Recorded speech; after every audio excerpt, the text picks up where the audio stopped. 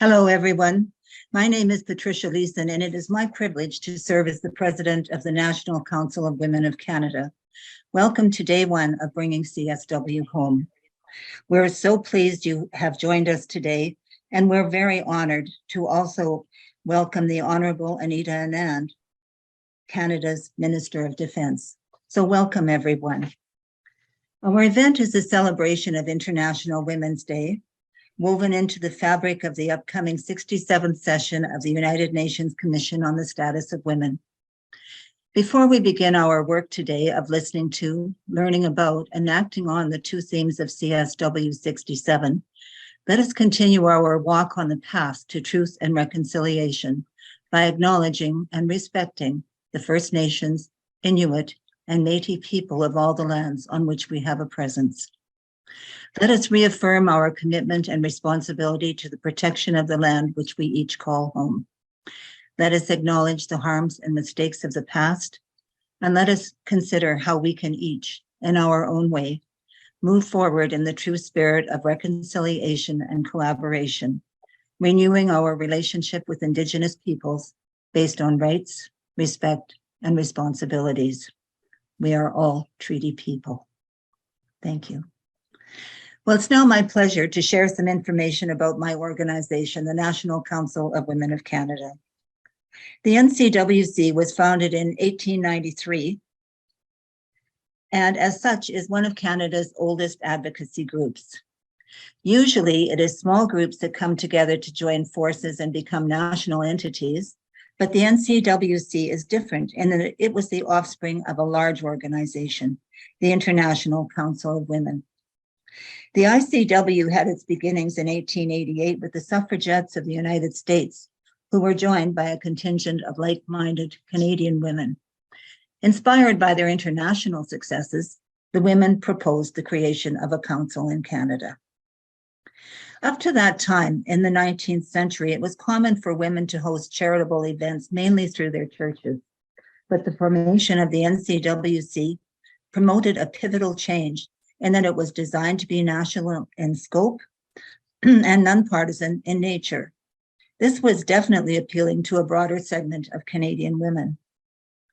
The 1,500 women who gathered in the Allen Gardens in Toronto for that first meeting on October 27, 1883, were curious to learn more about the proposed Parliament of Women suggested by Lady Aberdeen, the spouse of the Governor General. She did not disappoint, as she assured them that even though they didn't have the vote, by joining together, they could indeed still influence the necessary legislative changes to improve the quality of life for women. These women from grassroots organizations across Canada found common causes in promoting the needs of working women, calling out the double standard of morality between the genders, reforming the justice system, particularly as it pertained to women, and identifying gaps in the laws protecting children. But it soon became evident there were limitations to their influence, as they lacked the voice at the decision-making tables.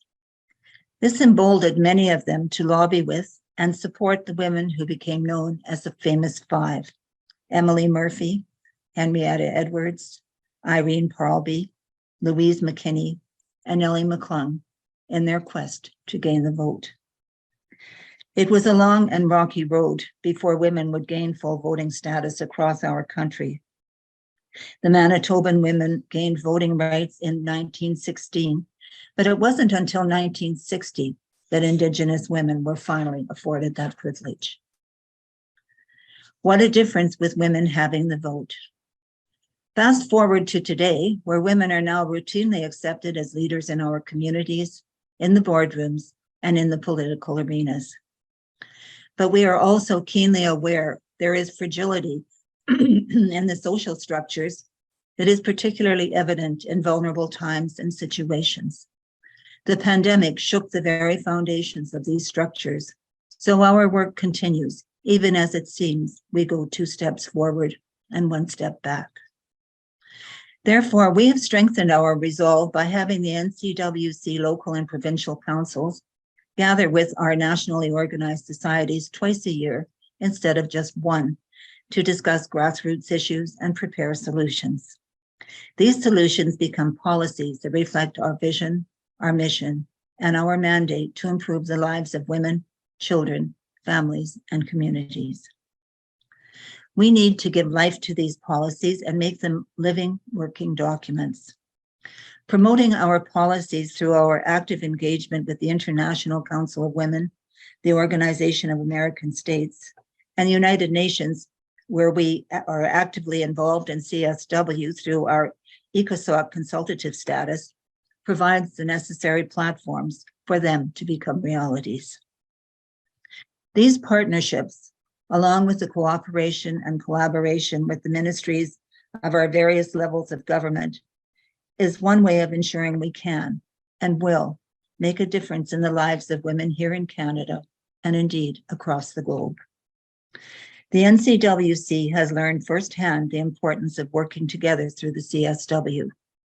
I believe you will find the next 2 days of presentations and discussions will leave you filled with excitement, enthusiasm, determination, and optimism to be part of the work of the CSW in its quest for equality for all. Thanks for your kind attention, and I'll now pass the chair over to Louisa, the president of the Montreal Business and Professional Women. Thank you, Patricia. Thank you very much. It is now my turn to welcome you all. Merci beaucoup de participer en grand nombre à notre événement d'aujourd'hui. C'est fantastique de voir que vous êtes toutes là, que vous êtes là pour la cause de femmes, que vous êtes là pour contribuer au changement. C'est une occasion historique qui nous permet d'envoyer un message puissant que toutes les femmes et les filles, peu importe leur niveau d'implication dans la société, ont un rôle clé à jouer afin de trouver des solutions aux défis politiques, économiques et sociaux auxquels nos sociétés font face. Et que merci beaucoup.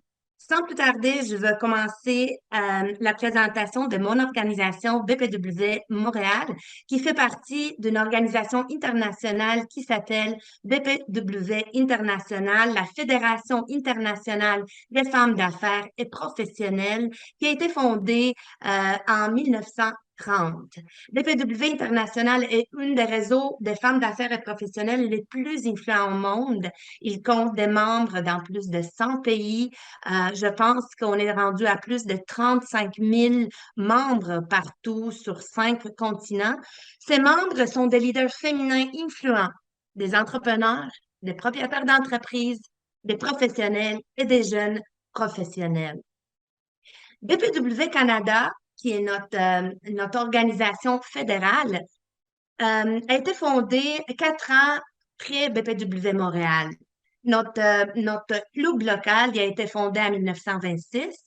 Et c'est très intéressant de savoir que, dans le fond, BPW Montréal a participé à la création de notre organisme au niveau mondial. Et BPW Canada également. D'ailleurs, notre première présidente au niveau fédéral, ça a été une femme de Montréal qui était d'ailleurs les années d'avant, la présidente de BPW Montréal. Maintenant, au niveau de notre organisme local BPW Montréal, je peux vous dire qu'on est, à travers notre organisation mondiale, on participe à beaucoup d'événements sur la scène internationale, des événements qui sont en lien avec nos partenaires. On essaie de contribuer du plan local au plan international à faire changer des choses, à trouver des solutions. On est des partenaires à travers notre organisation avec UN Women, International Trade Center, UN Global Compact, Women for Water et plusieurs autres organisations. Aussi, c'est important à souligner que BPW International fait du lobbying a fait du lobbying pour la création de la Commission de la condition de la femme depuis le début. Parmi nos femmes, on a des femmes qui ont contribué à la base de la création de UN Women. Et en 1987, le secrétaire général des Nations Unies a même décerné un certificat de messager de la paix à BPW. La représentante de BPW aux Nations Unies, Esther Heimer, a également été la première femme à être nommée à la présidence du comité ONG du CSW. Et en 1997, le secrétaire général des Nations Unies, Kofi Annan, l'a désignée comme l'une des trois femmes jouant un rôle significatif dans les avancées de la Commission des Nations Unies. Voilà, on est très, très liés avec la cause aux Nations Unies et la Commission de statut de la femme. Maintenant, au niveau de BBW Montréal, notre mission est de développer le leadership et le plein potentiel professionnel des femmes afin d'accroître leur influence dans toutes les sphères de la société. BPW Montréal travaille à faire reconnaître les réalisations des femmes et promouvoir un positionnement juste et équitable pour elles dans les organisations. BPW Montréal a plusieurs objectifs. Bien sûr, on a 5 objectifs. Inspirer les femmes à prendre des responsabilités à tous les niveaux, l'économie, la politique et en général dans la société. Penser à agir localement à l'échelle nationale et internationale. Faciliter le mentorat. On a un programme de mentorat reconnu et extraordinaire. Représenter l'organisme, collaborer avec des institutions nationales et internationales telles que les Nations Unies pour contribuer au changement. Développer des amitiés interculturelles et promouvoir le réseautage. On a également plusieurs comités, des comités qui sont la colonne vertébrale de notre organisation, des comités dans lesquels plusieurs femmes s'impliquent pour vraiment contribuer à ce changement duquel je parle depuis le début. On a également des séries intéressantes. On a des séries qui éduquent, des séries qui inspirent, des séries qui mettent sur la table des enjeux auxquels on veut trouver des solutions ensemble, bien sûr. Je vous invite fortement à nous suivre sur les médias sociaux, sur LinkedIn, Facebook, notre chaîne YouTube. Tout est là pour voir un petit peu plus et connaître un petit peu plus notre organisation. Maintenant, je veux passer à vous présenter notre comité organisateur d'aujourd'hui. 8 femmes qui ont travaillé pendant des semaines pour réaliser ce projet inédit, ce projet authentique, une forum vraiment en lien avec l'ouverture de la Commission de la condition de la femme aux Nations Unies qui se passe dans les prochains jours. Ces femmes-là sont Prima Mabonzo, ex-présidente de BPW Montréal, analyste d'affaires senior. Megan Jadot est membre du comité international de BPW Montréal et coordonnatrice à l'Institut de leadership. C'est elle d'ailleurs qui va être toujours en contact avec vous sur le chat aujourd'hui. Nara Manji, c'est une de nos 2 modératrices d'aujourd'hui et demain. Elle est la responsable des comptes dans le secteur minier. On a Marie-Christine Detilly, administratrice chez BPW Montréal, et elle fait aussi partie du comité international de BPW Montréal. Elle est directrice de communication réseau de la fierté de l'équipe de la défense. Daniela Kivu, qui est notre 2e modératrice de l'événement, VP Justice, National Council of Women of Canada. Elle est représentante du Canada au caucus régional des femmes de l'Europe et de l'Amérique du Nord du UN NGO CSW. On a Gabrielle Rivet qui est en charge aujourd'hui avec tout ce que vous voyez à l'écran, agente de communication au Bureau de l'engagement des partenaires stratégiques de l'Est. Nous avons aussi Caroline Savic, membre du comité international de BPW Montréal et directrice de bureau de la députée Robert Baldwin. Et moi-même, présidente de BPW Montréal, consultante en stratégie d'affaires partenariat. Maintenant, je veux passer la parole à ma collègue Marie-Christine Detilly, qui va nous présenter une invitée spéciale, la ministre de la Défense, Madame Anita Anand, la ministre de la Défense nationale, que je remercie énormément pour avoir accepté l'invitation de participer et de nous parler à l'événement d'aujourd'hui. Marie-Christine, la parole est à toi. Bonjour tout le monde, bonjour à toutes. On a l'honneur aujourd'hui d'avoir la présence de l'honorable Anita Anand. Donc, permettez-moi de vous la présenter. C'est une bio très chargée, mais écoutez, tellement de belles de choses à dire, j'y vais. Donc, l'honorable Anita Anand a été élue pour la première fois en 2019 comme députée d'Oakville. Elle a précédemment exercé les fonctions de ministre des Services publics et de l'approvisionnement. Leader dévouée, la ministre Anand a toujours été très engagée. Elle a travaillé comme universitaire, avocate et chercheuse. Elle a été professeure de droit en milieu universitaire, y compris à l'Université de Toronto, où elle a été titulaire de la chaire J.R. Kimber sur la protection des investisseurs et la gouvernance des entreprises. Elle a été vice-doyenne et membre du conseil exécutif du Massey College, ainsi que directrice des politiques et de la recherche du Capital Markets Research Institute à l'école de gestion Rotman. Elle a également enseigné à la faculté de droit de Yale, à l'Université Queen's et à l'Université Western. La ministre Anand a réalisé des recherches approfondies relativement à la réglementation des marchés financiers, à la gouvernance d'entreprises et aux droits des actionnaires. Elle s'est souvent exprimée sur ces sujets dans les médias. En 2015, elle a été nommée membre du comité d'experts du gouvernement de l'Ontario qui examine des solutions de rechange aux politiques pour la planification financière et les conseils financiers. Elle a effectué des recherches pour le compte du comité d'examen quinquennal de l'Ontario, du comité fédéral des personnes averties et du groupe de travail pour la modernisation et la réglementation des valeurs mobilières au Canada. En 2019, la Société royale du Canada lui a décerné la médaille Yvan Allaire pour son apport exceptionnel en gouvernance d'organisations privées et publiques.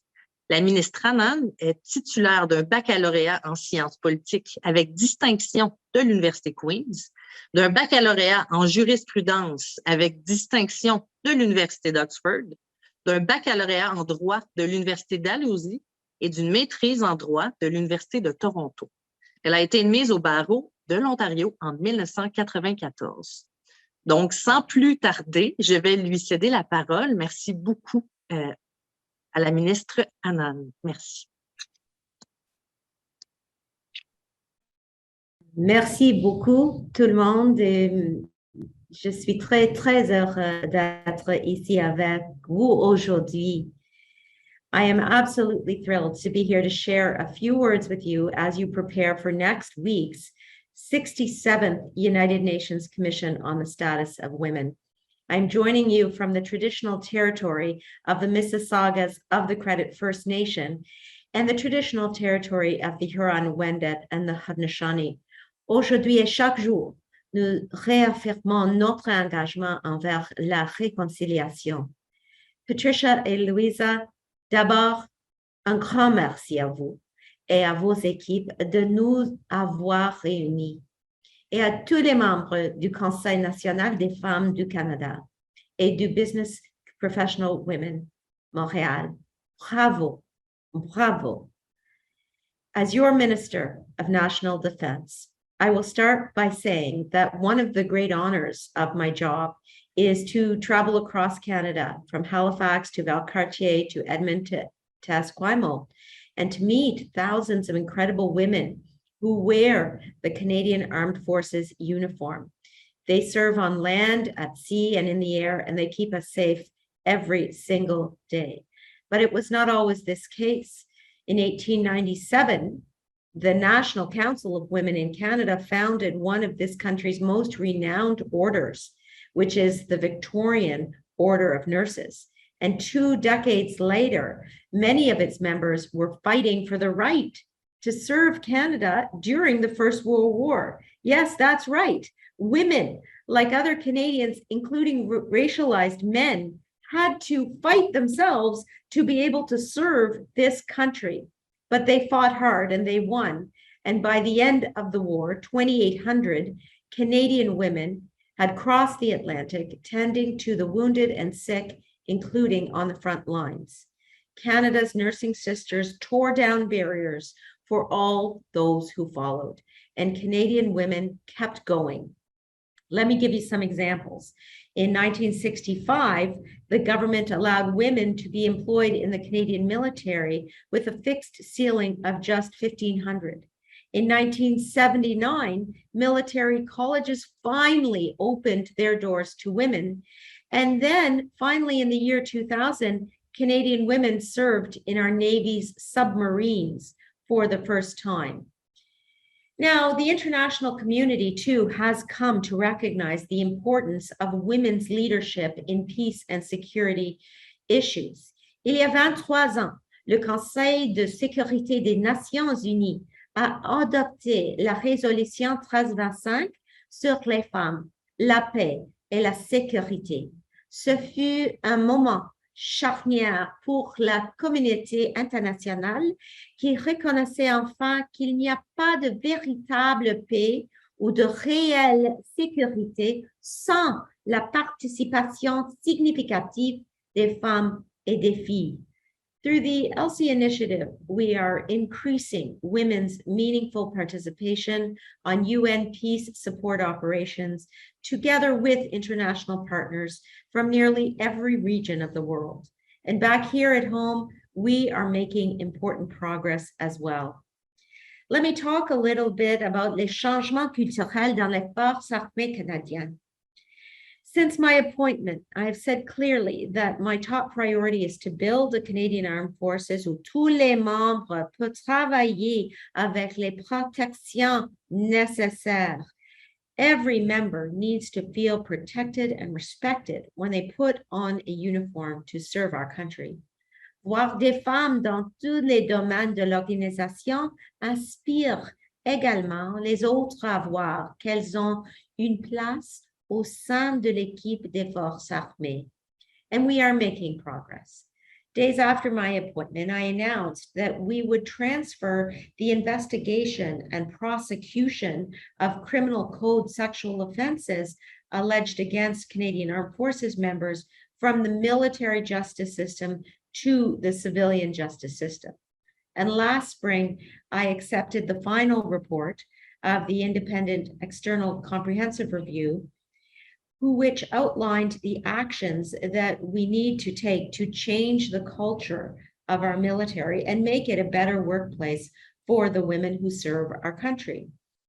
And just a few months ago, in December, I announced that we will be addressing every single one of the 48 recommendations in that report and presented our plan to Parliament to take action in response to them. What else are we doing? We are expanding the Sexual Misconduct Support and Resource Center to build better supports for victims and survivors. We are implementing changes to the general and flag officer promotions so that we pick military leaders whose conduct is beyond reproach. And we're conducting better screening of cadets so that we filter out hateful attitudes. We're making sure that we apply a gender-based analysis plus analysis into all of our lines of business, our policies, our plans, and our programs. And we're going to keep going every single day to build a stronger, more inclusive, and more diverse institution. Why? Because culture change in the military is not just morally right, it is operationally necessary to keep Canada safe. Et ça, c'est important aussi pour réaliser l'égalité des genres. Et pour faire ça au pays et à l'étranger, je crois que nous avons besoin d'une culture d'innovation constante, d'initiatives comme celle-ci, une éducation et une formation efficaces et de bons outils pour un monde de plus en plus numérique et axé sur les données. Friends, to conclude, we have decades of evidence showing that when women can participate fully and equally in business, in government, in the armed forces, and in every sphere of public life, Our nations are more secure, they're more peaceful, and they are more prosperous. As we build a Canadian Armed Forces that protect our country from tomorrow's threats, it is my priority to ensure that every single member of this institution feels protected, feels respected, feels empowered to serve, including and especially women. It has never been more important to have organizations like yours that support this work and that are fighting the good fight. Donc, à vous toutes réunies aujourd'hui à Montréal, merci de tout ce que vous faites pour faire avancer la cause des femmes et des filles au Canada et dans le monde aussi. All of you inspire me to work even harder every day to give my daughters a world that they can be proud to inherit. Thank you for your leadership. Thank you for your determination. And thank you for your commitment to equality and non-discrimination. Merci beaucoup, Miigwech. Thank you so much. Je vous remercie énormément, Madame la ministre. Sincèrement, nous sommes honorés de votre présence. Nous savons que vous avez un agenda plus que chargé. Pour nous, là, c'est vraiment là, on est très, très heureuse de vous avoir avec nous. Sans plus tarder, nous allons vous présenter une vidéo qui présente l'histoire de la Commission de la condition des femmes des Nations unies. Brièvement, je vous fais une petite présentation avant la vidéo. La Commission a été créée en 1946 en tant que mécanisme de promotion, de rapport et de suivi des questions relatives aux droits politiques, économiques, civils, sociaux et éducatifs des femmes. Il s'agissait d'une structure officielle unique permettant d'attirer l'attention sur les préoccupations et le leadership des femmes au sein de l'ONU. Je vais vous souhaiter un bon visionnage. Merci beaucoup. The Declaration of Human Rights may well become the international Magna Carta of all men everywhere.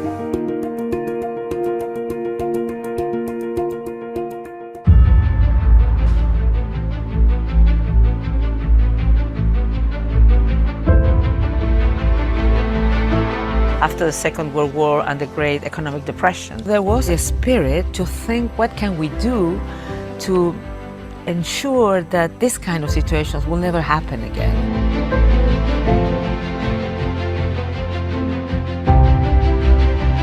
Because of her travels during the war in England, during the Blitz in the Pacific, while the Pacific is being bombed, her connection to the people of the world is so complete. After FDR dies, there are many efforts to get Eleanor Roosevelt to run for the Senate, and there's even some thought that maybe she should run for vice president.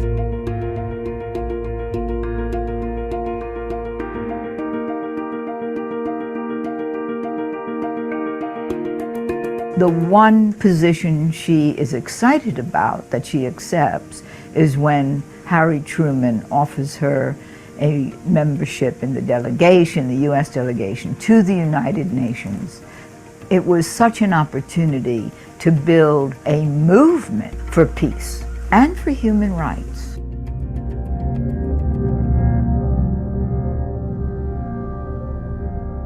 She was very aware of being almost ostracized by the men, not part of their conversations. And the irony is, when she is asked to go into the committee that writes the Universal Declaration of Human Rights, they think that's going to be a social committee of no interest, but it then becomes one of the most important committees. Eleanor Roosevelt, being a woman who was very strong with democratic ideas, and she was really key on the draft of the Declaration of Human Rights. I now open the meeting of the drafting committee of the Commission on Human Rights.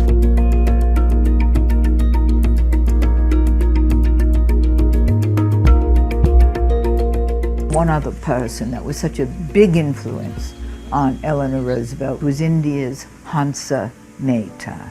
for the Universal Declaration of Human Rights. It was Hansa Mader who said, "Excuse me, Mrs. Roosevelt, if you say all men are created free and equal, around the world it will be all men, women not included." And so the words were changed to all human beings. That small change has had a tremendous impact. Women will be included everywhere. All human beings, men and women and children, have these rights. It says that these rights of the people are not because you are from some geographical region, because you have from some culture or some religion. It's just because we are human beings, just because we exist, that we are entitled to those rights. The real change which must give to people throughout the world their human rights must come about in the hearts of people.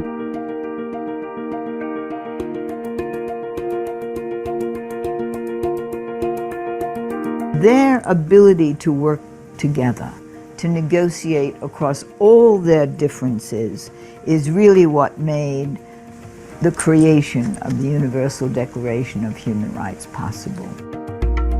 It is a declaration of basic principles of human rights and freedoms, and to serve as a common standard of achievement for all peoples of all nations. And it's particularly fitting that here tonight, the person who's been the leader in this movement, assisted though she has been by many others. I refer, of course, to Mrs. Roosevelt, the delegate of the United States. It's one of the most significant moments in world history. The Universal Declaration of Human Rights is the beacon for the future. We will ensure that this Universal Declaration will be the light that shines and will guide how we relate to each other. If we observe these rights for ourselves and for others, I think we will find that it is easier in the world to build peace. Well, that was truly inspiring. Absolutely. And it's now my pleasure to introduce you to the presenters for the next part of our program, Daniela Cavu and Nayara Madji. Daniela is a political scientist, businesswoman, and passionate defender of human rights, justice, and equality, with a focus on women's and children's rights. Born in Romania, she immigrated to Canada in 1998. She holds a degree in science and arts from Montreal's Concordia University, where she majored in political science with a focus on international relations and international security, along with a certificate in business administration from Queensland International Business Academy in Australia. Daniela has served our organization in many roles. She was a board member of the Montreal Council of Women, National Convener for Global Affairs, Immigration, and Citizenship, our liaison with Women, Peace, and Security, and NCWC's representative to the CSW. Currently, she serves as the NCWC Vice President of Justice and our United Nations liaison. In this capacity, she has led our official delegation to the CSW since 2013, 10 years. This year, she continues to serve in the newly established Government of Canada's Rapid Response Team for negotiations. Daniela is well suited to this position as she is currently serving her third term as one of Canada's core group representatives to the Europe and North American Regional Caucus of Women, where she is the chair of the Geopoliticals and Strategy negotiations. In recognition of her valuable service to the community, Daniela was a 2017 recipient of the Senate's medal awarded by the Senate of Canada on its 150th anniversary. Our second presenter who will be joining Daniela is Nayara Madji. Nayara graduated from McGill University with a degree in chemical engineering and has over a decade of experience in the environmental sector with Imperial Oil.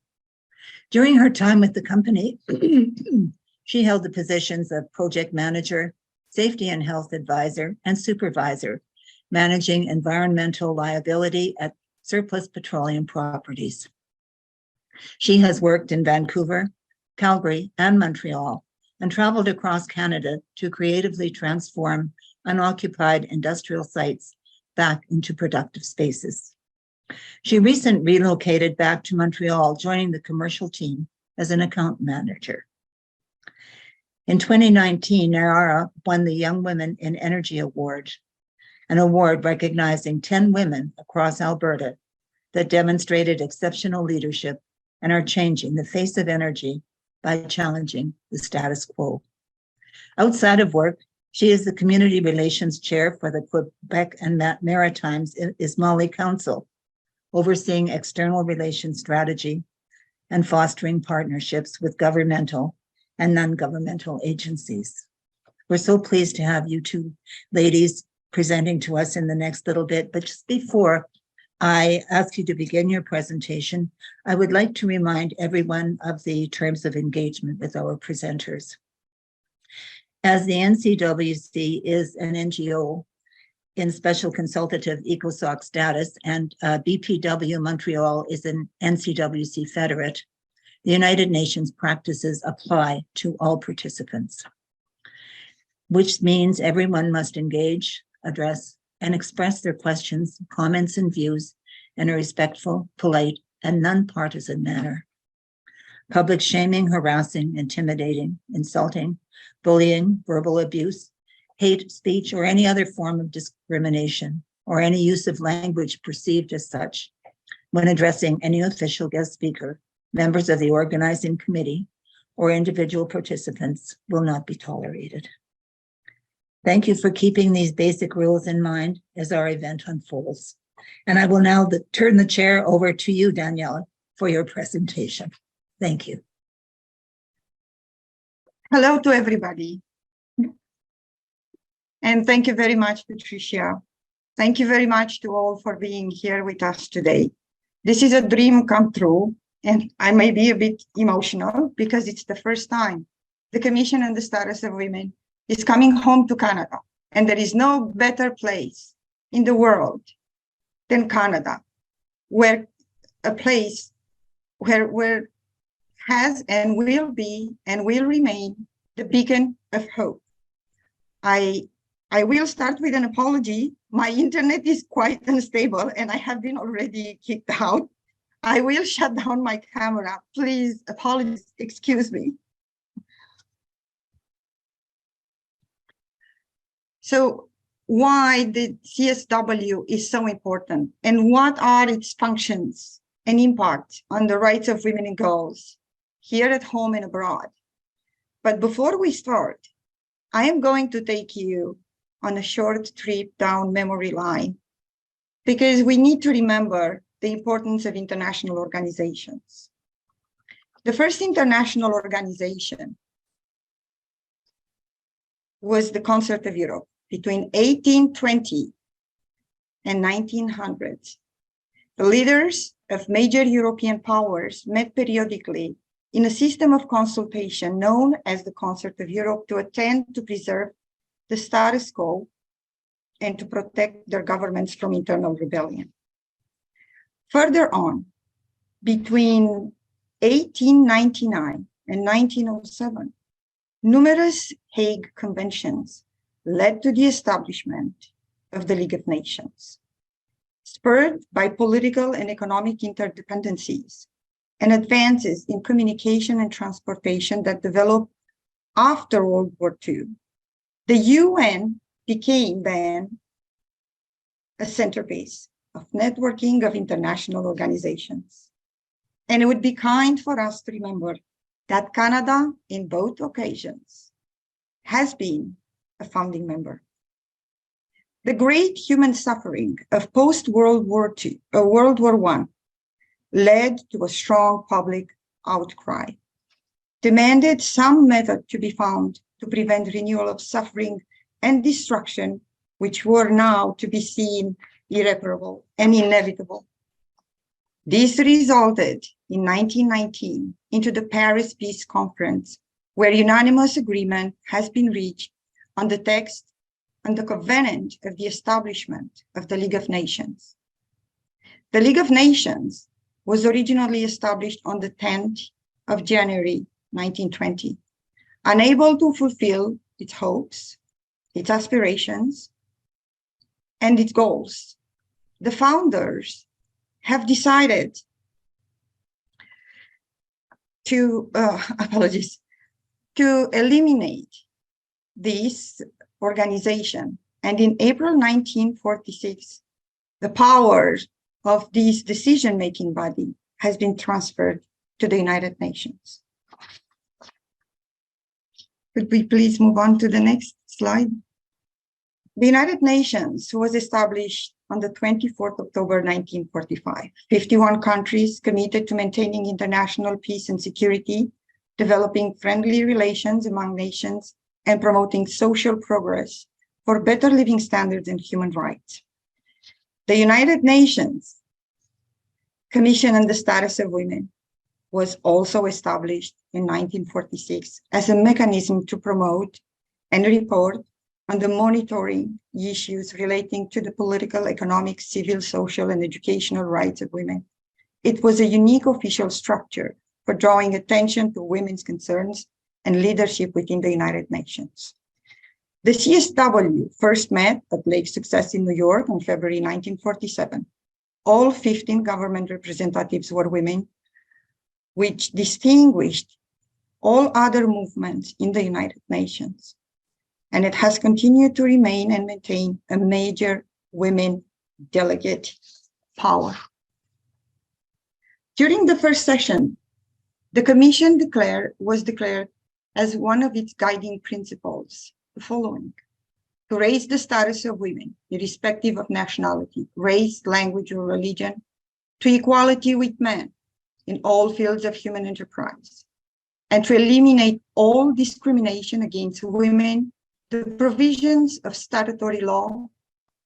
First task was to contribute to the drafting of the Universal Declaration of Human Rights.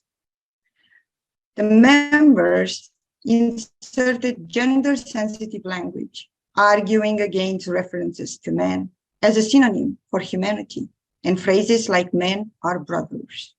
They received resistance from the members of the Commission on Human Rights, but succeeded. The Universal Declaration on Human Rights was drafted in Paris, September 1948. The General Assembly Resolution 217A adopted it on 10 September 1948. This being said, it is important to be noted that the United Nations is essentially a network of institutions for multilateral diplomacy rather than a world government. Depends upon collective strength and agreement of its members. Its membership today holds 193 states. So what are the United Nations main organs?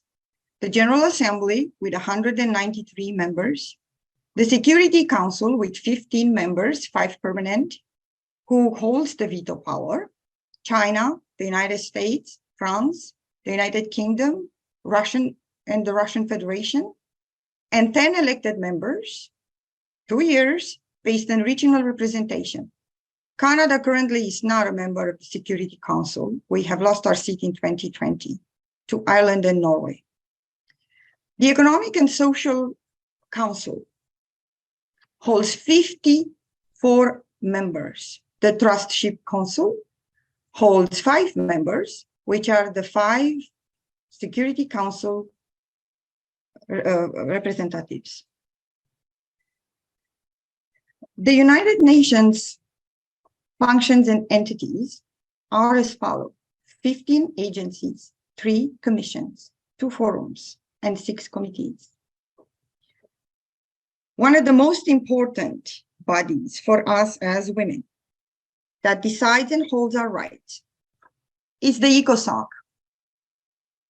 So we are moving on to the ECOSOC, the Commission on the Status of Women, and UN. The ECOSOC oversees a complex ecosystem of subsidiary bodies comprised of regional commissions, functional commissions, and expert bodies, standing committees, and ad hoc bodies. The Council is entrusted to guide and coordinate the work of its subsidiary and related bodies. It thus has an influence on a wide remit of the work of the United Nations System on Development. The Commission on the Status of Women was established as a commission on the Economic and Social Council to prepare recommendations and reports on promoting women's rights in political, economic, civil, social, and educational fields, and to implement the principle of equal rights between men and women. The Commission on the Status of Women also makes recommendations on urgent issues of women's human rights and follows up and reviews the progress on the implementation of the 1995 Beijing Declaration and Platform for Action. The Commission on the Status of Women is the principal global intergovernmental body exclusively dedicated to the promotion of gender equality and the empowerment of all women and girls, a functional commission of the ECOSOC, which was established by Resolution 11.2 on the 21st of June, 1946. The CSW is instrumental in promoting women's rights, documenting the reality of women's lives throughout the world, and shaping global standards on gender equality and empowerment of women. In 1996, the ECOSOC, in Resolution 1996, expanded the Commission's mandate and decided that it should be a leading role in monitoring and reviewing progress and problems in the implementation of the Beijing Platform for Action. During the Commission's annual 2 weeks, representatives of UN member states, civil society organizations, and UN entities gathered at the United Nations headquarters in New York. They discussed progress and gaps in the implementation of the 1995 Beijing Declaration. You will hear about the Beijing Declaration throughout the presentation because it's crucial for us for all these goals to be implemented. The key global actions that must be implemented will be discussed today within the themes of women in STEM and education, which are very, very, very important. I will now move on to the member states and what is their role within the Commission. The 45 member states, they serve within the areas of decision-making processes, particularly when discussing the methods of work of the solution of the Commission. The Bureau of the Commission plays a crucial role in facilitating the preparation for and in ensuring successful outcome of the annual session of the Commission. The Bureau members serve 2 years in line with ECOSOC decision 2002-234. The Commission holds the first meeting of its subsequent mission immediately following the closure of the regular session to elect new members of the Bureau as needed. So what are the methods of work of the Commission? This is very, very important for everybody to understand. It convenes the ministerial segments. These are the ministerial roundtables which take place during the CSW 2 weeks meetings. The governments, the ministers, the governments, they come together and they discuss the progress that we made so far. So it's a form of monitoring. Another part of the methods of work is the high-level interactive dialogues. The next are the general discussions. The next are interactive experts panel discussions and other interactive dialogues. So to summarize a little more in the methods of work, what is important for everybody to retain that the voices of civil society and the rights of civil society to express themselves and to exist and be part of decision-making processes of the Commission lies within the methods of work. Yes, the methods of work are decided by the commission, by the members who are voted. However, the most important role of the commission is to ensure that the methods of work are respected and the space of civil society is respected. Last year, we had negotiated the new methods of work as the commission every 5 years reviews them. We made some important inroads, however, not enough as it was expected to be. The goal of civil society during last year's negotiations on the methods of work was to ensure that we are part of the process in line and offline. So this was accepted to a certain extent. For that particular purpose of a virtual space, we have achieved, with the help of our ambassador, the Honorable Bob Ray, to establish the Vienna Cafe. This is where we get together with various government representatives and hold negotiations, informal negotiations. So from this part on, if we could move to the next slide. We are moving to the multi-year program. The multi-year program is being reviewed about every 4 years. Within the multi-year program, it's very important to understand that the themes of the next CSW, the next 4 years, for example, are being decided by the members of the commission. Therefore, for instance, the government of Canada, once the voting has taken place, NGOs with ECOSOC status are invited to their input to verify, to look over, to see if there are any other ways that we can improve.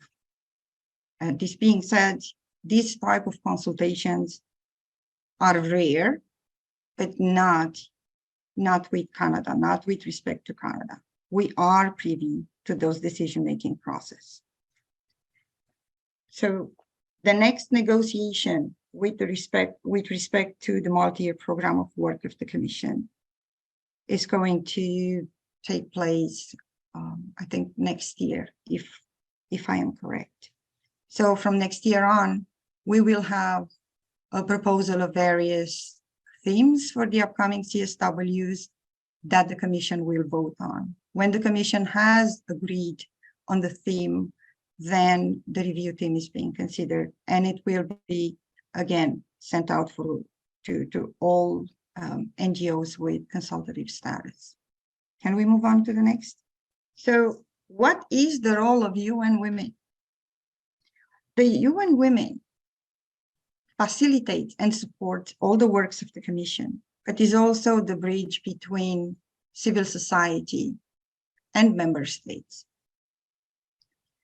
All aspects of the commission go through them, but they are also engaged into preparing the working documents. They are engaged into preparing the meetings. They are engaged into informing civil society. So for example, as part of the methods of work, in October, we would receive a call, a general call is sent out by UN Women for NGOs with ECOSOC status to submit statements.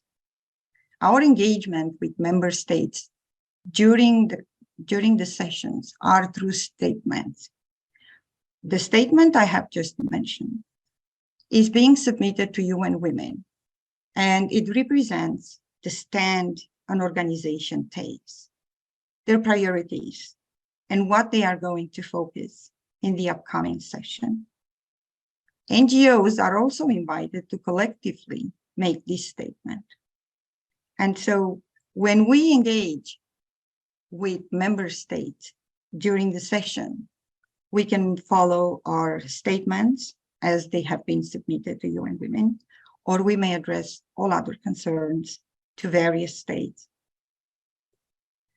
So where do we stand? How do we engage? How do we give input? How do we participate? What is our role in all these negotiations? So prior to the CSW, we will have a document that will be presented to us. That document is very, very important. It contains the framework of the outcome and the decision that is being reached with respect to women and girls' rights. That document is called the Zero Draft. The Zero Draft document contains the independent expert reports, the summary meetings organized by UN Women, and the annual report of the Secretary General. The Zero Draft that I have just mentioned is prepared by UN Women. When the Zero Draft has been finalized, it will be sent out to governments. All governments within the Commission have the responsibility to send the Zero Draft to all members of civil society, those in particular who hold ECOSOC status. That would be our first round of negotiation. So what we would do generally, we will have in advance done our research and give the government the input we want. This document, once it's being sent to us, from that moment on, is called a working document until it achieves the status of agreed conclusion. It remains a working document. So what does it contain, this working document? Words, issues, paragraphs are being negotiated, including punctuation. So in practice, when the National Council of Women of Canada, for example, receives this document, we are looking at our policies, but we are also looking at international issues. All the research that goes into this document are done over the summer based on the theme that has been presented. Therefore, we are submitting our input based on very, very, very strong research and very, very strong arguments. Our government, throughout the session, will communicate with us. The form of communication is in writing, and each time we communicate formally, we revise the document. So usually we have 3 revisions, and from the moment the revisions are emerging and it becomes a live document, is called the agreed conclusion. So understanding the important role the Commission plays, understanding the important role UN Women plays, understanding the importance of the outcome of this document, it's crucial. Because once this document, this agreed conclusion, this outcome document is being adopted, governments have an obligation to implement. So what does it mean to implement? This becomes policies and programs. Policies and programs are important and impact not only our rights, but it impacts the level of the quality, rather, of life. And it relates, it goes from a range to economics, to peace and security, to marriage, to age marriage, to human trafficking, to violence against women, to the right to vote. Yes, in Canada, we do not have those issues. But around the world, those issues are very much alive. And so I'm going to give you some examples to further understand the importance of the Commission and the status of women and the Zero Draft document. Why are we negotiating today? Why are we still negotiating in the 21st century Canada or in the 21st century at large? Well, according to a study by UN Women, it is going to take us about 300 years to achieve gender equality. And so without swift action, legal systems that do not ban violence against women to protect their rights, marriage and family may continue to exist for generations to come. Another problem is that most vulnerable that are affected to this point are women and girls. We are always left behind, regardless of how hard we try to achieve gender equality. We are still lagging behind. So it will take about 140 years for women to achieve full equal representation in leadership positions in the workplace, and 40 years for the same to happen in national parliaments. So when we are looking at the whole picture and discussing the Beijing Platform for Action, there is so much to say and there is so much to do that one could understand why it's going to take us another 300 years to achieve gender equality. So I am going to ask my colleagues to put on the screen the zero draft. So voila, this is what the zero draft document looks like. Within those paragraphs, there is language that has already been negotiated.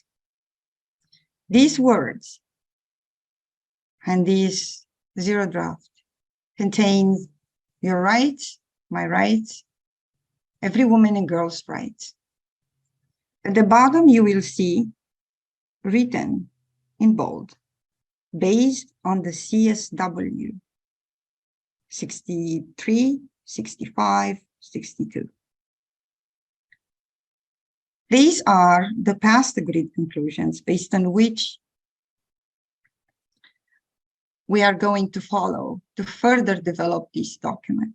And yes, we already had a first round of negotiation. Now, every time we add input, that means new language and issues. This is how the document comes to life.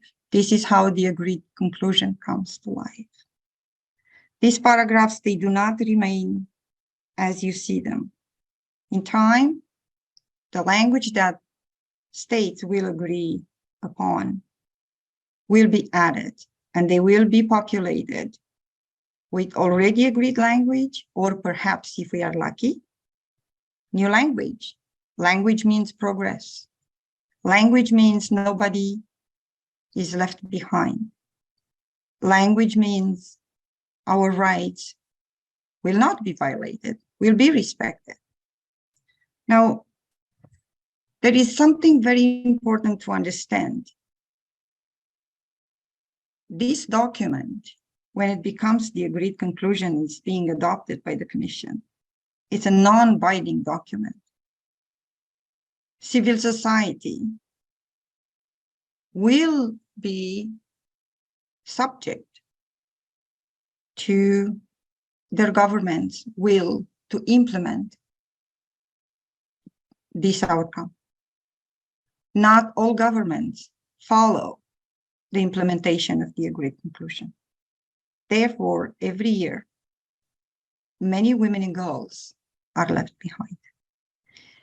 And without any further ado, and extending more my explanations and this presentation on the zero draft, I would like you now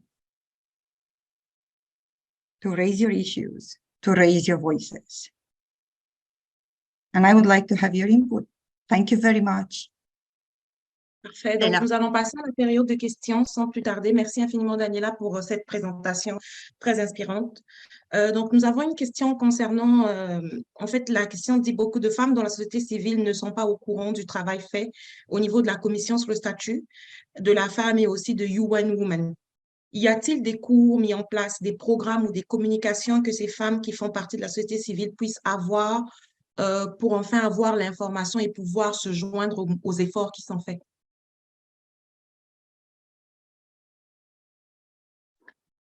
Yes, absolutely.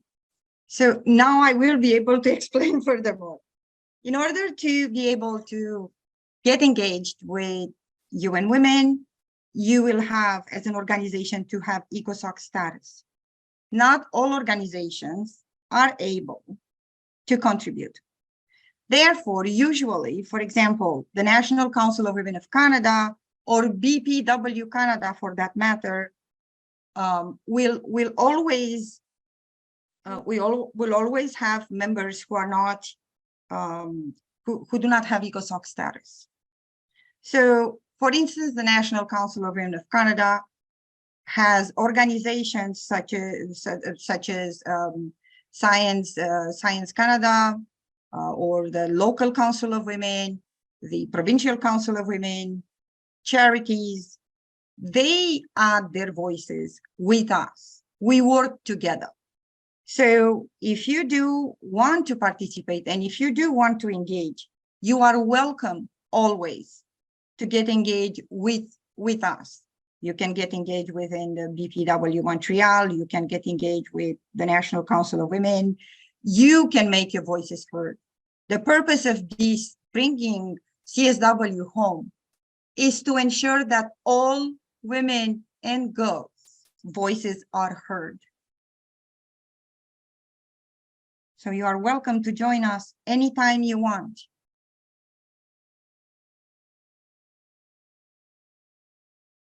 Thank you very much, Daniela. No more question.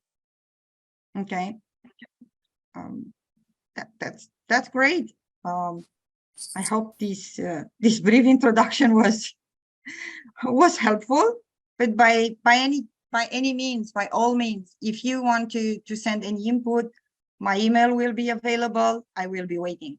Thank you. Ok, bonjour. C'est un plaisir pour moi de vous présenter la première session de notre événement. Cette session va porter sur la violence à l'égard des femmes, les femmes en politique et dans les médias. La violence à l'égard des femmes et des femmes reste une urgence planétaire qui a de graves répercussions sur la santé et la vie des femmes et des filles, des familles, mais aussi des communautés et des sociétés dans leur ensemble. Et selon les dernières estimations mondiales, la prévalence de la violence faite aux femmes est restée sensiblement la même au cours des 10 dernières années. Une femme sur 3 subit des violences physiques ou sexuelles au moins une fois dans sa vie. Le volet qu'on aimerait adresser aujourd'hui est celui de la violence contre les femmes et les filles dans le contexte numérique, qui n'est pas un nouveau phénomène, mais ce phénomène s'est rapidement intensifié pendant la pandémie de Covid-19. Et bien que toutes les femmes et les filles y soient exposées, ce phénomène vise particulièrement les femmes actives dans la vie publique et les femmes participant à la vie politique au niveau national et local. Une étude qui a été menée en 2021 par l'Union interparlementaire en Europe a révélé que plus de 58% des femmes députées avaient déjà fait l'objet d'agressions en ligne. Il est prouvé que les femmes et les filles sont confrontées à des niveaux de violence plus élevés et à des formes d'agression plus graves lorsqu'elles s'engagent dans des activités de sensibilisation, en particulier dans le domaine de la justice de genre. Pour nous parler de ce sujet si important, nous accueillons Madame Christine Saint-Pierre, ex-ministre libérale et ex-journaliste vedette à Radio-Canada. Christine Saint-Pierre avait été élue une première fois en 2007. Elle a occupé les fonctions de ministre de la Culture, des Communications et de la Condition féminine dans le gouvernement de Jean Charest de 2007 à 2012. Elle a ensuite été nommée ministre des Relations internationales et de la francophonie de 2014 à 2018 dans le gouvernement de Philippe Couillard. Depuis janvier, Madame Saint-Pierre agit à titre de porte-parole de l'opposition officielle en matière de culture et de communication. Madame Saint-Pierre va couvrir les deux aspects suivants lors de son allocution, la cyber-intimidation et la cyber-prédation. Je n'en dis pas plus et je laisse la parole à Madame Saint-Pierre. Alors, bonjour, merci beaucoup de m'avoir invité à ce forum. Je suis très, très honorée. Hello everyone, I'm very honored to be with you today. C'est bien sûr pour se réunir virtuellement que nous réunissons virtuellement aujourd'hui, mais je veux quand même profiter de l'occasion pour saluer bien sûr le Conseil national et aussi BPW Montréal, ainsi que vous toutes qui participent à ces deux journées fort importantes. Alors, pouvoir se réunir ainsi virtuellement est une des avancées positives du développement des nouvelles technologies. Et avec la pandémie, nous avons dû apprendre, j'imagine vous aussi, vous avez dû l'apprendre, et je l'ai appris aussi à maîtriser ces nouveaux outils à la vitesse grand V. Malheureusement, les nouvelles technologies ont aussi des effets pervers. Vous entretenir de cybersécurité est un très vaste sujet et comme on vous l'a dit précédemment, je vais vous parler de deux éléments qui évidemment m'interpellent le plus. Donc, c'est celui de la cyber-intimidation envers les politiciennes et les journalistes et aussi la cyberprédation en lien avec l'exploitation sexuelle. Par définition, la cyberintimidation est un geste d'intimidation réalisé dans le cyberespace. Cette cyberintimidation peut se produire par des différents moyens de communication. Vous les connaissez tous, réseaux sociaux, blogs, jeux en ligne, messagerie instantanée, messages textes, courriels, en fait, toutes les formes de communication avec les nouvelles technologies. Les personnes qui se sentent menacées, intimidées, risquent d'en subir les séquelles et c'est très clair. Contrairement à l'intimidation en personne, la cyber-intimidation peut se produire en tout temps et partout. Elle peut se produire à répétition et se répandre rapidement. En politique, la cyber-intimidation est omniprésente. Ce n'est pas d'hier que l'on parle de cyberintimidation, mais cette tendance s'est beaucoup accentuée au cours des dernières années. Remontons en 2015, un article paru dans la Gazette des femmes, publié par le Conseil du statut de la femme du Québec, révélait que 72% des victimes de cyberintimidation et de cyberharcèlement sont des femmes. En entrevue, la journaliste blogueuse Véronique Grenier décrit bien la situation. Les individus peuvent attaquer directement leurs victimes, les interpeller, s'introduire dans leur espace privé. L'anonymat ou la distance occasionnée par un écran semble jouer un rôle sur la facilité à recourir à la violence. Les cyberattaquants se sentent très libres dans leur usage de la parole. Fin de la citation. C'est une forme de violence qui s'inscrit dans le continuum de la violence faite aux femmes. Les femmes en politique n'y échappent pas en 2019, d'ailleurs, une motion a été adoptée à l'unanimité par l'Assemblée nationale du Québec. Elle rappelle cette motion que selon Amnesty International, un tweet haineux serait transmis à une femme toutes les 30 secondes. La motion affirme que la cyberintimidation freine l'engagement politique des femmes car selon les parlementaires, et je cite, les candidates potentielles craignent non seulement un jour l'effet d'être victimes de cyberviolence, mais appréhendent surtout les impacts que cela pourrait avoir sur leurs proches. Saluant cette motion, le journaliste du Soleil, Jean-Marc Salvet, a écrit « Le problème, ce phénomène, c'est qu'il perdure. Le drame, c'est qu'il s'incruste et il ronge les gens. » En chambre, la députée de Sherbrooke, Christine Labrie, a lu les insultes, et j'étais là, j'étais présente en chambre, dont elle et d'autres parlementaires ont été la cible. Alors, je vous cite quelques beaux mots à l'endroit, quel beau message à l'endroit des politiciennes. Pauvre dinde, maudite folle, conne, sans génie. Si j'étais ton fils ou ta fille, j'aurais honte de ma mère. Inutilité vivante, salope, nunuche, votre habillé. Et je ne vous ai lu ici que les propos les moins vulgaires. J'ai moi-même été victime de cyberintimidation et d'attaques alors que j'avais publié sur les médias sociaux une photo me montrant recevant mon premier vaccin contre la COVID. Je voulais ainsi participer à l'effort gouvernemental de sensibilisation à la vaccination. Ce fut un déluge d'insultes. RIP, rest in peace, tu vas mourir, conne, etc., etc. J'ai, pendant ma carrière de politicienne, bloqué plusieurs internautes à la suite de commentaires désobligeants. Et je le fais systématiquement. Je le fais encore d'ailleurs aujourd'hui. Encore cette semaine, j'ai reçu un message disant que j'étais une péteuse. Je n'ai pas le terme en anglais pour ce terme, mais c'est assez vulgaire. Et entre partis politiques, cela arrive aussi, imaginez-vous. Les collègues et moi avons fait l'objet, dans le premier mandat du premier ministre, à des attaques très ciblées par rapport à nos idées et nous savions pertinemment que cela provenait de personnel politique. Par courriel aussi.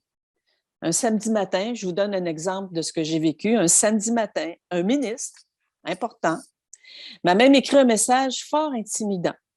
Son message était cru et accusateur.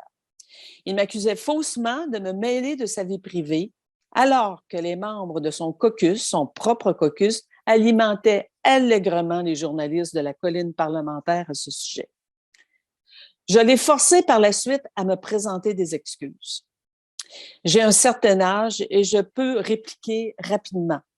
Mais j'imagine une jeune femme, une jeune adolescente ou quelqu'un qui est plutôt mal à l'aise recevoir de tels messages. C'est très intimidant. Le Conseil du statut de la femme du Québec a publié le printemps dernier une intéressante étude intitulée « L'hostilité en ligne envers les femmes », étude que je vous recommande, et qui réitère que l'hostilité en ligne est une forme de violence faite aux femmes puisqu'elle reflète des rapports de genre inégalitaires, voire de la misogynie. L'intimidation en ligne, selon le rapport, cause des effets similaires sur les victimes. Et quelles sont ces similarités? Remettre les femmes à leur place, c'est surtout perpétré par des hommes, c'est manifeste dans le contenu sexiste, c'est un acharnement à faire du mal et ces attaques tendent à être niées, minimisées, normalisées. Des données recueillies, dis-je, lors des dernières élections fédérales de 2021, c'est très, très récent, révèlent que les femmes de la députation sortante d'un parti, quel que soit le parti, risquaient 5 fois plus que les hommes de recevoir des tweets toxiques. Les hommes sont aussi attaqués, bien sûr, mais les femmes le sont davantage.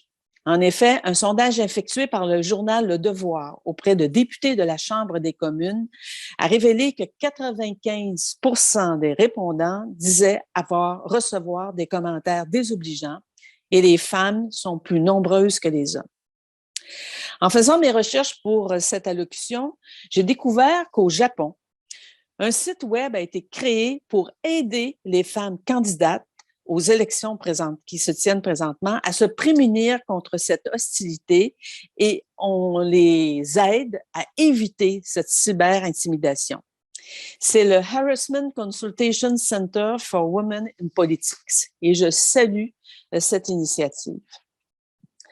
Outre les politiciennes, les femmes journalistes sont aussi des cibles de choix.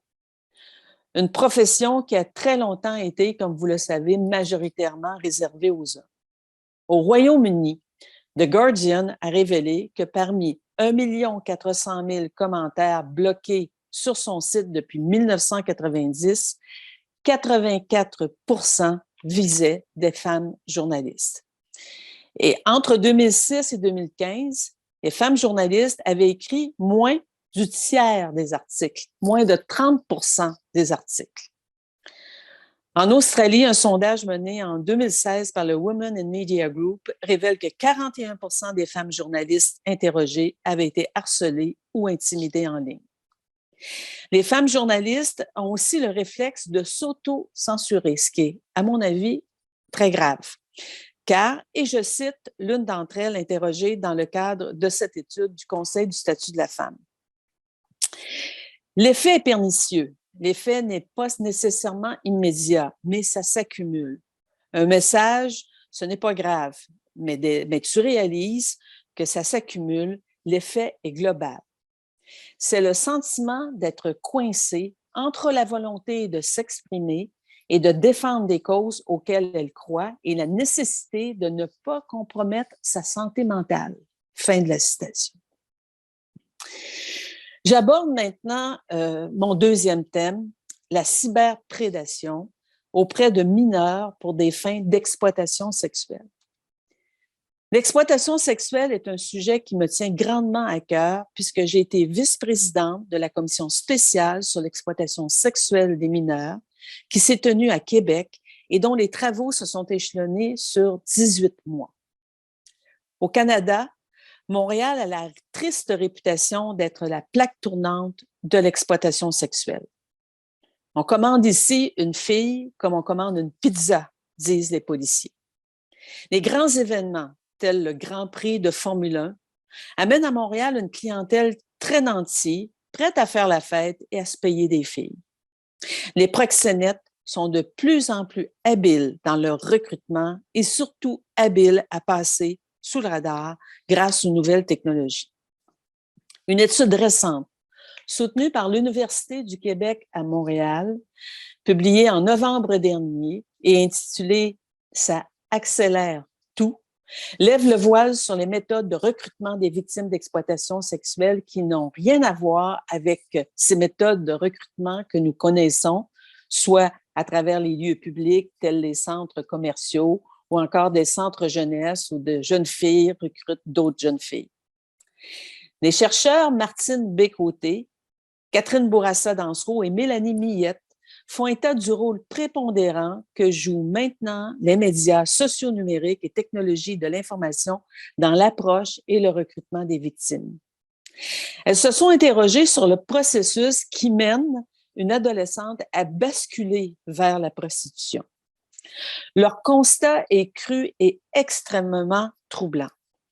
Ces adolescentes publient d'elles-mêmes des photos souvent explicites, en maillot de bain ou en tenue légère. Elles aiment échanger entre elles, recevoir des commentaires. Elles se sentent appréciées, valorisées dans l'acceptation de leur corps. Elles échappent aussi, bien sûr, à l'autorité parentale. C'est le début d'un cercle vicieux.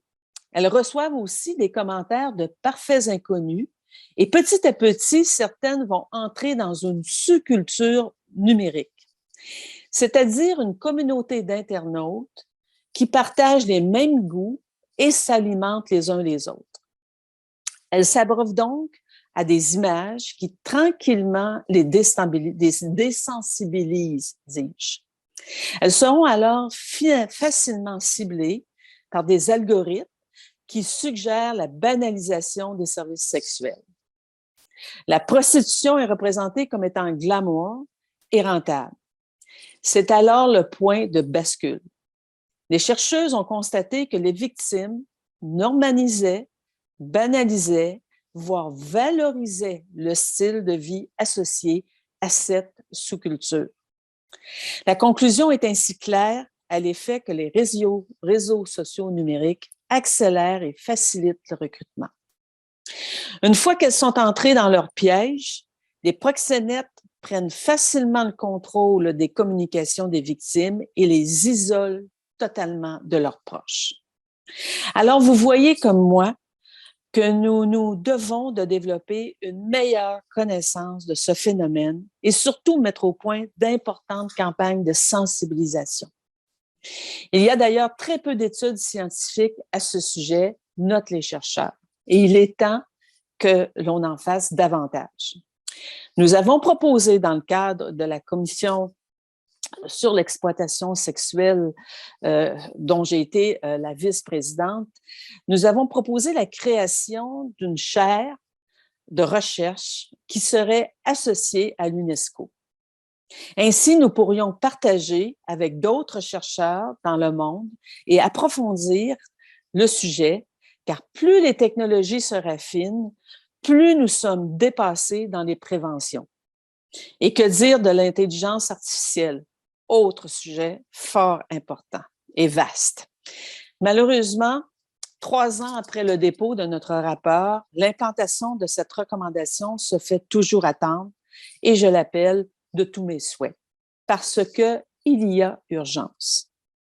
Je vous remercie de m'avoir écouté. Je vous remercie encore une fois de m'avoir invité à cet important forum et je vous cède la parole en vous disant que peut-être, en conclusion, on pourrait lancer, nous toutes, à Montréal, l'appel « Oui à une meilleure cybersécurité ». Merci beaucoup.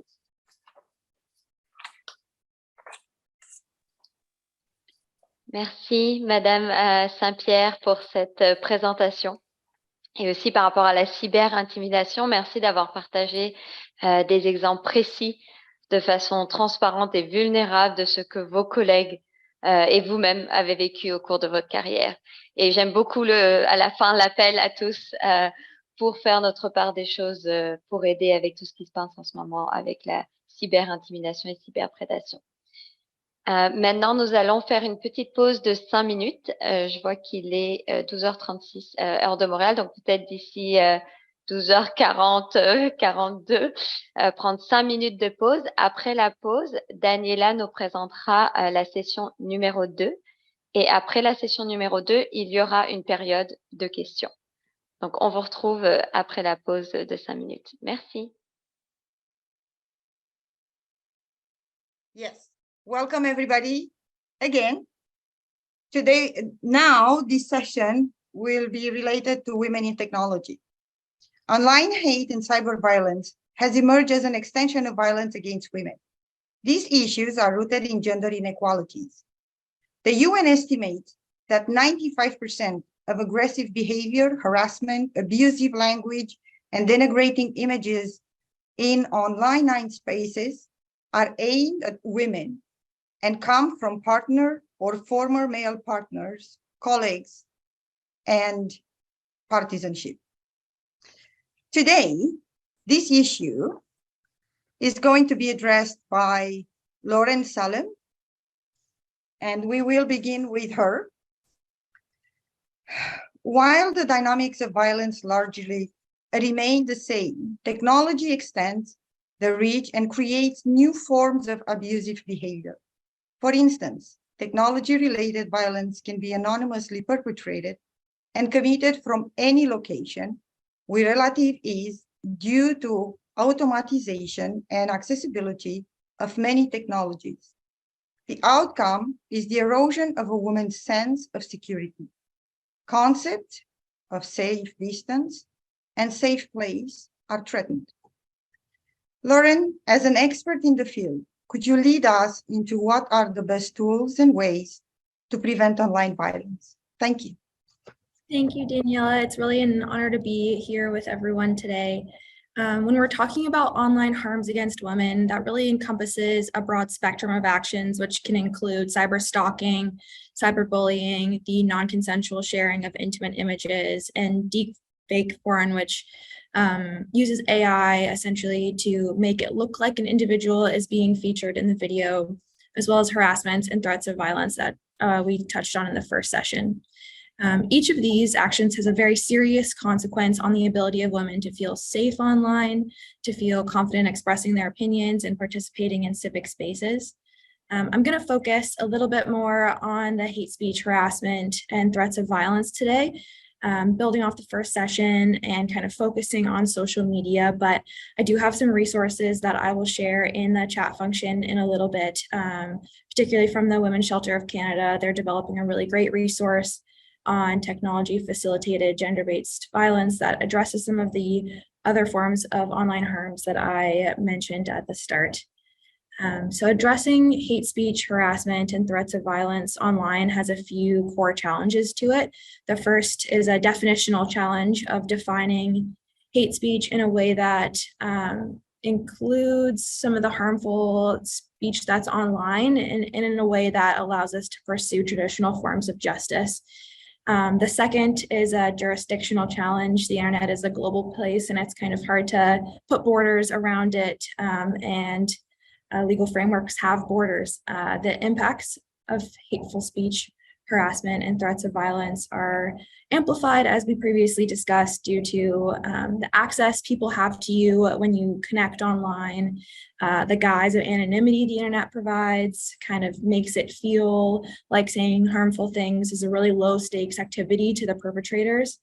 And the way the platforms are designed, extreme content gets more interactions than other more moderate content, making the more hateful things more viral online. As this relates to women in the spotlight, this can have a silencing effect that discourages their participation in online public places. As we discussed in the previous session, women in the spotlight are frequently the targets of vicious online attacks and gender disinformation campaigns. These attacks often frame women as inherently untrustworthy, unintelligent, too emotional, or sexualized. And most disturbing is that often these attacks are carried out with some coordination and malign intent by the perpetrators.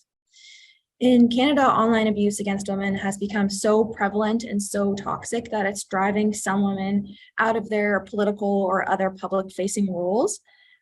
More broadly, these attacks threaten civic discourse and sow deeper divisions that may jeopardize gender equality and representation within democratic institutions. This effect is particularly noticeable with respect to minority women. Social media, in a very real sense, is the new public square. It's a tragedy that in Canada, some women leaders have been forced to disengage from these forums entirely, as a result of the harassment and violent threats that have been allowed to surface online. But some women can't afford to disengage. For them, communicating online is part of their job, which puts them in a position that they are routinely forced to confront persistent harassment and threat. The psychological toll on them and their families as a result of this is significant. There's a quote from Sophia Noble that I think summarizes the problem really nicely, and it's, if you can destroy people who are symbols of social justice, then you can scare people to not want to be public. Online hate towards women, particularly women leaders, is often incredibly personal. It extends into the family life in the way that it doesn't against male leaders. And that experience was shared by several of the women we met with during the course of our project at the Montreal Institute for Genocide and Human Rights Studies that I work at. In response to the mounting spread of online hate we saw, we at MIGS launched the Canadian Women Leaders Digital Defense Initiative in 2021. The goal of this initiative was to identify current and future patterns of online misconduct directed towards women leaders, and engage those leaders in drafting some possible solutions. We had a series of consultations with women across Canada to hear their perspectives on online hate that they've either seen, witnessed, experienced in their professional capacity. And these sort of interviews and engagements, alongside a review of academic literature, policy papers, mainstream media reports, really helped us in guiding our recommendations that sort of focused on what can tech companies and the government do. I'll give two examples and then I'll get into the recommendations, but one MP we spoke to from Alberta was a fairly new parliamentarian when we spoke with her, and she was shocked by the personal nature of the attacks that she received, particularly on Twitter. She mentioned that she was expecting critiques about her ideas or her work, but was really blindsided by the comments about her appearance and the physical threats of violence that she received. For her, she felt like it was an extra burden to have to live in fear about her and her children being the target of violence. Another woman, who's a former journalist and a federal Liberal Party candidate, discussed her experience with someone stalking her as a result of her being in the public eye. When she ran in the federal election, personal attacks against her really intensified. So even 2 years after the election, online attacks on her social media pages continue. She wouldn't run again, and she said it damaged her mental health and made her feel fear for her safety and the safety of her family. She also actually mentioned that she might not be able to, in good conscience, recommend a life in politics to other young women. We were really grateful for these women for sharing their perspectives with us and helping solidify some of the recommendations. Sorry, I'm getting over a cold. Quite a few of the recommendations that we had in our report focused on the role of AI in content moderation tools. There's still some gaps in what we hope or assume AI can do to identify and address harmful content and the reality of present limitations on what AI can do. So on one hand, machine learning poses an opportunity to counter hate speech. It has the ability to understand some of the context of online discussions, to maybe determine how the language is being used, to determine the relationship of the speaker to the group of person being harassed. It can then automate the flagging of content for removal, which is referred to as the notice and takedown model. This clearly has the potential to be hugely beneficial. The benefits of using this automated way of doing so are that it can analyze large swaths of content at really high speeds, far beyond the capacity of a human analyst to go through, every social media post on the internet. It's likely a necessary tool, therefore, when it comes to moderating harmful content online, especially as it relates to the larger social media companies. On the other hand, the use of AI is really far from perfect right now. Our final report from the project, which I will also share in the chat, indicated that the notice and takedown model of content moderation is grossly insufficient. The model produces too many false positives and takes down content that is not harmful. So in short, the notice and takedown model with AI has the capacity to act as a hammer when what we really need is a scalpel. Another issue we are facing in this space has to do with the way most social media algorithms prioritize and proliferate certain types of content over others. So built into most social media platforms are algorithms that actively push more radical content. This drives the user to stay on the platform longer, causing a disproportionate spread of more radical and harmful content over fact-based and more measured content. These platforms are designed to prioritize that content that has a higher chance of being dangerous and harmful proliferated widely, because unfortunately that type of content sells when it comes to user engagement and advertising, and that's the way a lot of these companies make a huge amount of their money. So in this way, the publication of harmful content online, including attacks against women, women leaders in politics and in journalism and in other public spheres, becomes a source of revenue for social media companies.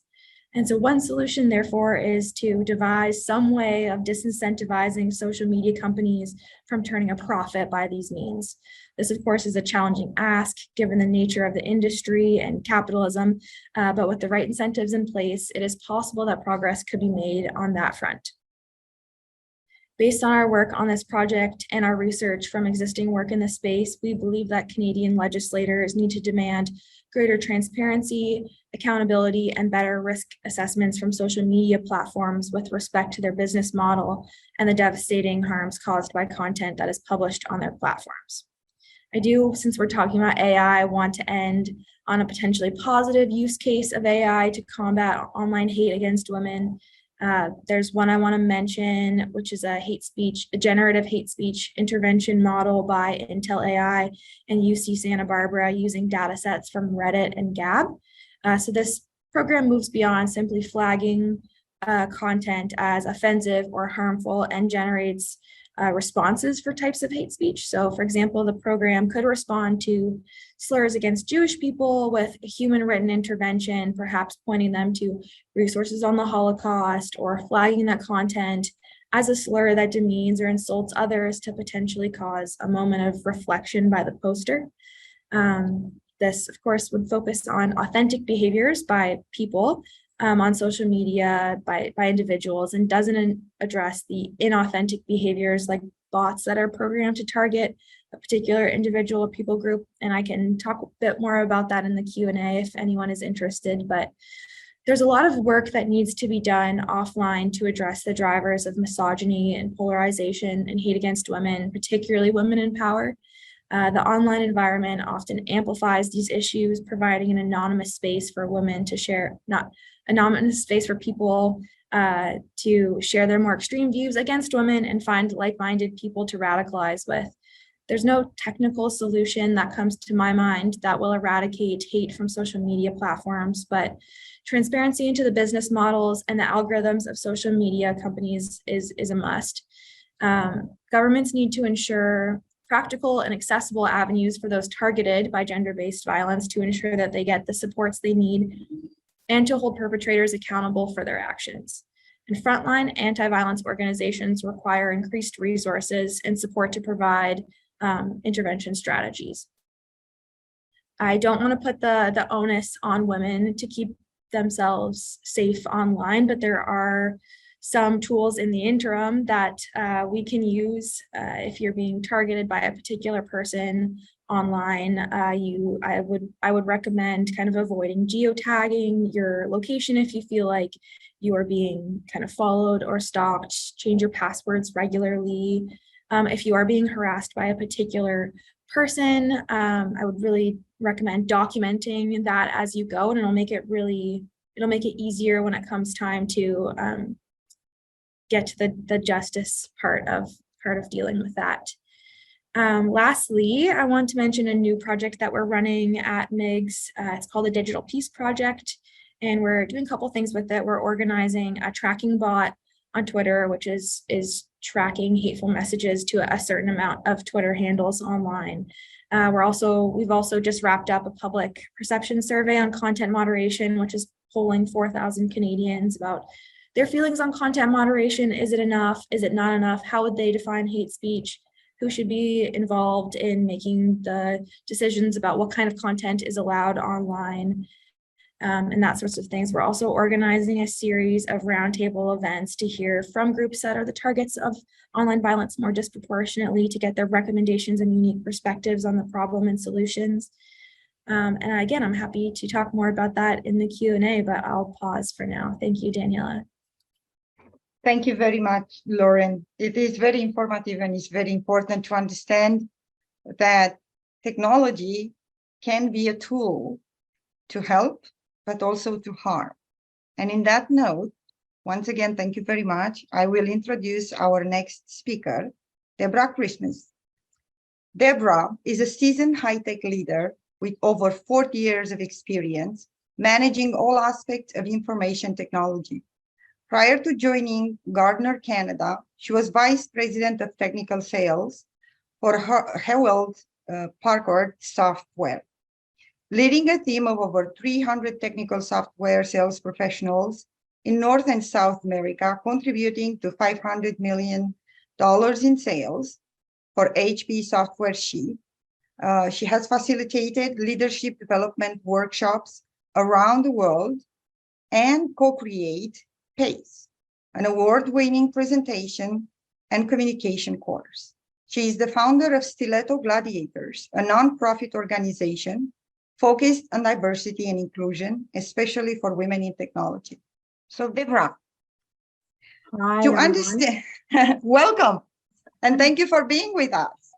Thanks for having me. To understand effectively the response to the problems of the world with respect to women's role in technology. As an expert, how do we turn these trends around and foment women's interest in technology and in technology-related programs? Yeah, it's a big question, and I have a deck to share with you. I'm just trying to share my screen. It's not it is letting me now. Okay, let me just share a couple of things, and it will help understand. I'm going to put it into perspective as well, and I'll do this really quickly, and I think you'll have the deck as part of the program. But we truly have a pretty serious dilemma in technology, and I'll tell you why. So, you know, you look at this wonderful screen, looks very diverse. we've got lots of different representation of gender and ethnicity and color, etc. But here's the issue. The information technology field is 76% male. And it's mostly white males, actually. And that creates challenges for us in the way technology is being built and how it's being leveraged. So let me give you a little bit of background on where I see the issues. And the issues are many. We're half of the workforce. And yet, you can see at the lower end, the entry level of the workforce, we're half. But when you move up into the executive ranks and into the seats of power, where we really can actually change something, it drops by half. And so we have a very serious issue. When we try to even apply other dynamics, like ethnicity and various cultural backgrounds, it's even worse. So as an example, for Black women, we are less than 2% of this field. And yet in the United States, Black women are the highest educated from a post high school perspective, so post-secondary perspective. So the numbers are pretty outrageous. When I look at what's happened since I first did this this work about 5 years ago, I started presenting this particular deck on the challenges that we have. Hasn't changed very much. You'll see the number range anywhere from 24 to 28%. It sits around the 25% mark. And I've been in this field for over 40 years. I was a chief information officer myself. I can tell you for decades, I was the only female at the table and certainly the only Black female at the table. That number has come up. We've got 18%, but we still have a long way to go. Here's the kicker. This is my biggest concern, is the rate of departure. When in 2020, it was 56%, and last year it was 50. So it's changed a little bit, but when you think about 50% are leaving the workforce, they are not leaving after year 1 or year 2. They're leaving 10 and 15 years in, so mid-career, which means they've invested, they've done the hard work, they earn the right to be there, and yet they're leaving. There is no doubt that diversity, equity, and inclusion and belonging is effective from a business perspective. The stats are clear as to why we need diverse representation in our workforce. And yet, with these numbers, we're still having a problem around inclusion. And part of that issue is around leadership. We know this. This starts at the top. And leaders are not creating an inclusive environment where women feel like they can actually be who they are, deliver what they need to do, and not have to deal with some of the challenges. We've heard of the glass ceiling. We've all heard of it. So, we can see the ceiling, it's glass. We can see the people above it, we can't break it. The glass ceiling term was coined, I think, 40 years ago. So a long time ago. But we now have barriers that are so deep and wide. It's not even just gender. But if you think about gender and then you think about a woman who comes from another, marginalized community, the chances are pretty slim of her being able to advance. These are some of the barriers. The field itself, the education itself, women are still going into engineering, science, technology, engineering, and math programs, and they are often, maybe not the only one anymore, but they are certainly a minority in that room. They're not finding the jobs they want to find. They're not getting paid the same amount of money. They're not getting promoted up through the organization. And I just heard, from the conversations this morning, all those perceptions are in play as to what people think of women. But what we don't often talk about is the broken rung. So think about a ladder, as you can see in the visual. We're coming into the organization, but we're not moving up. We're not moving up fast enough. And if you're a person of color or a religious group that's visible, you're really not moving up. So this is very much a challenge, what we talk about with this broken rung. And if you can't get beyond those first steps of your career and you can't move up so that you have a position of leadership, you're going to be pretty ineffective in driving any kind of change. So we really have to put some attention to, there's not an issue with them attracting women into the organization. They just get stuck once they're in there. This is a big problem. These are the big players. I won't go into all the news articles that we've seen over the years with regards to the challenges within these organizations. Most of these organizations were founded by young white males, young people who are still holding on to very antiquated philosophies and ideas and perceptions of women. So we have a real problem. We have it on a couple of levels. finding the talent. I hear this all the time, by the way. Anybody who says, I can't find the talent, I tell them to call me. I'll find you the talent. Then to go, so let's say I find the talent, to move you through the process. Is the panel or the interview folks, is it an unbiased group? Do we have diversity in the people that are doing the hiring? Because if they're not, we're not going to move forward. And then, how do you keep them there? Because if I'm going into an organization where I'm the only or the double only, and I'll talk about that in a minute, what's going to keep me there? Because there's nobody there that reflects who I am. And I'm going to be playing against a model that I can't win. So these are significant. But to your question, we have to start young. We need to go and get these young girls at a very early age. I heard an incredible statistic in a report just in the fall timeframe that said girls that were 6 years old were opting out of math and science. We're saying that they're not good at it. Now, 6 years old is grade 1 in this country. So first of all, they know how to count. So what's the issue with math? 2, you haven't even taken a science class yet. So how do you know you're not good? Think about how that manifests as they get older. If at 6, when they are just starting their education, they think that they can't do it. So we've got to do a lot to change, how do we attract these young girls into the programs, and then ensure that they're successful. Ensure that they go from elementary school to high school to university with science in their background, technology in their background. We're now using this term STEAM. The A stands for arts, because we need creativity. We need different ways of thinking. It's not just about the bits and bytes of science and math. We also need young girls that are very creative, that will think differently, that will build different user interfaces, etc. So these, once they get there, this is what we've got to work on. We've got to work on the practices in the organization. We have to put visibility to these young, talented women.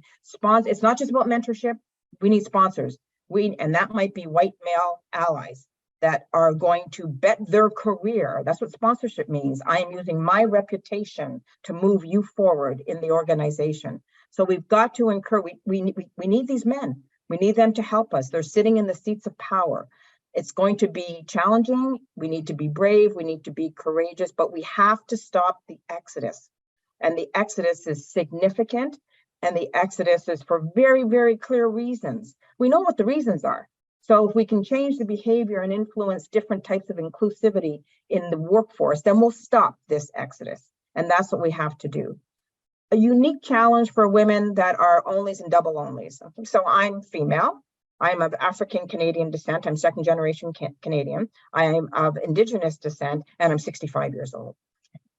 So ageism plays in there as well. So you're often sitting in a room where you're having to deal with microaggressions. You're having to deal with people not believing what you say. You have to prove yourself over and over again. You got men talking over you. You got your ideas being taken. You just said the idea and nobody listened to you. And 2 minutes later, Jim says the idea and everybody thinks it's fantastic.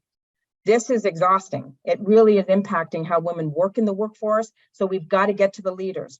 Now, some of the leaders are going to be disappearing. We've got, an exodus happening at the top as well. People that are in their 60s and their 70s that are retiring. But you saw what I put up there with regards to some of these young male leaders. That's a problem. If at 20 and 30 years old, you have the same attitudes towards women. So how do we move forward? This was something I heard by Sun Tui, this woman in the UK, that says we're focusing on the wrong thing. We're focusing on, unbiased training and all of these kinds of things. We've got these little D&I projects. Instead, we need to focus on diversity as actually an outcome that we have to achieve. And that means we have to change behaviors of people. That is not easy because our behaviors are steeped in how we were raised, messages we heard growing up, what our mother or father might have said or how they might have been treated. This is hard for us to do, but we can do it. So it starts with us. I always will say, and this is not making it our responsibility, but we have a role to play. We need to be confident in who we are. We need to be proud, stand proud, and be loud. We need to be loud. We need to use that voice, find your voice. The way that I might use mine is going to be different than the way that you might use yours. We need to bring these women up behind us and, not kick them off the ladder or trip them on the way out. This is no Snow White mirror on the wall thing going on here. Who's the fairest in the all? There's room for all of us. And the more that we bring up the women that are beside us, behind us, the more there will be of us sitting at the table. My co-author and I, Kelly Irwin, wrote this book, Please Stay, because the exodus was happening. We had to stop these women from leaving. So we've done a lot of work in this area, and this is ways that we can help ourselves. But here's where we got to go. We got to go get the girls. Okay? So we're now writing a new book. Please join. If you know a tech-savvy girl, call me, please. We are going to feature 10 girls in this book from 6 to 16 years old, and maybe a few more. The interviews that I've done have been spectacular. They will make you cry. These kids have been exposed to technology from the minute they picked up their parents' cell phone and started playing a game. They're programming at 5, and not everything is about programming, but we do need STEM programs in school. And if we see them in grade school and all the way through, this will be a no-brainer. When they get to college, they will choose to go into information and technology. And when I've asked them what do they want to do, you would believe the answers that they give me. They want to change the world. They want to change medicine. They want to change education. We need these young girls choosing technology as a career. And that means all of us that are in it, we have to stay. Okay? We have to stay here so that we can help mentor them and help navigate them through the organization. We need to push barriers out of the way for them, and we need to help them move through without the kind of challenges that we had. So I encourage everybody, if you're in this field, I'm happy to come and talk to anybody that you want.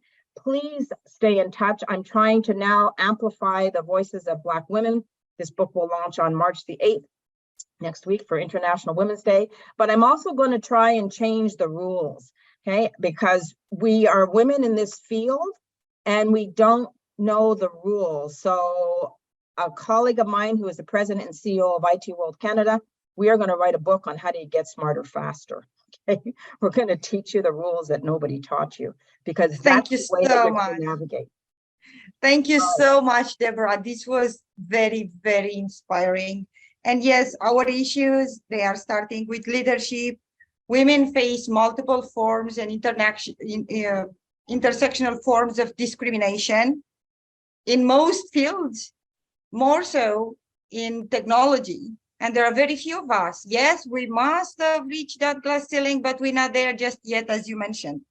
So what do we need?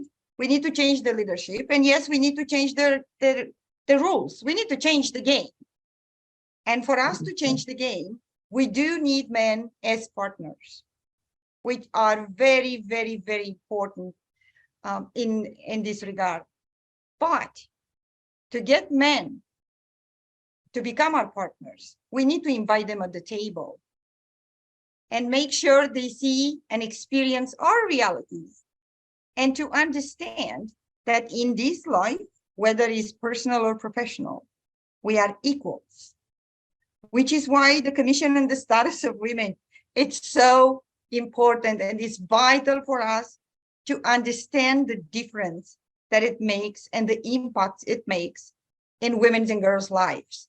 Yes, girls, they need to be prioritized in education, and particularly in science and mathematics, robotics, AI, in whichever field. Girls should be empowered. So thank you very, very much. Thank you. So the next step is our Q&A. So feel free to address questions to Deborah. Thank you very much, Mrs. Christmas, for this presentation. I feel very concerned about that portion because I'm a woman in technology, and I understand, I know, that's my reality. So thank you for sharing this with the appropriate word with all of us today. So the first question for you is, I do have it here. Okay, we have, should we contact you with the stories of women and non-binary university students in STEM? Please or do. Just to 16 years old?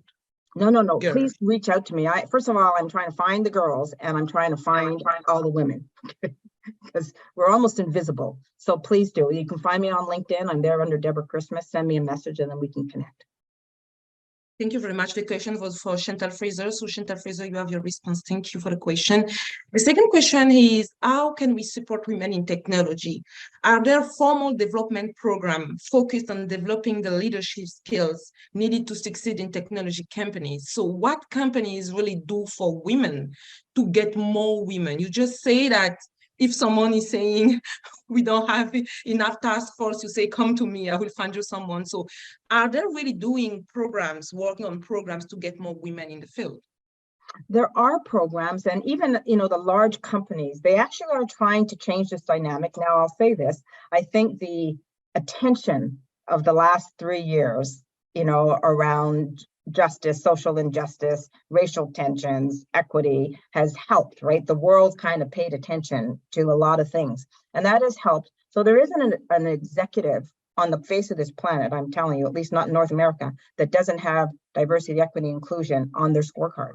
They have got to do something. The question is, what are they doing? The question, is it just a checkbox mark? For some it is, or are they really actually trying to change things? So ERGs, like employee resource groups, help a lot.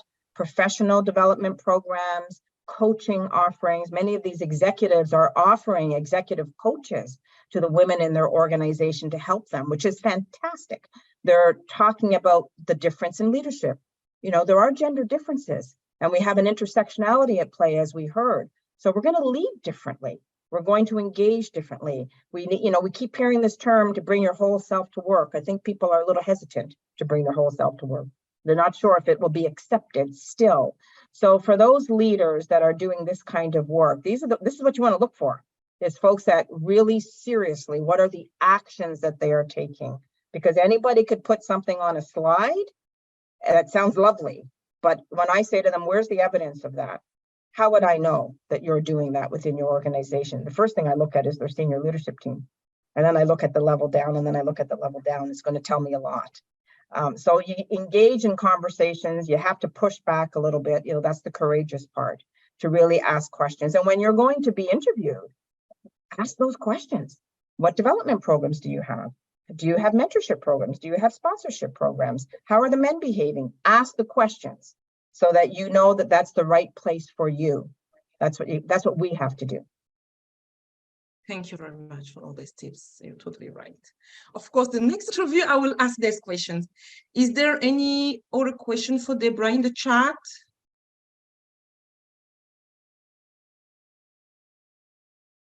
For now, I don't see any more questions. I will come back to you if there is anyone, any other question. I will go to Madame Pierre.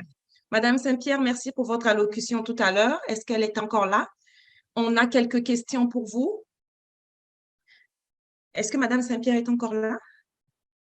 Oui, je suis là. Parfait, c'est parce que je ne vous voyais pas en gérant les questions. Okay. Donc, merci pour votre belle allocution.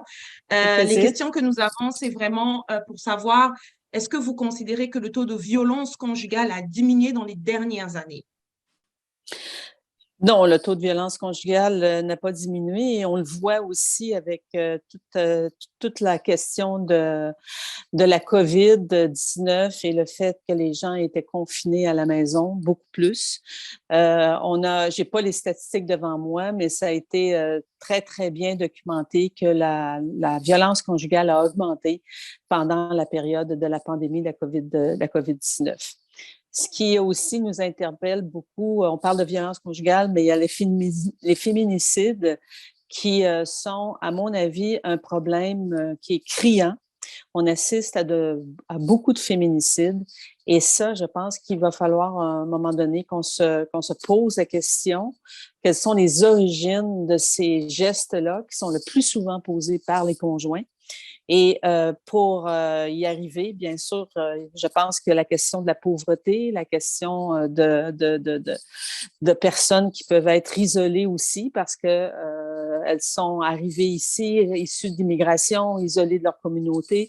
Ça peut être plusieurs facteurs, mais il faut aussi se poser la question sur la question des féminicides qui, à mon avis, est un fléau. Merci pour la réponse exhaustive. Donc, la deuxième question que nous avons, c'est selon vous, est-ce que vous pouvez nous dire peut-être 2, 3 points qui, d'après vous, seraient des priorités concernant la condition féminine aujourd'hui. Donc, 2, 3 points qui devraient être des priorités selon vous pour ce qui concerne la condition féminine. Oui, c'est la nouvelle. En fait, c'est pas un nouveau concept, mais c'est un concept là, qui prend de plus en plus de place dans l'espace public. C'est le féminisme intersectionnel. Et je pense que cela, il faut absolument l'intégrer dans l'analyse différenciée selon les sexes. Je pense que ça devrait être une priorité. L'autre priorité, à mon avis, c'est de faire en sorte qu'on puisse intégrer davantage de femmes dans des ghettos d'emploi masculin. Vous allez me dire que c'est un vieux problème, mais le problème est toujours là, toujours existant. Ça, je pense que c'est absolument important. Et aussi, moi, je me dis qu'il faut aussi jeter un regard sur les Autochtones, les femmes autochtones qui sont encore victimes de discrimination, font partie des populations les plus pauvres au Canada et je pense qu'on doit en faire une priorité pour ces femmes et ces enfants. Le Nunavik, ici, dans le nord du Québec, dans le grand nord du Québec, on manque de classes, on manque d'enseignants, on manque de ressources en matière de santé et tout ça affecte bien sûr les hommes, mais ça affecte aussi les femmes grandement. Merci beaucoup. Il y aurait eu une dernière question pour vous concernant les femmes des minorités sexuelles. Est-ce que vous pensez qu'il y a de nos jours actuellement, il y a assez de programmes pour sensibiliser la population sur la défense de ces femmes-là? Il y a beaucoup de choses, beaucoup d'éléments de programmes qui ont été mis en place. C'est pas encore. Je pense que la société a beaucoup évolué sur ces questions-là. La société regarde la diversité comme étant. La plupart des gens regardent, je pense, la diversité comme étant une richesse et comme étant quelque chose qui est tout à fait normal dans notre société, que deux êtres humains puissent s'aimer et quelle que soit leur orientation sexuelle. Mais il y a encore du chemin à faire dans certains, je pense, groupes peut-être de la population qui sont encore, je parle des ghettos d'emploi, dans les ghettos d'emploi masculins, on voit que les personnes qui ont d'autres orientations sexuelles peuvent être discriminées, peuvent être victimes de ricaneries. Et ça aussi, il y a encore du travail à faire là-dessus. Mais c'est sûr qu'il y a des choses qui ont été mises en place. Je pense que la société a évolué très sincèrement. Mais ce n'est pas terminé. Il faut continuer cette bataille. Et l'intersectionnalité vient là-dedans aussi, devrait entrer là-dedans. Entre femmes, il y a l'égalité entre les hommes et les femmes, mais entre femmes, on ne doit pas être inégal entre nous. Et on doit combattre les inégalités entre les femmes. Mais je pense que c'est fondamental d'avancer davantage dans l'intersectionnalité. Je vous remercie. Il y a d'autres questions qui arrivent. Plus vous avancez, plus vous parlez. Mon Dieu, je suis en vedette aujourd'hui. Croyez-vous que l'intimidation sur les réseaux sociaux à l'endroit des femmes politiciennes ou journalistes ou même des chefs de grandes entreprises mettent notre démocratie à risque? Bien sûr, parce que, comme je l'ai dit dans mon allocution, les femmes qui regardent comment les batailles se font sur les médias sociaux peuvent hésiter d'entrer, de se présenter à des élections. Et elles se craignent aussi pour leurs proches, que leurs proches soient victimes de ces attaques-là, de ces cyberattaques-là. Alors, il faut absolument trouver les moyens de contrer et de rendre les échanges sur ces médias sociaux-là plus civilisés.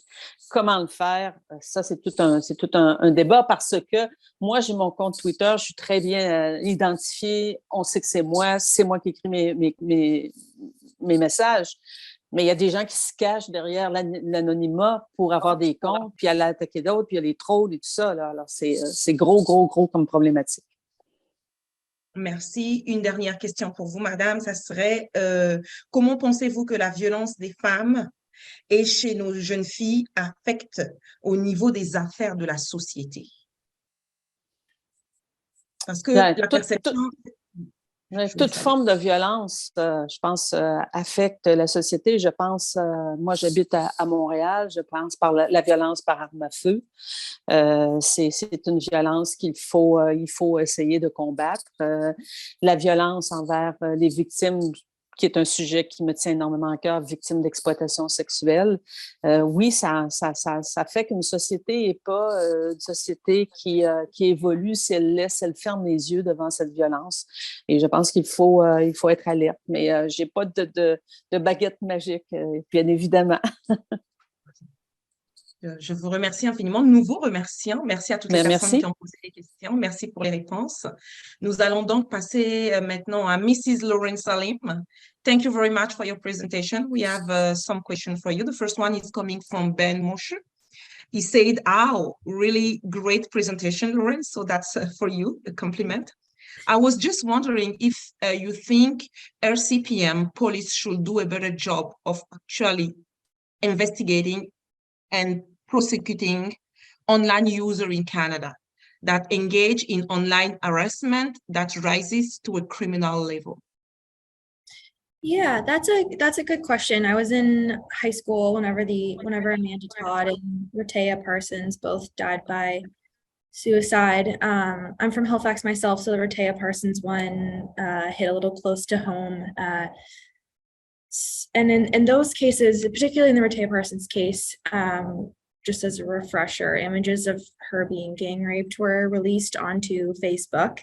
And at that time, the police were very slow to charge anyone for it. And so I think I'd like to believe that over time, the police and the RCMP response to these cyber crimes has increased in their capacity.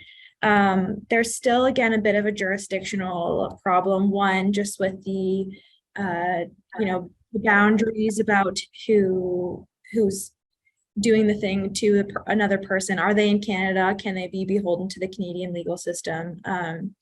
Also, in other cases, the criminal code really only covers some actions that happen online. So criminal harassment, meaning text, phone calls, or emails that cause the other person to fear for their safety, child pornography, uttering threats and extortion, saying you're going to release someone's personal information if they don't do as you're told, identity theft or fraud, and libel. And so while that covers a whole lot of things, it doesn't cover another whole lot of things, like tons of, name calling, or there's lots of really harmful things that happen online that aren't covered by the criminal code. And so I think that puts the RCMP and the police in a bit of a sticky spot to address those things. And kind of the guidelines are, if something's happening to you on a social media platform, you should flag it with the social media platform itself. There are some websites available to kind of address those. I know there's cybertip.ca, I think, handles specifically child sexual exploitation stuff online. If you're, a student and it's happening with another student, there's an opportunity to release it to the school. But I think that it is definitely an area for improvement to kind of clear up how we address the things that aren't specifically listed under the criminal code. And in some cases, whenever it's youth online doing it to each other, that's maybe an opportunity also for some education and some digital literacy skills, and that other people on the internet are people too with feelings. So I don't know, it's a complicated issue, but thank you for the question. Thank you very much. I see in the Q&A so many questions for you. Another one that I see right now is, how long can it take to remove a message, a cyber harassment message, and where can we go to get that removal from the net?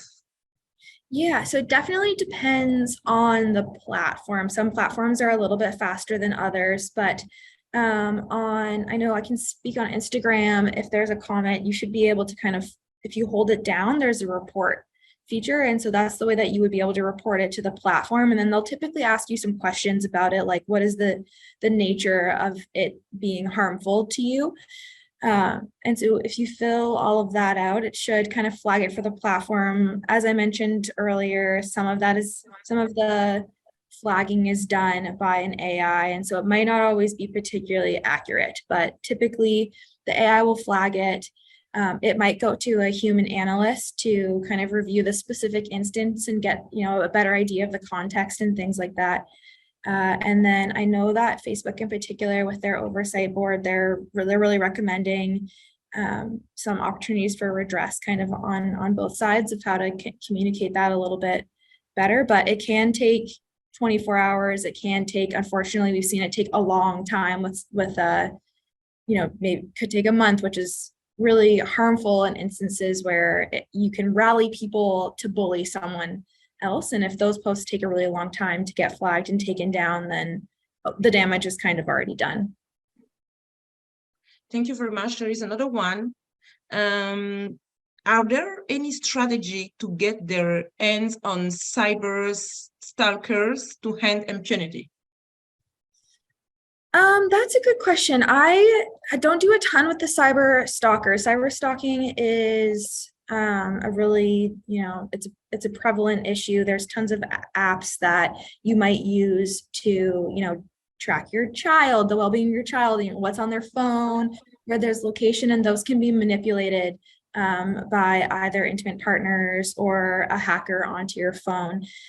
So again, I think that's an area where we in Canada are maybe a little bit behind on kind of identifying those things. The resource that I shared in the chat by the Women's Shelter of Canada, I think I maybe didn't include a description on it, but it's the middle link. They created a resource as part of their technology facilitated gender-based violence program that has some tips, particularly for women that are experiencing cyber stalking itself. And I think similarly, the cyber stalking does fall under criminal code. You're not allowed to stalk somebody. So there, you can reach out to Women's Shelter. If you document it really well, you can report it to the police as well. I see that we have other questions, but I don't know if we still have time. Maybe for one last question, are you able to monetize the social cost of online violence? So the cost. I don't have those numbers in front of me, but I think it's becoming increasingly apparent that, these platforms that seem to be free, like, Facebook and Google and all of those things, they're making their money somehow, and they're making their money by essentially selling your data without your permission. So lots of apps on your phone can tell what other apps you have downloaded. Sometimes they can tell, they have some access to like who is emailing you or about what. And so that's why if you're ever on Instagram and you're like, oh, weird, I was just talking about baby monitors and now I'm getting a ton of baby monitors and crib things. It's kind of like who you communicate, what they're interested in, what they're Googling, what apps they have on their phone. And so all of that is very integrated. And so if you look at the profits from, I'm sorry, I don't have the numbers in front of me, but if you look at the profits from all of these social media platforms, they make a lot of money, and they make a lot of money by, using your data in a way that's not necessarily as anonymized as we'd like to think. Thank you very much, all of you, for all these questions. I see the Q&A, we are getting more questions, but we do not have time to cover all the questions. But what we can do is that we will take all these questions, send it to the speakers so you can have some responses later on in the week. So thank you very much for all these reactions. I'm going to give now la parole pour le mot de la fin because I'm seeing the time here. So je laisse la parole à notre présidente, Lisa Gréco. Thank you very much. Merci, Prima. Thank you, everybody.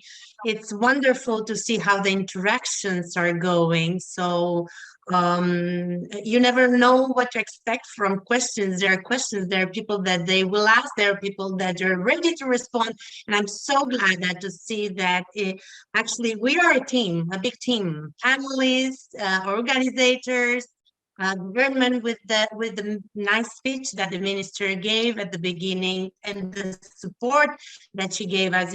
It makes me so happy, and it makes me, say that that's why I'm here, to get involved, to try to change things. And I think every one of you, speakers, attendants, everyone was great, and it's involved. I see that people, they're still with us, so many, as in the beginning, which is great to see. It doesn't happen all the time. So we will continue tomorrow, and it's a lot more to go. Tomorrow we have 3 sessions, and we have wonderful speakers, a lot of speakers. We'll have also the diplomats that will come with some other very interesting points of view at the end of the second day tomorrow. At the end of today, the second day. Merci à tous, merci beaucoup. Je veux vraiment prendre le temps de vous mentionner un autre événement de BPW Montréal. On est très actifs, on essaie vraiment de vous donner les meilleures ressources, les meilleurs événements pour s'inspirer, les meilleurs débats. Fait qu'on a un autre débat. Dans le fond, c'est notre série. C'est le 7e épisode de notre série Équité, diversité, inclusion. C'est le 21 mars. Vous voyez à l'écran présentement. C'est en soirée, puis c'est un événement en présentiel. On est très, très contents de vous partager ça, de vous voir. Venez nous voir. L'événement, je pense que ma collègue Megan a déjà ou est en train de poster le lien pour l'événement. N'hésitez pas, il n'est pas encore annoncé parce qu'on ne voulait pas créer une confusion entre les 2 événements. On attendait que cet événement finisse, mais n'hésitez pas à copier ce lien pour vous inscrire. On est très content d'avoir 2 panélistes extraordinaires qui font un travail extraordinaire pour la cause des femmes, mais pour la cause de l'inclusion en général. Corinne et Yolande. Fait que ça va se tenir à la place BDC Square à Centre-Ville. Et on est content de savoir que vous allez poursuivre à être avec nous pour d'autres événements. Merci à tous. Puis merci Daniela pour tout. Je sais pas si Patricia est encore là, mais au nom de notre co-organisateur à l'événement National Council of Women of Canada, thank you and see you tomorrow. Thank you very much, Louisa, and I apologize to all. My internet connection is extremely frustrating and stressful, keeps on kicking me off. So I am really sorry. Please accept my heartfelt apologies. Thank you. The important is that you've been with us, even if it would be great to see you, but it's even greater to hear you and all the things and all the implications that you have with UN and CSW. I think for a lot of people it was very interesting to hear what's happening there. And sometimes we don't know that greater things are happening, and this is the goal of this event, of this forum. Thank you again. Bye. See you tomorrow. Thank you very much. See you tomorrow, everybody. Hello, everyone. My name is Patricia Leeson, and it's my privilege to serve as the president of the National Council of Women of Canada. Welcome to day 2 of bringing CSW home. Welcome everybody. Merci beaucoup d'être venu à cette 2e journée de notre forum. Je suis contente de voir que vous êtes nombreux aujourd'hui aussi. Et maintenant, une parmi celles que vous avez vues à l'écran tantôt, c'est Nayara Manji, qui est notre modératrice du panel qui va suivre. Je vais vous présenter Nayara. Nayara Manji graduated from McGill University with a degree in chemical engineering and has over a decade of experience in the environmental sector with Imperial Oil. During her time with the company, she held the positions of project manager, safety and health advisor, and supervisor. She has worked in Vancouver, Calgary, and Montreal, and traveled across Canada to transform unoccupied industrial sites back into productive spaces. She recently relocated back to Montreal, joining the commercial team as an account manager. In 2019, Nayara won the Young Woman in Energy Award, an award recognizing 10 women across Alberta that demonstrate exceptional leadership and are changing the face of energy with challenging the status quo. Outside of work, she is the Community Relations Chair for the Quebec and Maritimes Ismaili Council, overseeing external relations strategy and fostering partnerships with governmental and non-governmental agencies. So, ladies and gentlemen, here is Nayara Manji. Merci Louisa. Bonjour, j'ai le plaisir aujourd'hui de vous présenter les deux prochaines sessions, la session 3 et 4. La session 3 va porter sur les femmes en sciences et nous allons accueillir 3 conférencières avec des parcours très différents pour discuter de la place des femmes dans le milieu scientifique. Après les 3 présentations, nous aurons une séance de questions. Dans le monde entier, il existe depuis des années un écart important entre les sexes dans le domaine du génie et des technologies. Des progrès ont été réalisés en matière de parité dans l'enseignement supérieur, mais l'écart est bien plus important dans les domaines scientifiques.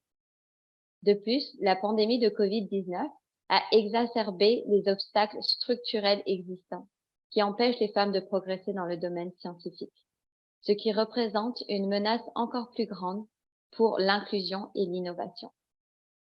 Les femmes ont assumé de manière disproportionnée un plus grand nombre de tâches ménagères et de soins aux enfants en raison de la pandémie. L'égalité des sexes a toujours été une question majeure pour les Nations Unies, d'où le thème de notre événement aujourd'hui et de la session qui aura lieu à New York autour de l'innovation et le changement technologique et l'éducation à l'ère numérique pour atteindre l'égalité des sexes et l'autonomisation de toutes les femmes et les filles. Les femmes et les filles représentent la moitié de la population et donc la moitié de son potentiel. Il ne s'agit pas seulement d'un problème de représentation, ni d'un problème porté par les femmes seules, c'est un problème pour tous les membres de la société. Sans les contributions des femmes scientifiques et les perspectives uniques qu'elles apportent, les possibilités scientifiques restent limitées, tout comme nos capacités collectives à relever les défis du monde d'aujourd'hui. Étant moi-même dans ce milieu, je me souviens encore de ma première visite de chantier. J'avais 22 ans, mon premier travail après ma graduation. Je me retrouve sur un chantier de construction à Vancouver, entourée d'hommes qui ont le double de mon âge et qui essayent de comprendre pourquoi la gestionnaire de leur projet et de leur budget est une jeune femme. Et des situations comme ça, j'en ai vécu plusieurs tout au long de ma carrière. Et je peux dire que ce qui m'a aidée à choisir ce domaine et à persévérer, c'est de voir d'autres femmes réussir dans ce milieu et servir de modèle pour la nouvelle génération. En 2020, Polytechnique a atteint les 30% de femmes diplômées d'un baccalauréat en génie. Ce chiffre indique que nous sommes sur la bonne voie et nous avons la chance aujourd'hui d'avoir plusieurs modèles de femmes parmi nous qui jouent quotidiennement un rôle essentiel dans l'avancement des sciences et du génie. J'aimerais maintenant vous présenter ces modèles. Notre première conférencière pour cette session est Madame Marie-Ève Carignan. Marie-Ève Carignan est professeure, chercheur au sein du groupe de recherche en communication politique, chercheure régulière au Centre de recherche Société, Droit et Religion de l'Université de Sherbrooke et chercheur associé au Centre de recherche sur la régulation et le droit de la gouvernance, ainsi qu'au Centre de recherche sur l'enseignement et l'apprentissage des sciences. Elle est également co-titulaire et directrice du pôle média de la chaire UNESCO en prévention de la radicalisation et de l'extrémisme violent. Elle détient un doctorat en communication de l'Université de Montréal, ainsi qu'un doctorat en information et communication de l'Institut d'études politiques d'Aix-en-Provence. Marie-Ève Carignan est co-autrice des livres La Maison-Blanche vue du Québec, la couverture des élections américaines par des médias québécois, qui est paru en 2021, et le livre Mon frère est complotiste, rétablir le lien avec le dialogue social, qui a été publié en novembre 2022. Et j'ai fait quelques recherches, ces livres sont disponibles à Renaud-Bré, si jamais vous êtes intéressés. Juste en lisant les résumés, moi, ça m'a donné envie. Madame Carignan est aussi impliquée dans des initiatives scientifiques d'envergure. Elle est notamment membre du comité de rédaction des cahiers du journaliste et siège au comité directeur du projet La Science d'abord, ainsi qu'au comité national de rapprochement art, culture et santé. Je laisse maintenant la parole à Madame Carignan, qui va couvrir l'importance de la place des femmes en recherche et les défis qui demeurent afin d'assurer l'égalité dans ce milieu. Bonjour, merci pour la présentation très exhaustive et merci pour cette invitation. Attendez. Vous m'entendez bien, oui? J'avais comme un affichage pour le son parfait. Donc, merci beaucoup pour l'invitation. Je suis très heureuse d'être là et tout de suite, d'emblée, donc si vous entendez du bruit derrière, je m'en excuse, mais ça va très bien avec le thème d'aujourd'hui. C'est la semaine de relâche chez moi, donc mes parents sont là pour garder mon garçon. Il y aura peut-être des bruits de jeu derrière, vous m'en excuserez, mais ça va vraiment rejoindre ce dont je voulais vous parler aujourd'hui, tous ces défis qui perdurent quand même pour les femmes en sciences et qui sont parfois un peu méconnus, qui ont été quand même bien posés, je pense, d'entrée de jeu. Merci, vous avez vraiment fait écho dans votre introduction à ma présentation. Et donc, aujourd'hui, je voulais à la fois parler de l'importance des femmes en recherche, puis de tout ce qui a été accompli déjà, mais de tout ce qui reste à faire, notamment là, au niveau finalement de l'enseignement universitaire, de la recherche universitaire. Bon, je ne suis pas en génie ni dans les technologies, donc je suis en sciences humaines et je pense que le problème s'applique un peu partout. En sciences humaines, il y a certains aspects qu'on oublie parfois de ces défis d'intégration-là que je vais aborder, qui sont notamment le défi des femmes expertes qui se positionnent publiquement. Je reviendrai sur mon expérience personnelle dans la douzaine de minutes qui m'est impartie, mais certainement avec la Charte UNESCO en prévention de la radicalisation et de l'extrémisme violent. En tant que co-titulaire, ça nous amène à travailler sur des sujets sensibles et pour les femmes, c'est un défi encore plus particulier parfois que pour les hommes, même aujourd'hui, de travailler sur ces sujets-là tels que la radicalisation, l'extrémisme violent. Vous avez mentionné d'entrée de jeu le livre « Mon frère est complotiste », donc les réactions qui ont été suscitées par ce genre de livre sont vraiment pas les mêmes pour les hommes, pour les femmes. Donc, on reste dans un domaine où on commence de plus en plus à reconnaître l'importance des femmes en sciences, en enseignement supérieur. À la fois, dans l'enseignement, les femmes sont importantes puisque ils vont avoir parfois une approche pédagogique différente.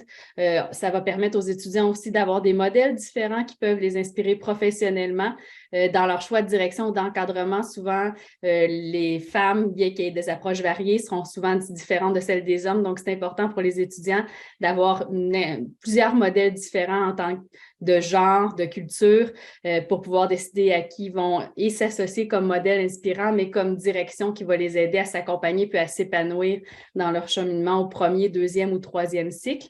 Mais aussi, c'est important d'avoir des femmes pour travailler sur des sujets particuliers, dont ces questions sensibles-là qu'on va peut-être pas approcher toujours avec la même lunette, la même perspective que les hommes. Et c'est important d'apporter cette variété de points de vue-là. Donc, on commence à voir vraiment la part des femmes qui vont approcher les sujets sensibles avec une sensibilité différente, avec une perspective différente, mais le défi reste vraiment entier. J'ai parlé pour préparer ma présentation aujourd'hui à plusieurs collègues qui s'intéressent au genre en recherche, qui s'intéressent à la place des femmes dans la recherche, la place des femmes dans le milieu universitaire. Et beaucoup m'ont mentionné l'éthos de la femme professeure qui est encore à construire. Donc, on a encore vraiment un modèle très masculin quand on réfère aux chercheurs, aux profs d'université. On n'est pas encore à avoir intégré vraiment un modèle de la prof d'université femme, et ce qui engendre beaucoup de stéréotypes, de préjugés. Et donc, on a cette idée-là à construire que le modèle professoral n'est pas nécessairement typiquement masculin. Et je reviendrai tout à l'heure aux commentaires qu'on reçoit quand on fait de la recherche sur des sujets sensibles, mais ça ressort beaucoup. Donc, dans des commentaires que je reçois sur la charte, on va souvent dire que je suis une jeune prof ou que je suis une professeure qui n'a pas encore un statut titulaire, comme si je n'ai pas encore progressé dans le domaine, alors qu'on ne parlera pas de ça à mes collègues masculins. Donc, c'est comme si la femme va prendre plus de temps avant d'aller chercher sa légitimité en tant que professeur ou chercheur, puisqu'on réfère souvent à l'image typique d'un homme avec un certain âge et une expérience pour parler de professeur, alors que, par exemple, dans les derniers rapports là, de la Fédération québécoise des professeurs et professeurs d'université, on voyait qu'environ 38% des professeurs au Québec sont des femmes. 38%, oui, Mais de ce 38 %-là, ce qu'on voit, c'est que vraiment, quand on regarde dans les plus hautes fonctions, bien, il y a beaucoup moins de femmes que d'hommes. Donc, des femmes qui atteignent un rang de professeur titulaire, c'est des femmes qui sont vraiment en minorité versus des hommes. Et ça prend en moyenne là, 2 ans et demi environ de plus à des femmes d'atteindre ces postes-là que des hommes. Pourquoi? Bien, parce qu'il perdure encore ces inégalités qu'on oublie parfois. Non seulement souvent, les postes de titulaires vont reposer sur des charges administratives telles que des directions de département, des charges administratives plus lourdes qui vont aider à atteindre soit un poste de titulaire ou à avoir, par exemple, une bonification salariale. Et c'est des postes qu'on voit moins les femmes obtenir. Donc, souvent, les femmes vont avoir des charges administratives qui sont moins reconnues dans les institutions, qui aident moins à progresser. On va voir aussi que bon, les charges administratives des femmes, bien, on va moins oser peut-être en prendre puisqu'il y a la conciliation travail-famille à faire. On en a parlé d'entrée de jeu. La pandémie a vraiment révélé cette inégalité-là. On a vu dans différentes recherches que pendant la pandémie, la productivité des femmes a largement baissé parce qu'elles devaient concilier travail, famille, avoir les enfants à la maison, travailler parfois le soir, la nuit. En tout cas, ma réalité a été que j'ai travaillé parfois la nuit, le soir, dans des pauses, alors que les hommes ont eu une augmentation de la productivité, contrairement aux femmes, puisque les hommes professeurs qui étaient à la maison n'avaient pas cette charge familiale-là pour la grande majorité qui pesait sur eux. Donc, on n'a pas encore atteint cette égalité des charges-là. Et la pandémie l'a révélé, oui, parce que les études ont montré la différence de productivité homme-femme, mais on le voyait déjà dans des études, entre autres en 2016, il y avait une étude aux États-Unis qui montrait que pendant le congé de maternité, la productivité des femmes baissait parce qu'elles s'occupaient des enfants et ça jouait sur l'atteinte d'un poste, par exemple, de titularisation pour un professeur. Alors que pendant le congé de paternité, la productivité des pères augmentait puisqu'ils consacraient leur congé de paternité à faire de la recherche. Donc, on est vraiment dans un 2 poids, 2 mesures qui était déjà démontré là, en 2016 avant la pandémie. Il reste beaucoup à gagner pour permettre aux femmes d'atteindre plus rapidement des postes de professeurs titulaires, notamment, ou des postes de direction de chaire, par exemple. Et il faut vraiment appuyer ça. Et ce qu'on va voir, entre autres, dans les structures, c'est que souvent, le temps qu'on va prendre pour un congé de maternité, c'est du temps où la recherche va baisser et on ne le gagne pas. Quand on voit le laps de 2 ans et demi environ de différence pour atteindre une titularisation, mais c'est ce laps de temps-là qui était nécessaire au congé de maternité. Donc, on a encore vraiment beaucoup de défis à faire pour, même si on dit que le congé de maternité ne va pas nuire au travail des professeurs, ni à leur CV ou à leur montée en poste, leur possibilité d'avoir des chaires de recherche ou des subventions de recherche, ce n'est pas le cas dans les faits. On voit que ça baisse la productivité, puis que le temps de le rattraper, c'est le temps qui va jouer sur le CV. Et souvent, il y a des mères qui vont essayer de concilier, faire de la recherche, être en congé de maternité, puis essayer de se multiplier, donc au détriment des heures de sommeil. Donc, je pense que c'est important d'être conscient qu'il y a encore beaucoup de défis à faire, même si on a progressé, pour favoriser justement l'ascension professionnelle des professeurs, pas nuire à leur carrière, mais leur permettre aussi de s'épanouir comme parents, puis de concilier les deux. L'autre élément dont je voulais parler aujourd'hui, ça va être peut-être mon avant-dernier grand élément en 12 minutes, je vais parler du défi des femmes expertes qui perdure puis qui est peut-être méconnu.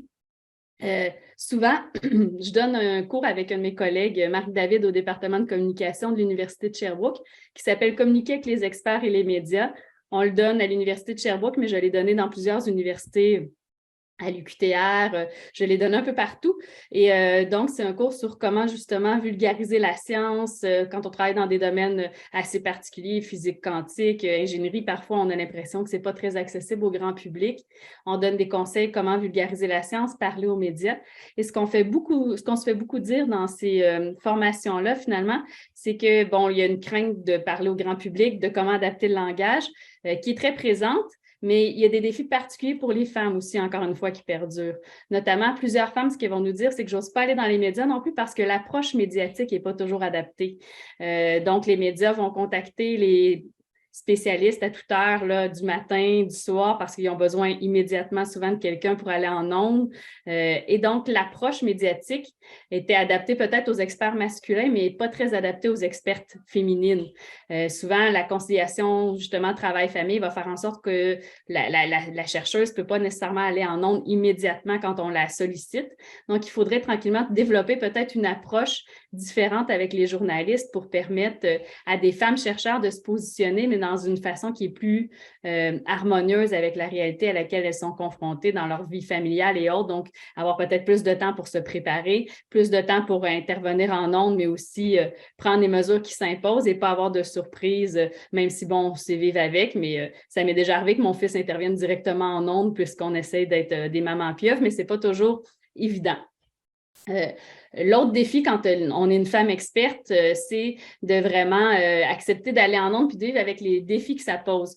Beaucoup de chercheurs à qui j'ai parlé en préparant cette conférence-là m'ont parlé de la crainte des représailles, donc d'aller en ondes sur différents sujets, et que certaines collègues non seulement évitaient d'aller en ondes et de se positionner comme femmes expertes sur des sujets sensibles puisqu'elles avaient peur ensuite des réactions ou des représailles potentielles, mais décidait même de ne pas travailler sur certains sujets parce que c'était trop des sujets sensibles et qu'elle avait peur des réactions que ça allait susciter, des craintes pour sa sécurité, celle de sa famille, pour les attaques et les réactions. Donc, il y a beaucoup de sujets sur lesquels des collègues vont éviter de travailler, qui soient des sujets qu'on connaît sensibles, mais même parfois surprenamment des sujets liés à l'environnement, des sujets même liés, entre autres, on a des collègues qui travaillent sur le développement de réseaux de transport, troisième lien, qui ont reçu des menaces. Quand c'est des sujets qui sont dans l'actualité et qui font fortement réagir, bien, ça peut susciter la grogne.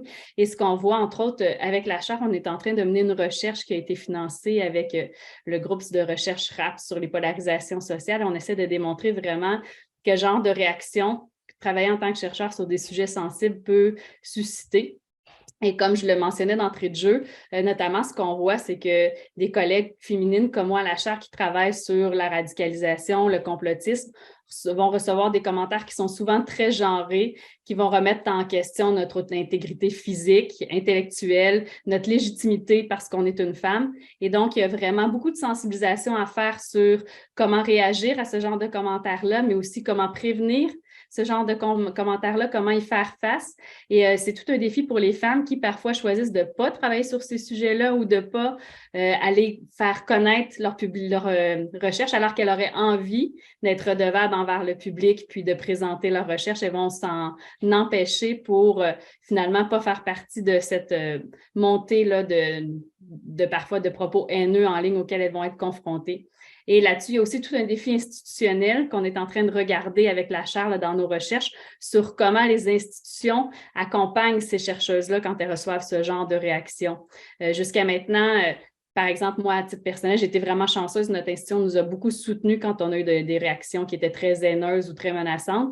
D'autres institutions, j'ai des collègues qui n'ont pas du tout de soutien de leur institution, alors ça freine encore plus le travail sur ces enjeux-là, mais aussi le retour à la communauté. Donc, il y a une réflexion à y avoir là-dessus qui est vraiment importante, comment prévenir les réactions haineuses en ligne, comment accompagner les femmes expertes dans les médias pour qu'elles puissent y aller pour faire face aux commentaires haineux en ligne et enfin, comment en tant qu'institution, on peut supporter ces chercheuses-là. Et comme je vois que le temps file, il me reste seulement une minute, je vais juste conclure aussi en parlant du fait que je me suis beaucoup attardée à la réalité des professeurs-chercheurs que je connais, mais il y a aussi beaucoup de collègues qui m'ont exprimé la réalité des chargées de cours chercheuses.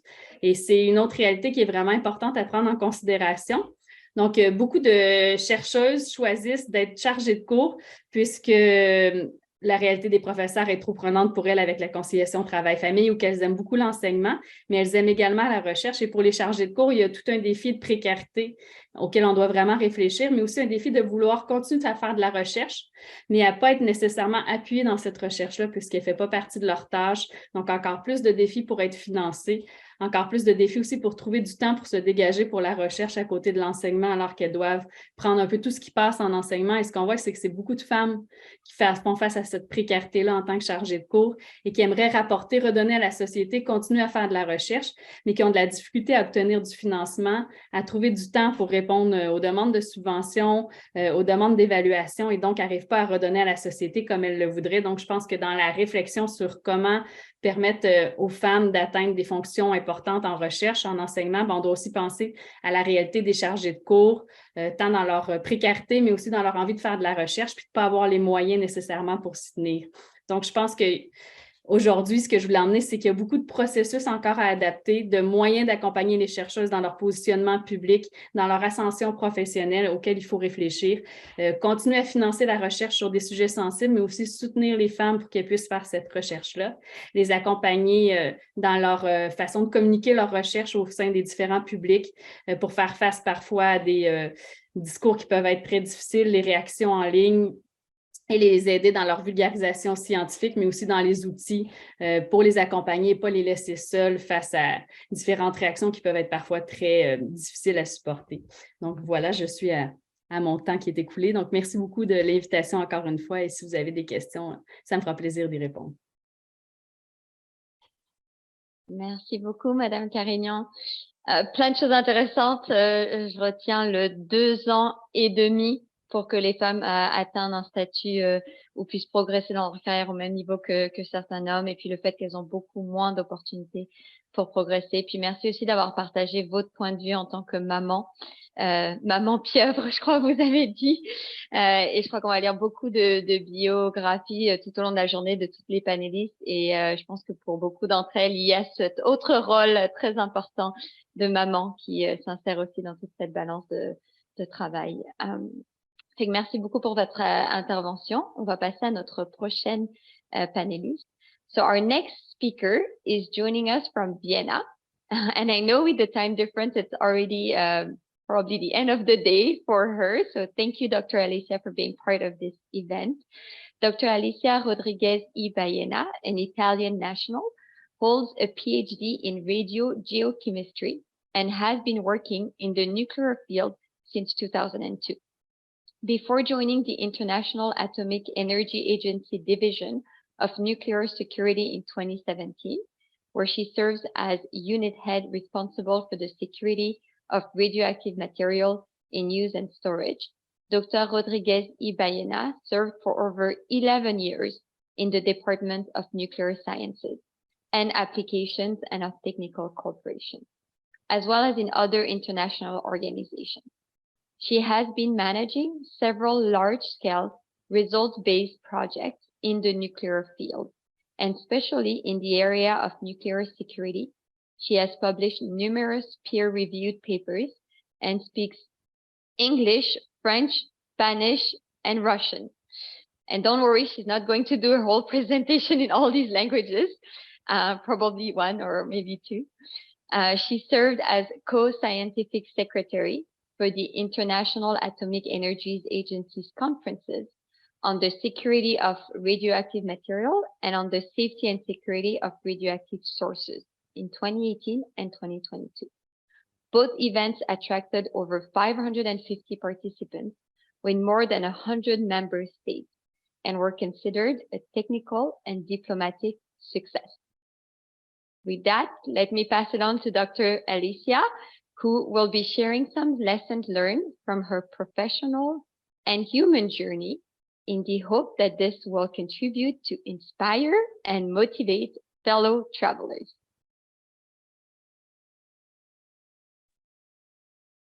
So thank you very, very much, Nayara, for your lovely presentation.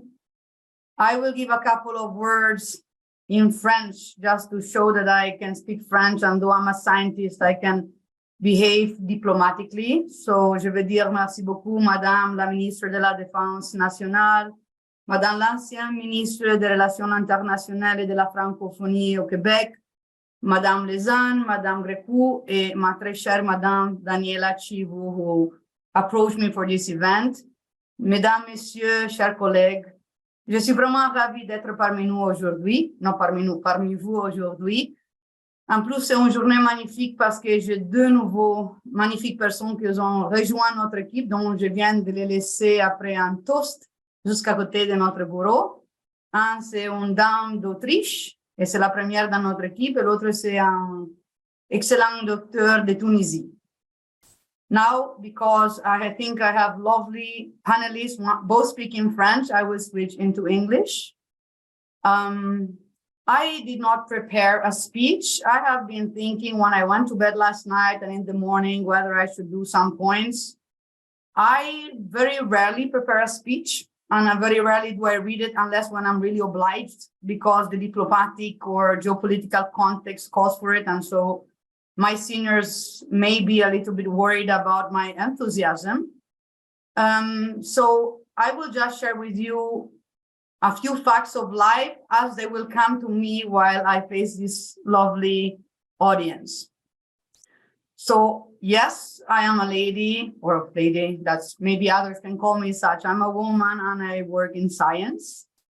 I think my whole journey started when I was very young. I have been very privileged to be in contact with lovely human beings who were men. One is my lovely grandfather, who was a lawyer and a philanthrope, and he shared with me since I was very young, and he had 3 boys, among whom my father, that the Jonathan Livingston Seagull from the famous book from Richard Bach was special seagull and a special bird because he managed to become aware that he was a seagull without limit or limitation. So when you know your limits, then you can try to overcome them and become better and better and improve yourself.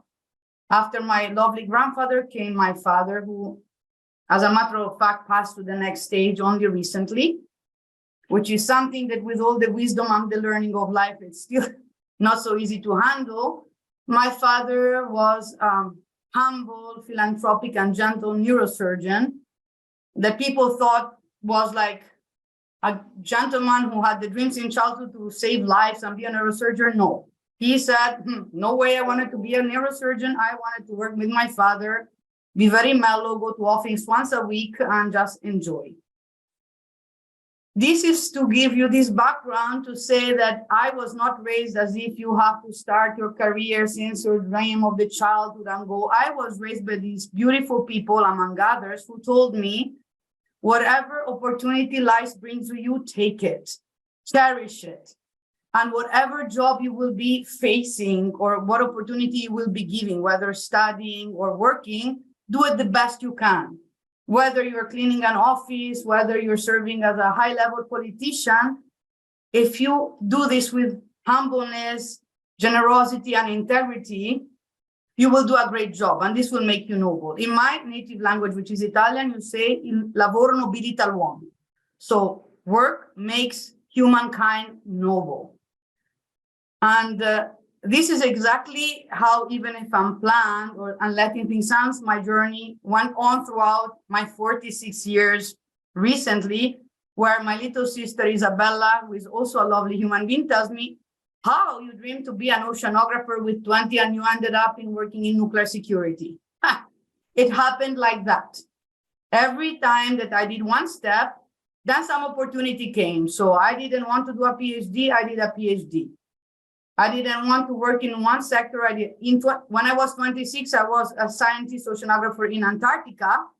And in 2017, I was building a new, beautiful, diverse, and gender equal team in nuclear security, where for an anecdote, which I think is very relevant, I came and there was not many women around. We were under a different administration.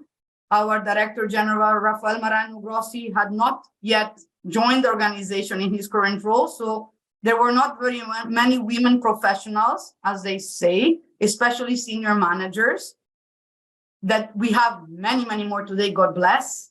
So I came, and my former boss was a lovely Sufi Pakistani nuclear physicist and military. And I arrived, and apparently he called me to his office. No, he called me to their office and said, Alessia, I have been approached and people have been asking, oh, why you want to build a technical team and you recruited that Italian diplomat? He said, which Italian diplomat?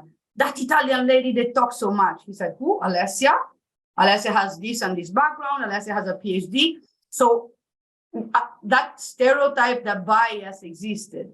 However, what I would like to reassure all you from my experience is that if you dance within the milieu, and if you don't fight it too hard, but rather you work hard, you produce results, then your results talk for yourself.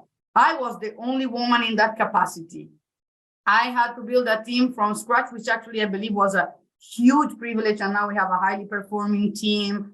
with people from all over the world. I am supervising people who could be my mentors, my teachers, and are for the rest of my days. And I do it like thinking, oh my goodness, and imagining which position I am. So if you adapt a bit to the circumstances, and we do accept that there is a natural bias, because in science and engineering, as lovely Marie-Eve said before, there are less women. I mean, these are statistics. So if then in the work environment, people expect to see more, let's say, male colleagues, at times it's a natural bias. Like even when I started at the IEA, my second time, I was 32 back in 2009, my, let's say, project assistant was a lovely IT gentleman from the Scandinavia.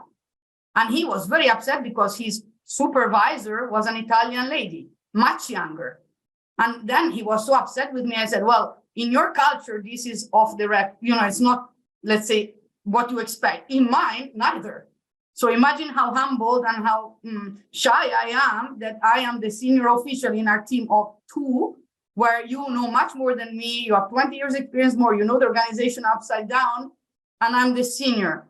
So going that way and dancing with whatever was the concept gave excellent results coming from. This gentleman mentored me, and I went through all the ways with this lovely person on my side.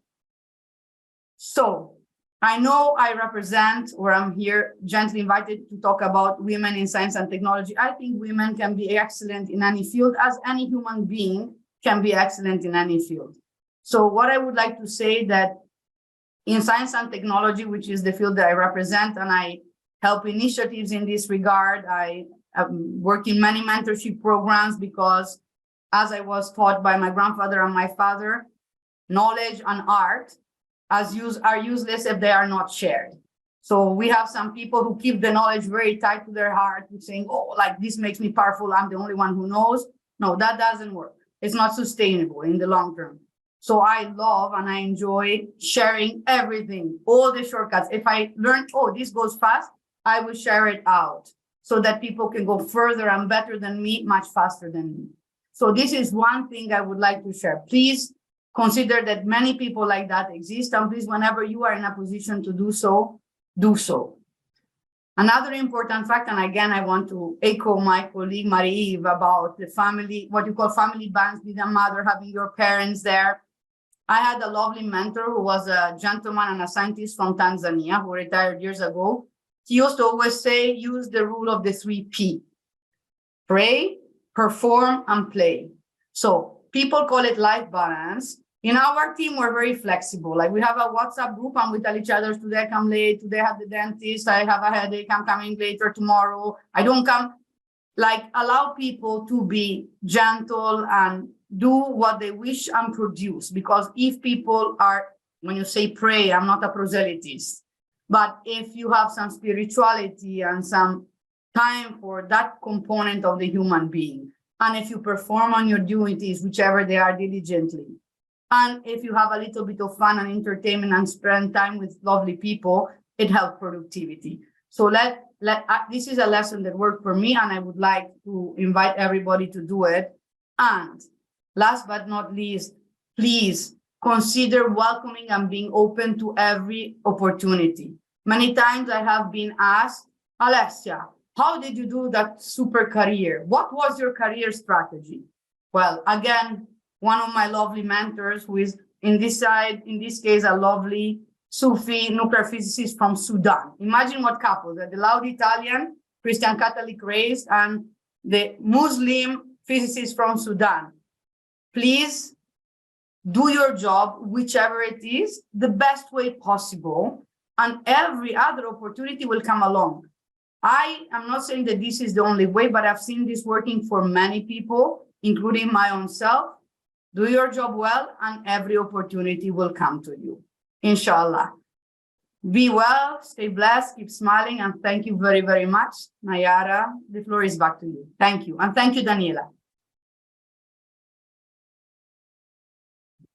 Thank you, Dr. Alicia. This was such an inspiring presentation. I have so many notes, so I think some of the key takeaways here, you repeated a few times, whatever opportunities come to you, take it and do the best you can.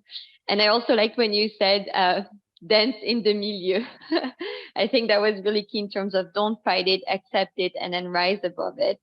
It just felt like really you were speaking from your heart and just sharing some of these key, like you said, best practices, shortcuts that you've learned along the way that you shared with us. So thank you for that. And we'll also remember the 3P, pray, perform, and play. So thank you, Dr. Alicia, for joining us today. My privilege. Je vais maintenant passer donc à notre troisième conférencière, qui est Madame Cathy Begg. J'ai eu le plaisir de la rencontrer il y a quelques années lors d'un événement avec l'Ordre des ingénieurs et c'est un plaisir pour moi de vous la présenter aujourd'hui. Cathy est vice-présidente, positionnement et directrice principale chez Stantec, s'appuyant sur près de 20 ans d'expérience en génie et en gestion d'équipe. Cathy est une ingénieure et gestionnaire reconnue pour son leadership rassembleur et sa vision stratégique. En plus de contribuer activement à la croissance et au rayonnement de la firme, elle dirige les opérations d'un important groupe en transport qui œuvre à l'amélioration de la mobilité dans la région métropolitaine de Montréal. Diplômée en génie chimique et en administration des affaires, Cathy a fait sa carrière en ingénierie pendant plus de 10 ans dans le secteur privé, notamment chez Aéroports de Montréal, IBM et Pyrogenesis. De 2016 à 2022, elle a été présidente de l'Ordre des ingénieurs du Québec, où elle s'est distinguée par sa contribution exceptionnelle au rétablissement de la confiance envers la profession, ainsi que pour son engagement envers la diversité et le développement durable en ingénierie. Fellow d'Ingénieurs Canada et de l'Académie canadienne du génie, Cathy a reçu un doctorat honoris causa de l'École de technologie supérieure en 2021 pour son apport exceptionnel à l'ingénierie. Elle est également présidente d'Ingénieurs Canada qui a pour mission de faire avancer le génie grâce à une collaboration nationale. Dans sa présentation, Cathy abordera la représentation des femmes en génie et offrira ses meilleurs conseils pour créer et maintenir un milieu de travail plus diversifié. À vous, Cathy. Merci beaucoup, Nayara, pour cette introduction-là. Et tu en as parlé un peu au début, la réalité des femmes en génie quand tu étais sur les chantiers. Donc, aujourd'hui, c'est de ça que je vais vous parler. J'ai une présentation en parallèle qui va être là.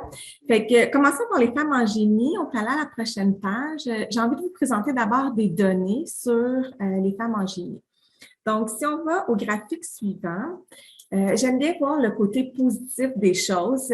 En 1989, on avait 4% de femmes dans la profession et en 2021, on était rendu à 15%. Donc, c'est une très belle progression, mais est-ce que c'est suffisant quand on sait que dans la population, c'est autour de 50%? La réponse, pour moi, c'est non. Mais en même temps, on peut se comparer et dire c'est juste un problème au Québec, au Canada ou à travers le monde. Et vous avez les données, c'est à travers le monde qui dit qu'effectivement, c'est une réalité pratiquement mondiale et qu'on doit travailler ensemble pour pouvoir améliorer ça. Donc, si on va à la prochaine page, il y a quand même beaucoup d'espoir dans ce sens-là. Actuellement, au niveau des candidats dans la profession, donc ceux qui ne sont pas encore ingénieurs, mais qui sont aux études ou viennent d'être diplômés, c'est autour de 20%. Nayara l'a nommé aussi, chez Polytechnique Montréal, on est déjà rendu à 30%. Donc, il y a des universités qui progressent plus que d'autres, mais la moyenne est autour de 20%. Afin d'atteindre ces objectifs-là, Ingénieurs Canada a lancé un défi pan-canadien afin que on ait 30% de femmes dans la profession en 2030 dans les nouveaux permis donnés. Et ce qui est beau, je vous dirais, c'est que l'ensemble du Canada participe activement à ce défi-là. Quand ça a commencé, c'était plus léger et maintenant, on voit toutes les provinces, les universités, les ordres réglementés à travers le Canada travailler pour atteindre cette cible-là. Donc, je trouve que c'est une très belle initiative et le Québec, on est dans la même démarche d'atteindre cet objectif-là de 30% de femmes d'ici 2030. Donc, c'est un peu des données pour vous montrer de où on est parti en 89, où est-ce qu'on est aujourd'hui, une réalité mondiale et vers où on veut continuer à aller. Donc, ça va bien, ça progresse, il y a de l'espoir, il faut continuer à travailler. Maintenant, une fois qu'on dit ça, il faut parler aussi des défis dans la profession. Et j'ai aimé la présentation de Mariette Carignan au début qui parlait des défis des femmes expertes. On n'est pas si loin que ça. On va voir qu'il y a des réalités qui se regroupent vraiment. Donc, si on va à la page suivante, désolée, un des éléments, avant de parler des défis, j'aime regarder les éléments positifs. Fait qu'on a fait des sondages auprès des femmes ingénieurs et des hommes ingénieurs sur le sentiment d'appartenance. Ici, ce que vous voyez, c'est qu'en 2009, le sentiment d'appartenance des femmes envers la profession était de 69 %. En 2019, on l'a remesuré, on était rendu à 79 %. Et de plus, c'est très près de ceux des hommes à 82 %. Donc, il y a vraiment une augmentation au niveau du sentiment d'appartenance, comme quoi le sentiment d'appartenance, ça vient avec le bien-être, avec la confiance. Donc, vraiment des données positives ici que je tenais à souligner. On va sur la prochaine page. On a demandé aux femmes ingénieures est-ce qu'elles recommanderaient la profession à leurs enfants. Je ne sais pas pour vous, moi j'ai 2 enfants, puis à mes enfants, je veux ce qu'il y a de mieux pour eux. Donc, si je suis prête à leur recommander la profession, c'est parce que c'est une belle profession. Donc, 9 femmes sur 10 recommanderaient à leur enfant la profession. Donc, c'est très positif. Je trouve ça important de le nommer parce qu'après ça, je vais parler des défis, puis il faut prendre ces défis-là en perspective du fait que quand même, de manière générale, les femmes sont quand même heureuses, mais il ne faut pas se mettre la tête dans le sable. Il y a des défis, il y a des choses à améliorer dans le milieu. On leur a demandé le fait que vous n'êtes pas nombreuses, est-ce que c'est un avantage ou un désavantage? Et 30 % ont nommé que c'était un désavantage. J'ai été étonnée par ce chiffre-là, mais comme quoi vraiment il y a des défis sur lesquels il faut travailler.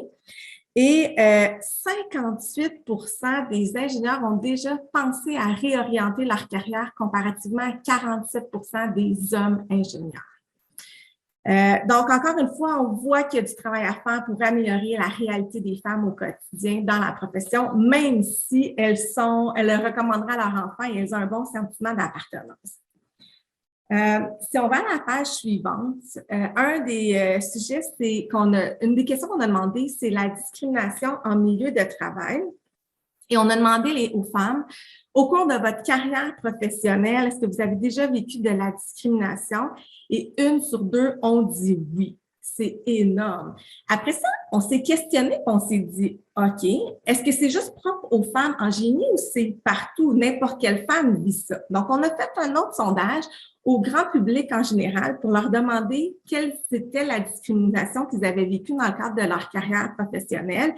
Et les femmes en général, c'est seulement 15 %. Je ne dis pas que c'est pas beaucoup, c'est quand même énorme, 15 % pour les femmes en général. Mais dans le milieu des femmes ingénieures, c'est 45 %. Et j'ai envie de vous partager une donnée qui n'est pas sur la page ici, puis de vous faire un petit exercice. Selon vous, les hommes en général, quel est le pourcentage d'hommes qui ont le sentiment d'avoir vécu de la discrimination au cours de leur carrière? Je vais vous donner le chiffre. C'est 5 %. Fait qu'on voit que femmes en général, c'est 15 %, les femmes ingénieures, c'est 45 %, puis que dans la population, c'est 5 % au niveau des hommes en général, et les hommes ingénieurs, attention, c'est 1 %. Fait que vous voyez toute la différence des réalités. Quand j'ai vu ces chiffres-là, ça m'a énormément questionné. Puis je veux tout le temps les mettre en perspective et répéter que la profession d'ingénieur, c'est une belle profession. On le recommande à nos enfants, mais on vit des réalités qui sont challengeantes. Et on voulait savoir est-ce que ça améliorait à travers le temps. Fait au cours de leur carrière, c'est 45 %. Puis on a demandé aux femmes, dans votre poste actuel, est-ce que vous en avez déjà vécu? Donc, on veut du data récent. On parle d'1 femme sur 4 qui vit de la discrimination en milieu de travail. C'est, selon moi, énorme et une opportunité d'améliorer les choses. Peut-être que là, vous vous demandez, OK, en quoi exactement cette discrimination-là est vécue? Donc, si on va à la prochaine page, il y a plusieurs éléments. On a sorti les 4 principaux ici. Obtention d'une promotion, 37 %. Pour les femmes en général, c'est 18 %. Fait qu'on voit encore l'écart. Les responsabilités confiées, 32 % ont le sentiment de vivre la discrimination. C'est le double des femmes en général. Prime avantage monétaire, 32 %. On est encore au double des femmes dans la population. Et occasion d'embauche, 26 %. On n'est pas loin du double encore. Et les données pour les hommes, c'est inférieur en moyenne à entre 8 et 10 en réalité par rapport à ça. Puis il y a des fois des chiffres, ça va jusqu'à 1-2 %. Fait qu'on voit ici les principaux enjeux sur lesquels elles vivent de la discrimination et qu'il y a une différence notable avec les femmes dans des postes plus généraux. Maintenant, au niveau des défis, si on va à la prochaine page, un des défis, c'est tous les biais inconscients. On en a parlé plus tôt. Et j'ai envie de vous parler d'une étude qui, moi, m'a vraiment marquée. C'est une étude de Yale, en fait. Ils ont pris des CV. Ils voulaient savoir si le nom d'une femme sur le CV allait avoir un impact. Donc, on n'a pas vu la candidate, c'est juste des noms. Et cette étude-là a montré que, en triant les CV et en faisant l'étude, que les femmes allaient avoir un salaire de 13 % plus bas que les hommes, juste à cause du nom qui était sur le CV, juste basé là-dessus. Et les femmes avaient moins de possibilités d'avoir le poste parce que c'était un nom qui était féminin sur le CV. Ça, c'est un exemple parmi tant d'autres sur tous les biens conscients que même si on est sensibilisé à ça, on les fait des fois sans même s'en rendre compte. Donc ça, c'est un des défis. La conciliation travail-famille, ça a été parlé par Marie-Ève, entre autres, sur cette réalité-là pendant la pandémie, mais c'est également au niveau des femmes ingénieures. Le chiffre est autour de 58 % pour les femmes, et puis pour les hommes, c'est près de la moitié qui trouvent que c'est un grand défi, la conciliation travail-famille. Donc, c'est quelque chose sur lequel il faut énormément travailler, c'est changer les façons, les attentes doivent changer. Je trouve que souvent, ce qu'on demande, c'est à la femme de se conformer aux attentes, alors que dans les faits, je pense que c'est le milieu de travail qui devrait s'adapter pour que la femme puisse mieux être en paix avec ses valeurs et non pas adapter des comportements historiquement masculins. Un autre des défis, je vous dirais, c'est le manque de modèles. Que ce soit au niveau des jeunes femmes ou que ce soit au niveau des ingénieurs, on manque de modèles. Et je trouve que des événements comme aujourd'hui, avec plein de femmes qui viennent prendre la parole, qui incarnent ces modèles-là, c'est excellent, on en a pas assez, il faut continuer à en faire. Donc, ça, c'est des défis. Il y en a plusieurs autres. Il fallait faire des choix.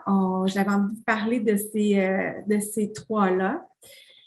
Maintenant, on a parlé de défis, mais il faut aussi parler de solutions. Donc, il y a différents guides pour les solutions. Je vous parle de celui-là ici au niveau de l'Ordre des ingénieurs du Québec. On en a fait un à l'époque quand j'étais là pour les employeurs. Pourquoi les employeurs? Parce que c'est eux autres qui peuvent influencer le milieu de travail, c'est eux autres qui mettent les politiques en place, c'est eux autres qui sont dans un pouvoir décisionnel. Souvent, quand c'est endossé par la haute direction, ça aide. Donc, c'est un guide qui a été développé, il est disponible sur le site. Ça explique l'importance de la diversité. Ça donne plusieurs exemples concrets. Ça vous aide à vous poser des questions, à faire un diagnostic. Puis moi, j'invite souvent à faire un vrai diagnostic. Des fois, j'entends des employeurs qui regardent juste une portion des données et disent « Ah oui, ça, c'est bien ». Mais non, ayez le courage de regarder l'ensemble des données, de vous poser toutes les questions. Et ensuite, tu vois, ça fait peur aux gens parce qu'ils disent « Ah, ben non, la côte est trop grande. » Ben non, donnez-vous des objectifs réalistes la première année, la deuxième année.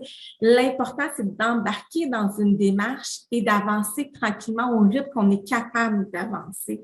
Donc, c'est un excellent guide. Ingénieur Canada aussi est en train de voir en développer un. Je vous donne ces deux-là. Il y en a plusieurs autres, mais l'idée ici, c'est de pas juste regarder, oui, il y a des défis, mais de se mettre en mode solution avec notre employeur pour être capable de changer ces milieux. Là, pour que ces défis-là deviennent des plus petits défis, des réalités peut-être similaires à la réalité masculine. Toujours dans l'esprit d'être positif, de donner des exemples concrets. Quand j'ai eu à faire mes choix pour mon employeur, ben j'ai été regarder un peu qu'est-ce que les employeurs font pour voir si c'était en ligne avec mes valeurs. Et j'ai envie de vous donner l'exemple de Stantec. Je dis pas que c'est parfait, il reste des choses, mais quand même, ils ont fait énormément d'efforts. On a parlé des biens conscients tantôt. Ils ont développé des capsules pour toute l'organisation pour que les gens soient formés sur les biens conscients. Ils ont mis en place un programme de mentorat pour les femmes. C'est simple à mettre en place, mais ça peut réellement faire une différence.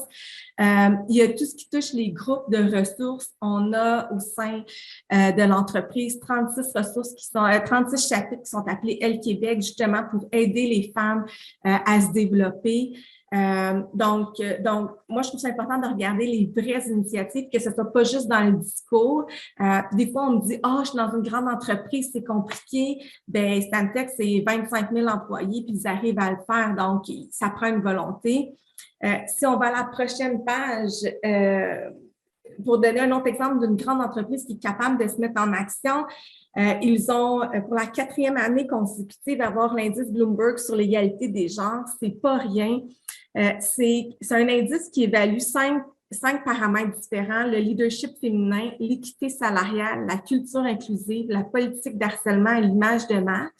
Et sur ces 5 critères-là, il y a plus de 12 000 entreprises qui ont déposé leur candidature et il y en a que 4 qui sont arrivés à obtenir l'indice. Et une des choses sur lesquelles je suis particulièrement fière d'être une entreprise comme ça, c'est 43 des femmes au CA et à la haute direction. On le sait qu'il y a un plafond de verre, c'est dur de se rendre dans ces postes-là et eux, ils arrivent à le faire. Fait que je trouve que c'est un fort exemple de même si on est une grande entreprise, quand il y a une réelle volonté, on peut y arriver. Ils ont été aussi désignés Stantec comme l'une des entreprises les plus accueillantes au monde par Forbes.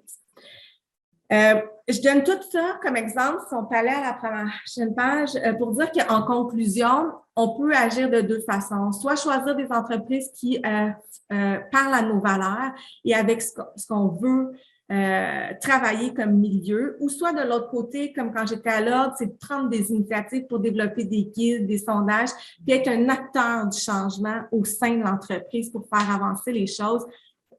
Fait que moi, j'aime faire cette présentation-là et terminer sur un call to action pour dire que c'est ensemble qu'on va le faire. Puis c'est pas juste des femmes, c'est les femmes et les hommes à travailler à réduire ce gap-là qu'on a vu au niveau des défis. Puis si c'est un sujet qui vous interpelle, sur la prochaine page, Ingénieur Canada fait un leadership justement sur le sommet sur la diversité au mois de mai. C'est le 24 mai à Halifax. Si vous allez sur Internet, il va y avoir des événements virtuels, puis il va en avoir en présence. Je pense que c'est, entre autres, une des occasions où est-ce qu'on peut aller s'outiller, chercher de l'information, faire des partenariats, parler à des gens pour continuer à faire avancer ce dossier-là.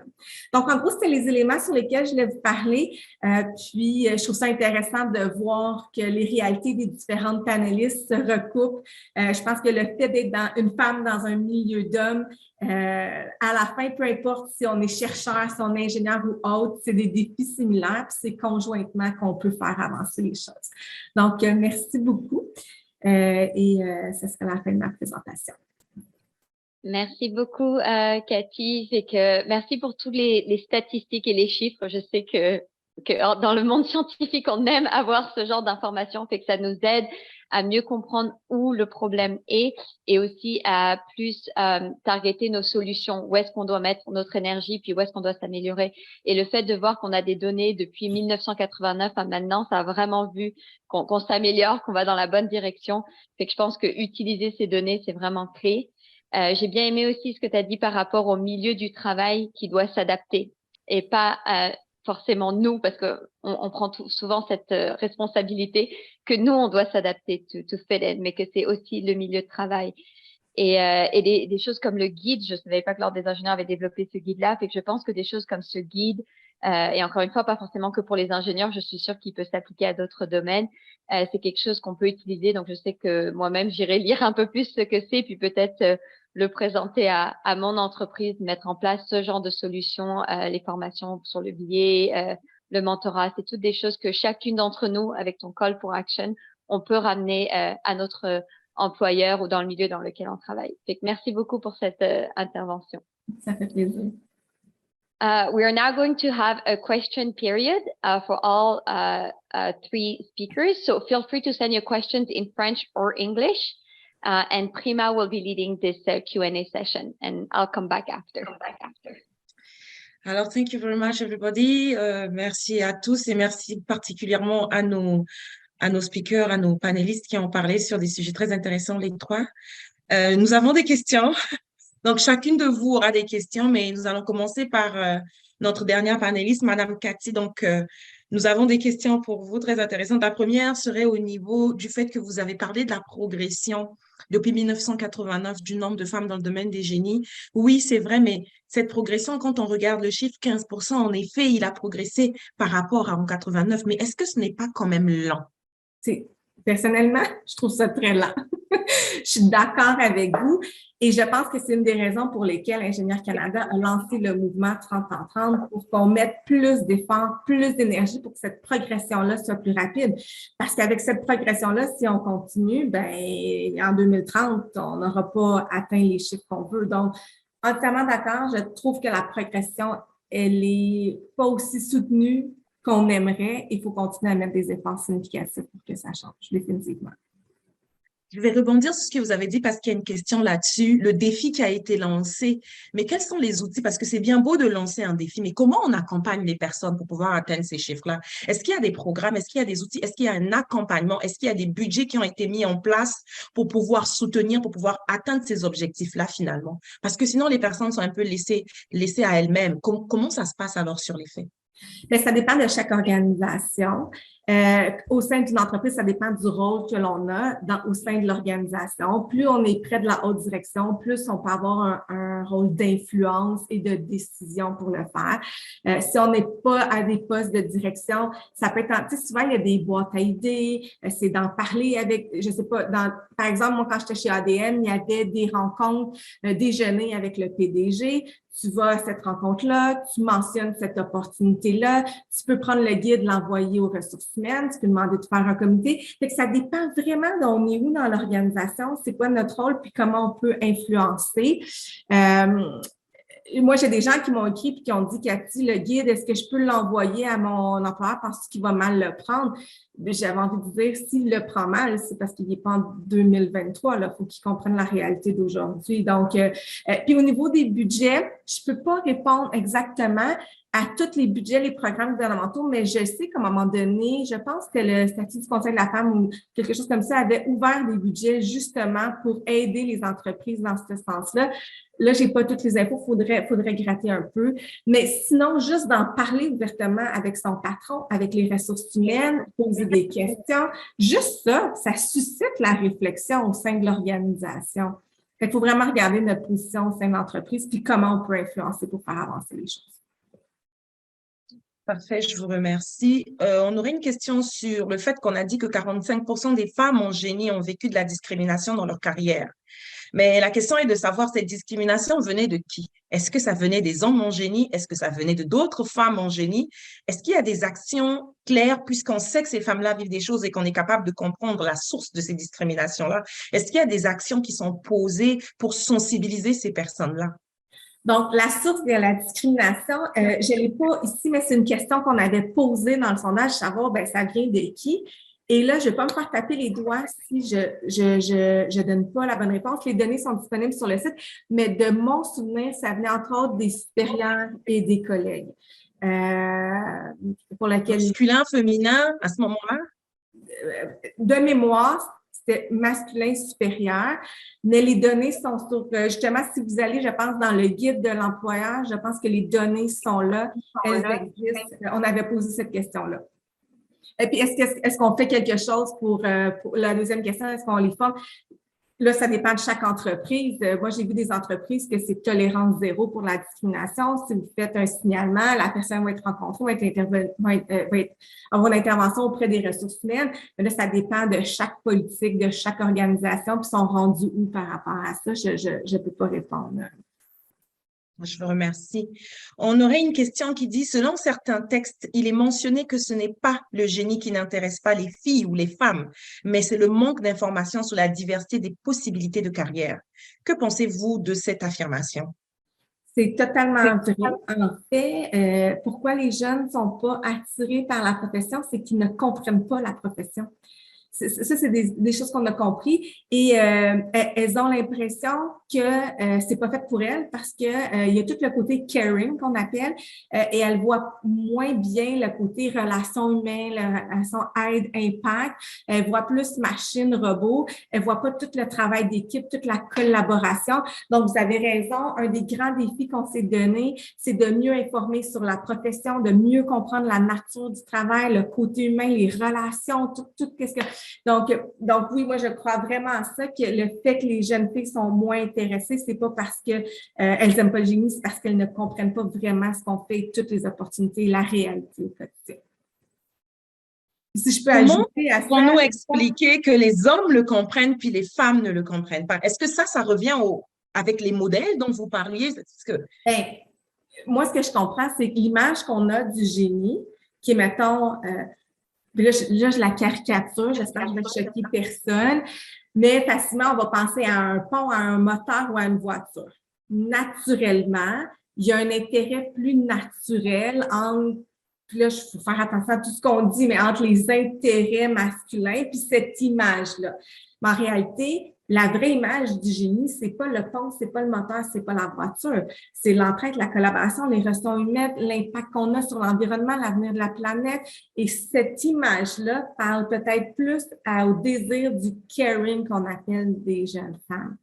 Donc, je pense que c'est l'image qu'on a de la profession qu'il faut faire évoluer, qui est trop restrictive. Ben, je vous remercie pour ces réponses, pour votre présentation et ces réponses. Nous allons donc passer aux prochaines questions qui vont être adressées à Madame Alissa. So, the first question we have, are there any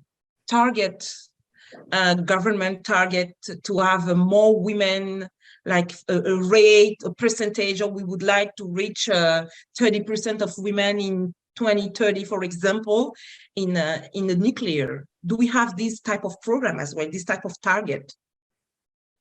So I thank you very much for the question. And before starting, I would like to say that I decided to be artistic and I changed my background picture because something that I may have not shared in this forum today is that for the main contributor to the lovely work of our amazing team is the Government of Canada through Global Affairs Canada. And in the background, you see my lovely colleague, Nathalie Semblat, who is Deputy Director, Nuclear and Radiological Security at Global Affairs Canada, who, by the way, is here this week, but I've not been seeing because when she finishes her meeting, I have the privilege to be with you. So inshallah, I will see her tomorrow. So Canada is a special country also for us as a sponsor and as a partner.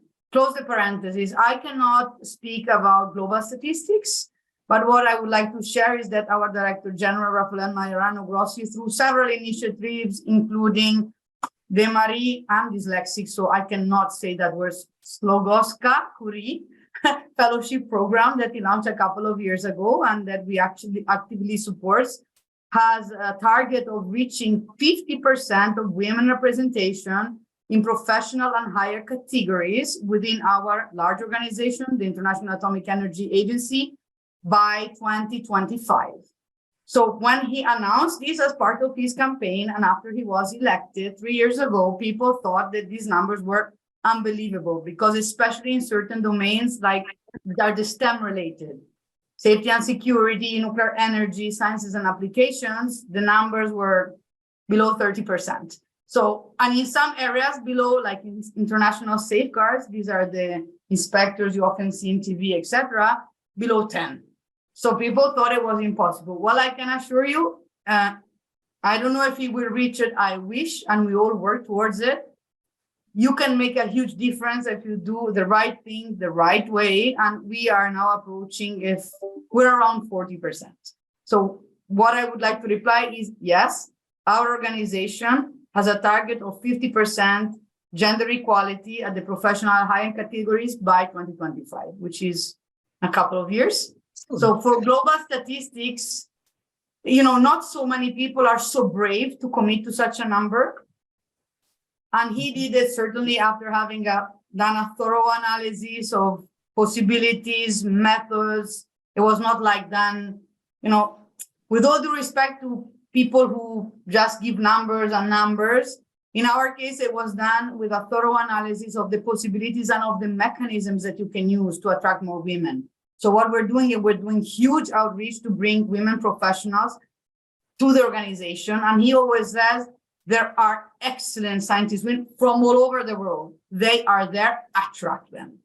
But on the other side, we're building the community of women, STEM women in the nuclear field, from like university, masters, and upwards. So that, inshallah, God willing, in the near future, it would be less challenging to find good, qualified women to join the nuclear business in general and not only the IAEA in particular.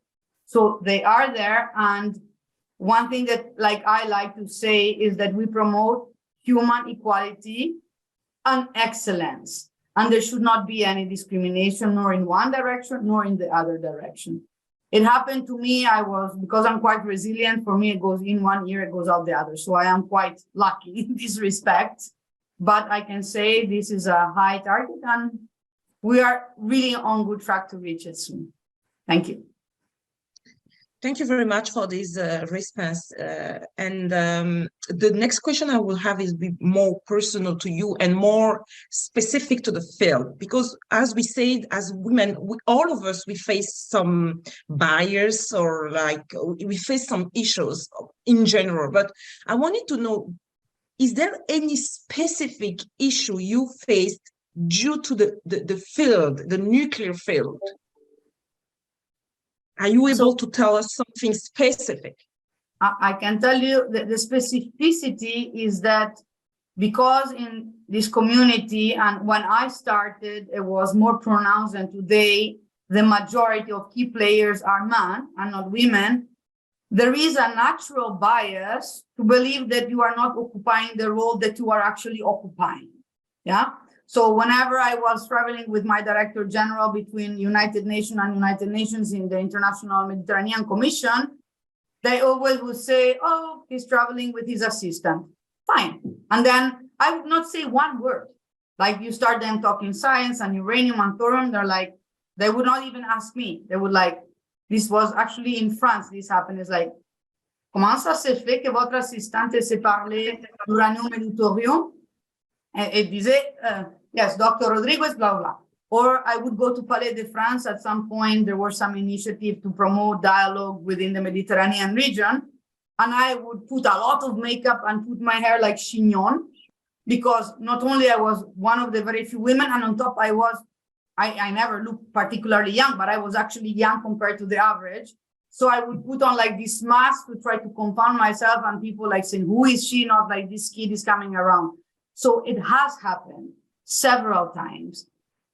What I would like to share is that how I have overcome this kind of biases quite gently is not to say, hey, I am blah, blah, and I studied blah, blah, and I traveled here or there. I kept a little bit quiet, which for me is very difficult, as you can imagine, like this. And I would just try to do my job in a way that people would recognize that despite their impressions of me and the fact that I am a kid, a woman, and so on and so forth, I actually could work delivering tangible results. So this is something that in many contexts has helped. And as I am exposed for many, many years, thank God to my family and to the career that came to me rather than I went to it, I'm in international community. I also take little bit measures so to be also respectful to the traditions of others. So I wear always this scarf. It's not today. I wear it in winter, in summer, always. And then people go and say, oh, is she of some sort of special religion, or did he marry, And it's no, I wear it because in certain cultures, a little bit less exposure, and you cannot really see from the screen, but I'm not the skinny typology. You just try to little bit be aware of, how some people in some cultures prefer to be a little bit less eloquent in some way or the other. So I think if you adapt to others and you show that you understand the bias and you understand they come from a different background in one sense or the other, you get a result. I never had an issue in there. Okay, I exaggerate. There's some few rare cases that they are uncurable. Those ones, you have to just give up. You just say, okay, in these cases, I continue to do my duties and I don't let people engage. But in most cases, it starts like a little bit harsh because there is a bias. And even we got a lot of training on this unconscious bias. If we analyze ourselves, we all have it. I don't know if everybody, because some people may be so advanced, they don't have it. I have it. Like I imagine a teacher is of a certain gender or a nurse of a certain gender. When I underwent this training, they say, how do you, I do have it. I am not bias neutral. Yeah, though I'm very exposed and I have friends of all types of cultures and feelings and genders. However, we have it. So I think that this, as I said, dance in the milieu, if instead of confronting strongly, one tries to share, it has worked in many circumstances for me. So yes, they have come, but yes, they were overcome with not too much difficulty, just a little bit patience. Thank you very much, Mrs. Alisa, for this explanation. It's clear. Thank you for your allocution as well. I'm going to go to the Mrs. Carignan. Madame Marie-Ève, nous avons une question. Ne pensez-vous pas que le congé de paternité est plus bénéfique à l'homme qui en profite pour faire ses recherches, même si à l'origine, il visait un partage égal ou équitable des responsabilités familiales. Donc, finalement, c'est comme si on s'était battu pour avoir ce congé, mais que ça ne nous sert plus finalement à nous-mêmes, sert plus aux hommes et à leur avancée. Que pensez-vous de ça?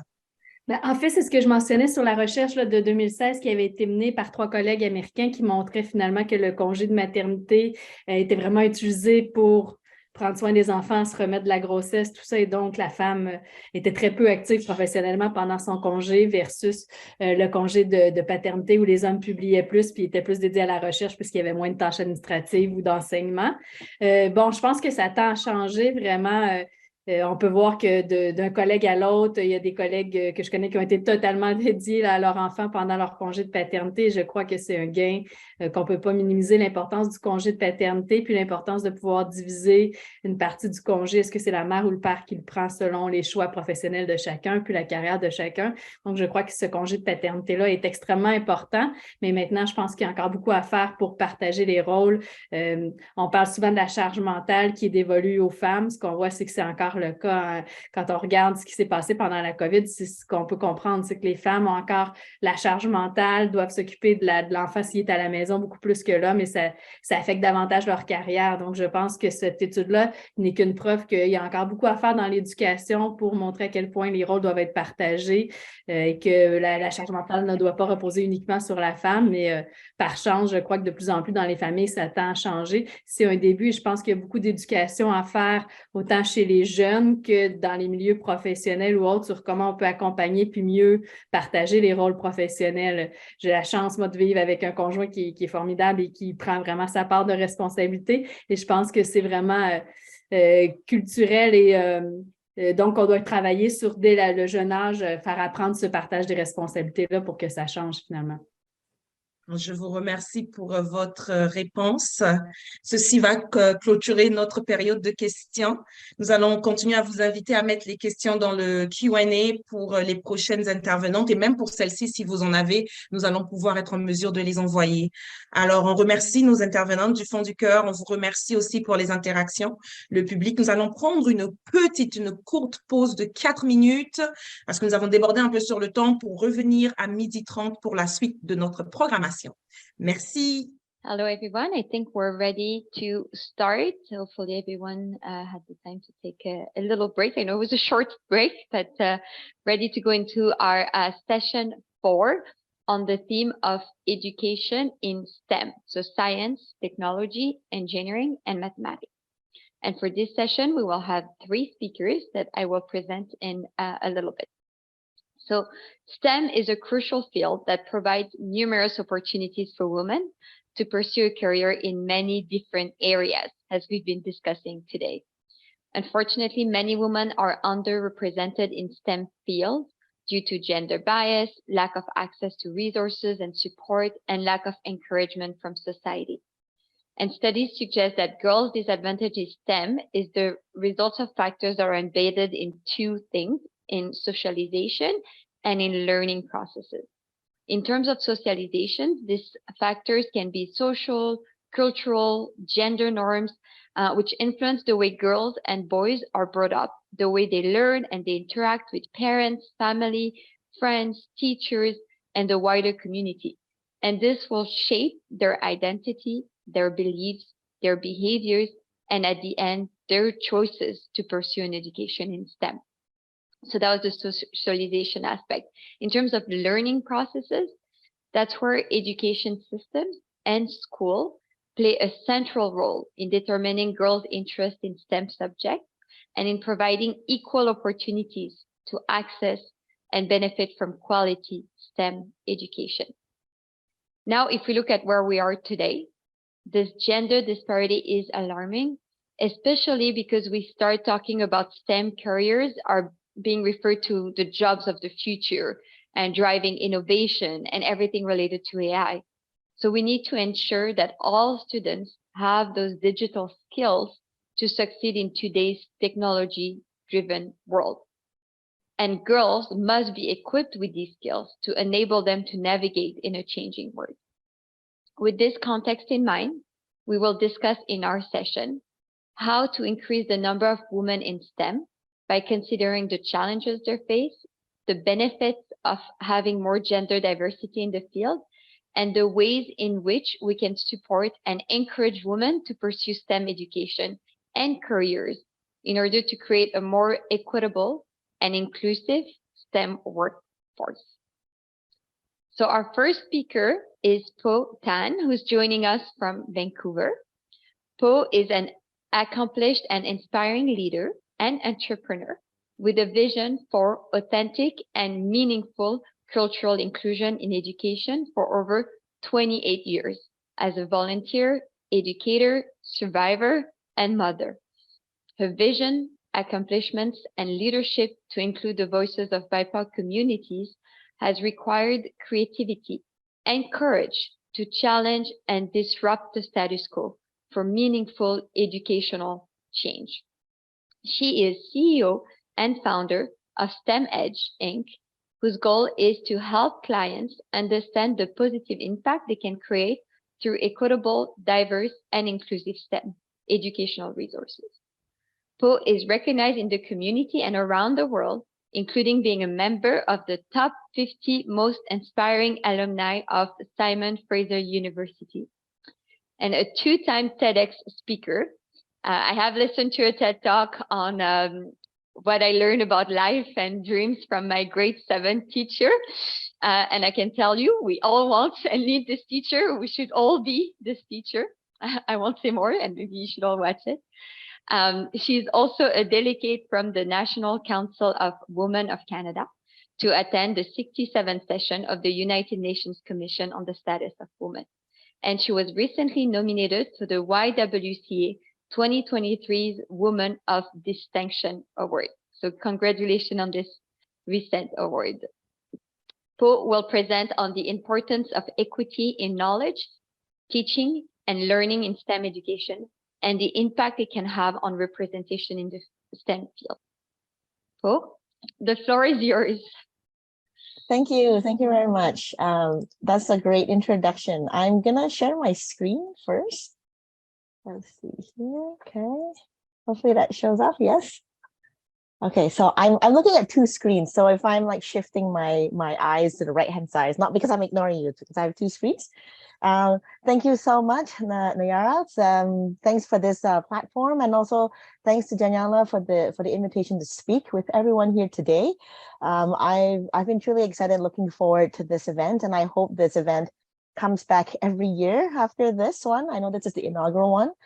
Before I start, I do want to acknowledge the traditional and unceded lands that I'm so lucky to be able to do this work that I'm able to share with you today.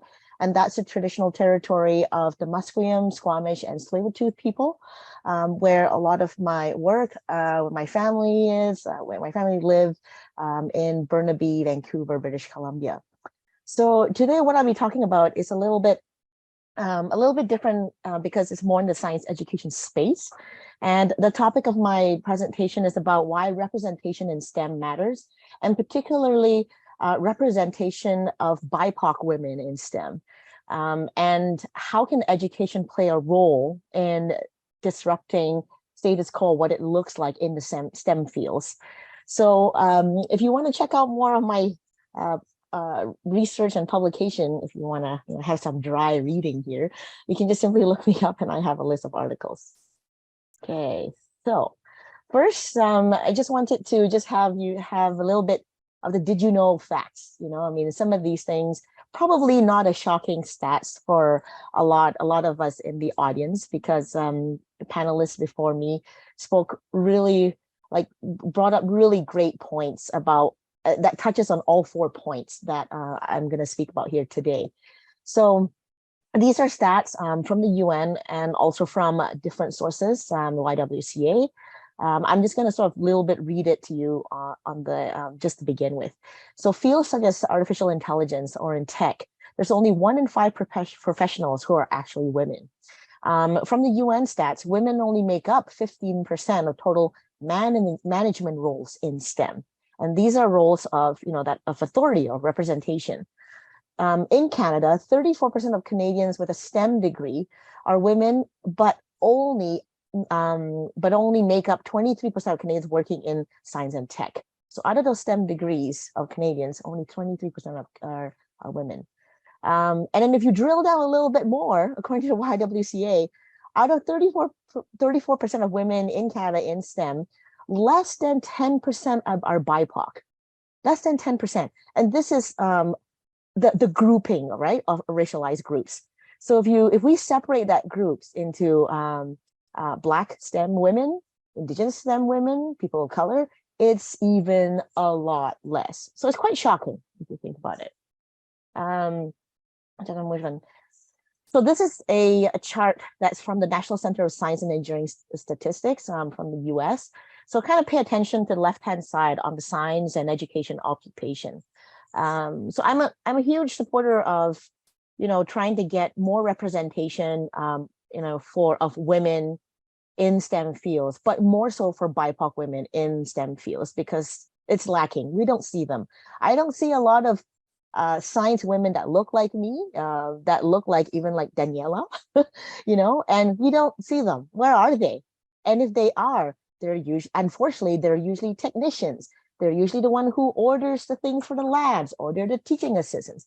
Where are they that they hold occupations and professions that can actually speak to that can actually have a seat at the table and have a say in changes, right?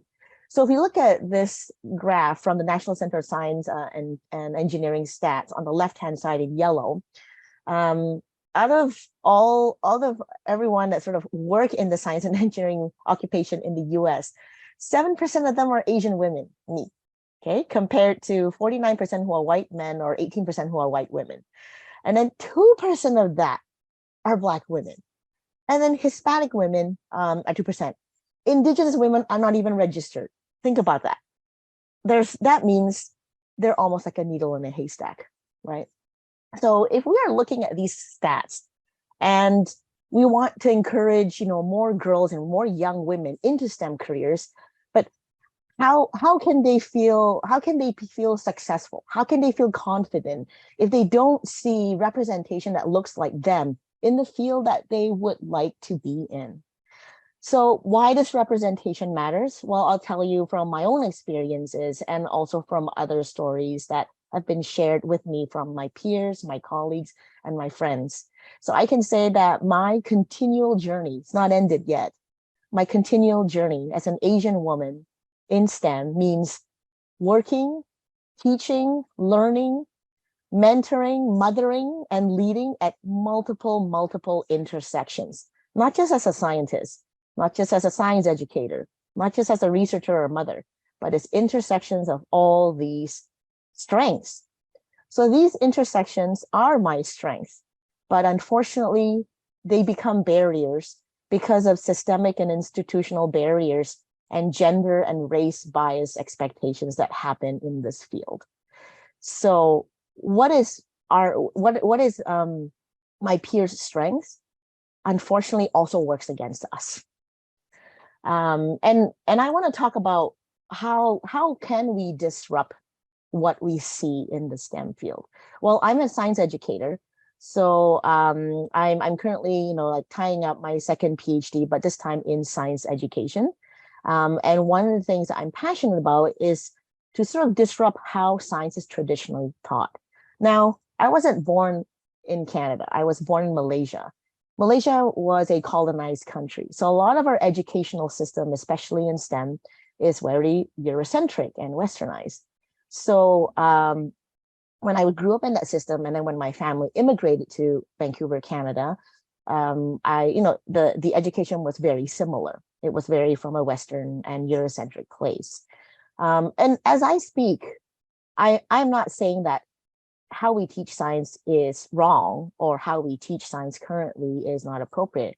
What I'm saying is that it can be so much more enriched if we give space to other cultural ways of learning about science. For example, indigenous science, indigenous worldviews, Eastern worldviews of science. What does that look like? So I'm not only talking about seeing someone that looks like me as a science teacher. I'm also not only saying that seeing someone that looks like me as a scientist or a science educator. What I'm saying is bringing knowledge equity back into the classroom. When was the last time, when you think about when you're in a classroom and you're learning about science, what other women of science can you think about other than Marie Curie? Think about it. Can you name other BIPOC scientists, women? If you were brought up in the North American educational system, who else can you think about? Right. So that's one of the questions. Other things is that there are other types of stories out there that teach about science that is not from a Western, that is not a Western Eurocentric dominant, right? Things like when we're in biology and we learn about different cell types, do we know that different cell types actually come from people of color or not? So these are the different stories that we want to start having conversations with, share with our students as young as kindergarten, is to introduce to them that there are other ways to teach science out there and it's just as valid. My current research at Simon Fraser University in my second PhD is trying to address that very question. How can we teach science and learn science from a place that decenters a dominant way of teaching science? How can we bring storytelling back in science? How can we bring experiences from a BIPOC group about their scientific experiences in the classroom, outside the classroom, in the field? And what does that mean? And I'll tell you what that means is that when students hear these stories, and when they hear about how science is viewed that is culturally sensitive and culturally conscious, is that now they start to not only see themselves in that field, but they see that their cultural background knowledge is just as important. That is where we start making change from the inner core and from the ground up. And what does that change mean? It means that it impacts representation in more than just what you see. It's what you see, what you think, what you feel in your heart. And those are the things that are important to disrupt all these challenges, to question biases and stereotypes that currently still exist in many of the STEM fields, especially in the ones that are heavily male dominated and have very little BIPOC representation. So when representation goes beyond just what we see and it goes towards what we feel and think and just connect with, that connection forms a relationship, right? And that relationship is not just with people, it's with culture, it's with language. And with that connection and relationship, there is and acceptance and a feel of confidence that, hey, you know, I can do this and I can be in that field as well. So that feeling of seeing that representation not only brings confidence and a shift in what success looks like for women and girls who are BIPOC and want to be in STEM, is that it also gives them courage to ask questions. It gives them courage to push against what is currently existing that are institutional colonial structures that continue to hold women and girls back from pursuing what they want to pursue.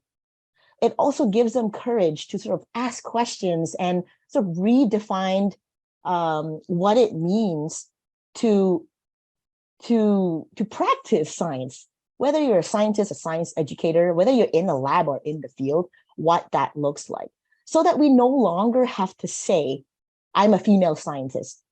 Is that we only say, I'm a scientist. It doesn't matter if I'm a female or male, I'm a scientist, right? And then when we start to have the courage to break, more and more of us start to break boundaries, then historically, it creates that sense of like not only awareness, but that awareness turns into action, like a collective action. So you might be asking, well, how does that happen in a science classroom? What does that look like, right? Like how can we introduce things so that girls feel empowered and women and youth feel empowered to actually ask these hard questions of your teachers, right? And ask hard questions of their institutions about the importance of talking about intersectionality, the importance of race and gender that consistently are two things that is a double bind for a lot of women in STEM. And so how does it look like? Well, I'm not saying that, you know, the next time you go into a classroom that you kind of open all these books and you start, you know, talking all this advocacy language. I mean, you have to like work it up because it depends who you talk to. If you're talking to a young group of kids, and I'm sure a lot of our panelists and a lot of our audiences who are listening and watching as well, that you probably do lots of science outreach. If you do science outreach and you're not BIPOC, then consider bringing in stories and experiences with a BIPOC person. And if you can't find a BIPOC person to share with you, then ask for permission to share their story, to share their experiences, to share stories of how science is taught in their culture. So in my research, I look at science teaching from an indigenous framework, specifically from an indigenous Hawaiian framework. And I'm not indigenous Hawaiian myself, but what does that mean? That means that you are practicing respect and reciprocity, and you're not appropriating stories or how others teach science, but that you're collaborating and partnering and walking side by side on the path to sharing stories and science and teaching why science matters and why representation matters in the classroom. So as you do science outreach or teach with older kids, that is when you start to share more about historically what does happen in a science classroom. What are the different stories are maybe a little bit more uncomfortable, right? And then when you're sharing and you're doing science outreach with young women, adults, this is the time, you know, for even myself, a science educator, to let go of that control of wanting to share just from the educator's perspective. Is actually to share, to allow sharing from the students as well. So I want to leave you with a couple of I don't want to say fun facts, but just a couple of words of inspiration that I was told by my mentors is that change happens when there's education, but education cannot be used as a tool of assimilation, right? Education makes a change when dominant ways are disrupted and when different ways of teaching and learning becomes accepted and becomes the norm.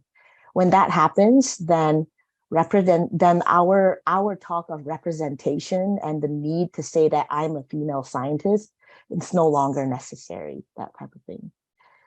So I want to end with that. I would love to take some questions. And I think, I don't know if Nayara, I can't remember, she did a really great introduction to me, but I am also a scientist. I did my first PhD in stem cell biology. So if you're curious about stem cell biology, I can totally answer that question too. So thank you so much to the event organizers.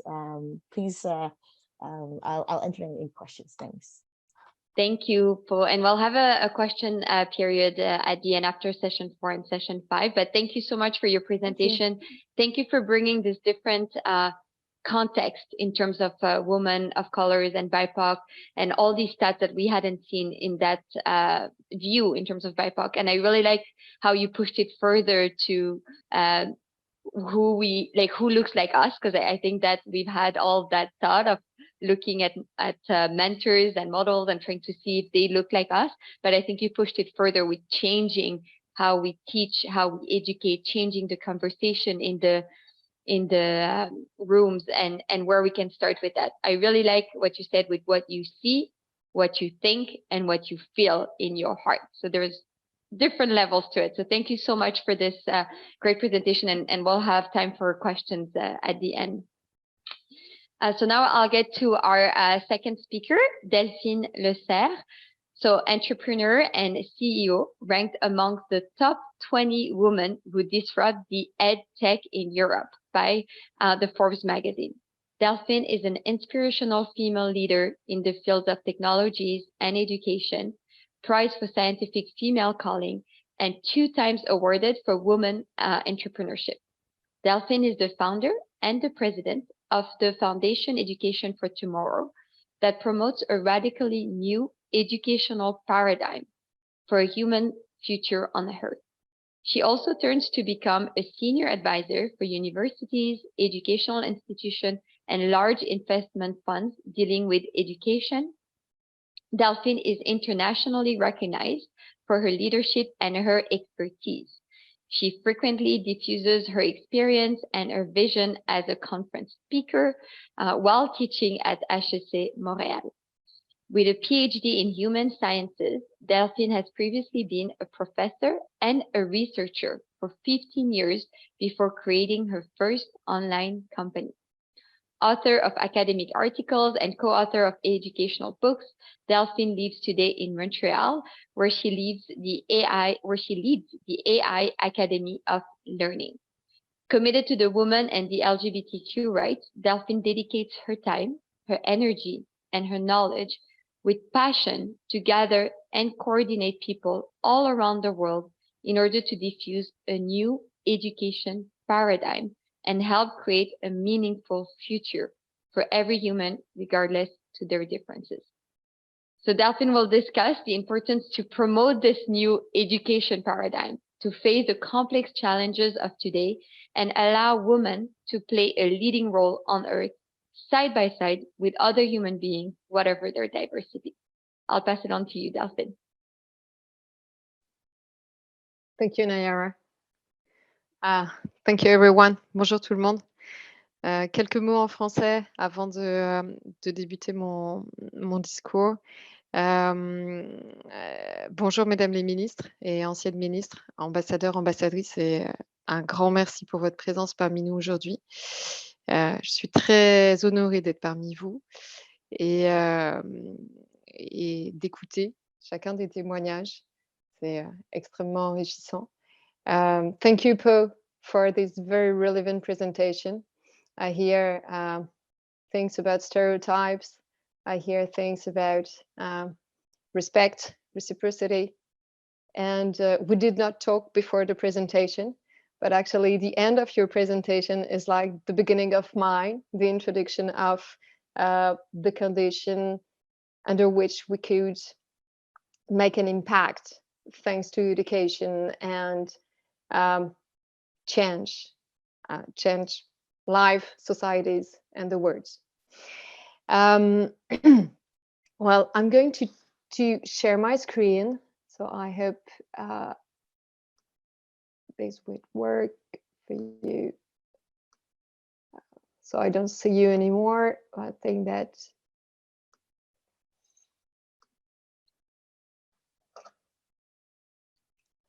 well, I hope that's okay. We don't see your screen yet. You don't see my screen? Not yet. And if not, we can also share the presentation, but let's Okay. Could you see it now? No, I don't know if it's just me, but I don't think I can see it. Up. Oh, there Is we that go. okay? Yes, Okay. perfect. Thank you. Thank you, Nayara. Okay. So, well, actually, I think that my page will be a little bit different from the previous ones. I'm trying to make the link between a necessary new education paradigm and the complex issue of women empowerment. But first, I would like to thank the National Council of Women Canada and, of course, the Business Professional Women Montreal for inviting me to this early opening. I am very honored to have the opportunity to contribute once again today with you, with my voice, my image, my energy, and my life path to this amazing history of women that we are all part of. And today I would like to share with you two important moments in my life. The first moment happens 18 years ago right now, in 2005. At that time, I was a young engineer, and I was working for the biggest public transportation company in France.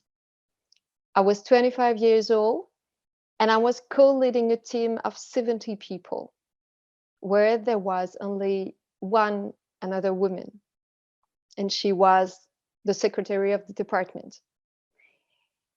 It was my first challenging position during my career, but it has not been my last. I was young, I was full of energy, and aside from this challenge of managing this team every day, I started a PhD. And when you start a PhD in France, sometimes you are asked to teach some lectures at the university. So that day, in October 2005, I gave my first lecture at the university. And it has been for me an epiphany. That precise day, I discover my why, my vibration, what I can call my passion, and probably my mission on earth. And it was education. And for the next 15 years, I spent my life in this wonderful and very powerful area of education. Since you know that education is a powerful weapon, it has the power to change lives, it has the power to change societies, and it has the power to change the world. So for the next 15 years, I spent my life in this powerful area of being successively a professor, a researcher, like most of you here today, a program director, a digital transformation director, a CEO, and an entrepreneur, and a senior advisor for investment funds. And then one day, 15 years later, came the COVID-19. And for me, it was in March 2020. I was in Montreal, where I am living now. And I guess you all remember where you were and what you were doing at that precise time. For me, like for you, I guess, and like for nearly half of the worldwide population at that time, I was isolated. and I was looking at the word we have collectively created. Or maybe I should say the word we have collectively destroyed. And it was my wake-up call. I realized that we have been so wrong for so many years, following a global and collective mistake. That the education I have dedicated my energy to was somehow disconnected from the real challenges the humanity was facing, and that we urgently need to rethink the purposes of education, to move from an economy-centric paradigm to a human-centric paradigm. And if we wanted to do so, we needed more women in leadership positions, more women in politics, more women in business, more women in entrepreneurship, more women in investment funds and in finance, more women in leadership positions to make human-centric decisions for the world and for the future generations. If we look at the current situation more closely today, these future generations, but also the generation of today, they're facing three global transitions: an ecological transition, a geocultural transition, and a digital transition. These transitions are unprecedented in human history, and they're all the more complex that they're interrelated, they're disruptive, they're prompt, and they cannot be compared with any other transitions the humanity has lived before. And these are the reasons why the nature of the skills that the human beings, men and women, should develop and acquire or reacquire has to be urgently reconsidered in order to prepare the new generations and to upskill the current generations, if we want to help them conduct those mutations instead of undergoing their consequences. It has become urgent to address this issue of new skills, mainly because of the digital transition. This transition is one of the biggest transitions between the world of yesterday and the world of tomorrow that has already started.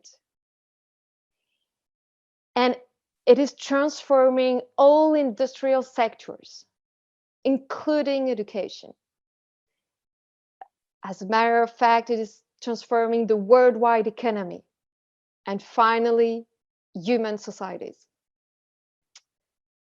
As you know, when we talk about the digital transition, we refer to 4 disruptive technologies that are the cloud, the blockchain, the Internet of Things, and the big data, and the artificial intelligence.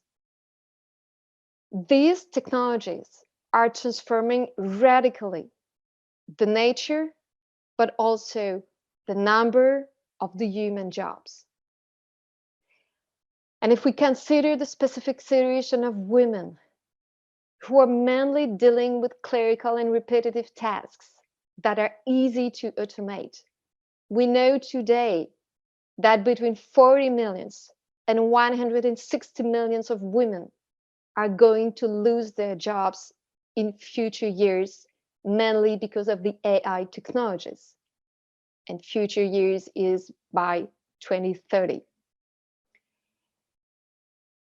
So we have to upskill them. We have to teach them how to work with AI. And it will also be a fantastic opportunity to raise the issue of what it means to be a human in comparison to a machine.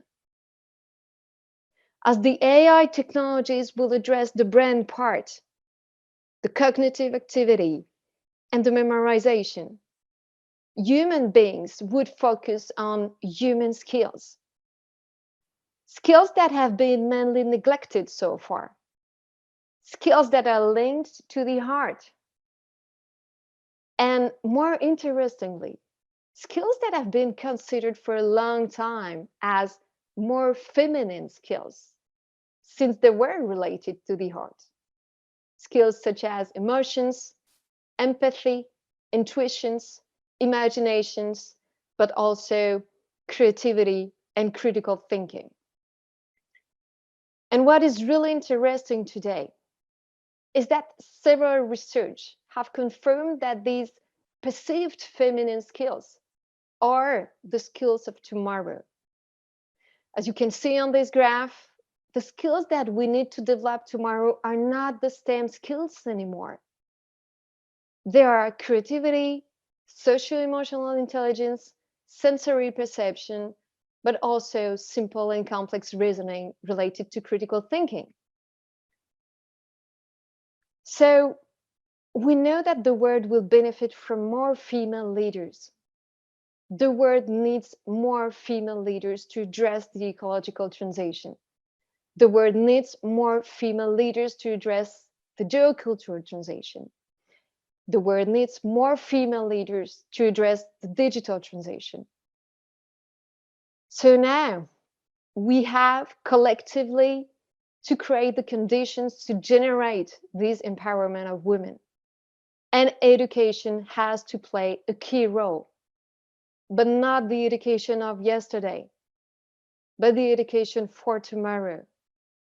And this is why today, here with you, I propose you to join us at Education for Tomorrow in the creation of a worldwide movement for a new education paradigm to face these complex challenges and allow women to play a necessary leading role on Earth, side by side with other human beings, whatever their gender, their religion, their sexual identity, their color of skin, or their sexual orientation. It means having a lot of courage, but I think that we're able to achieve that together. Thank you.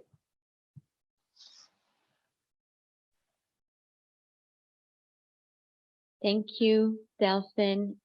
What a powerful presentation. And I really liked your visual. Like just through the visual, we can see the need for disruption in this field and the place for this new paradigm, and really how you phrased it, of rethinking the purpose of education from this economic paradigm to the human paradigm, all the skills that you brought up, those human skills.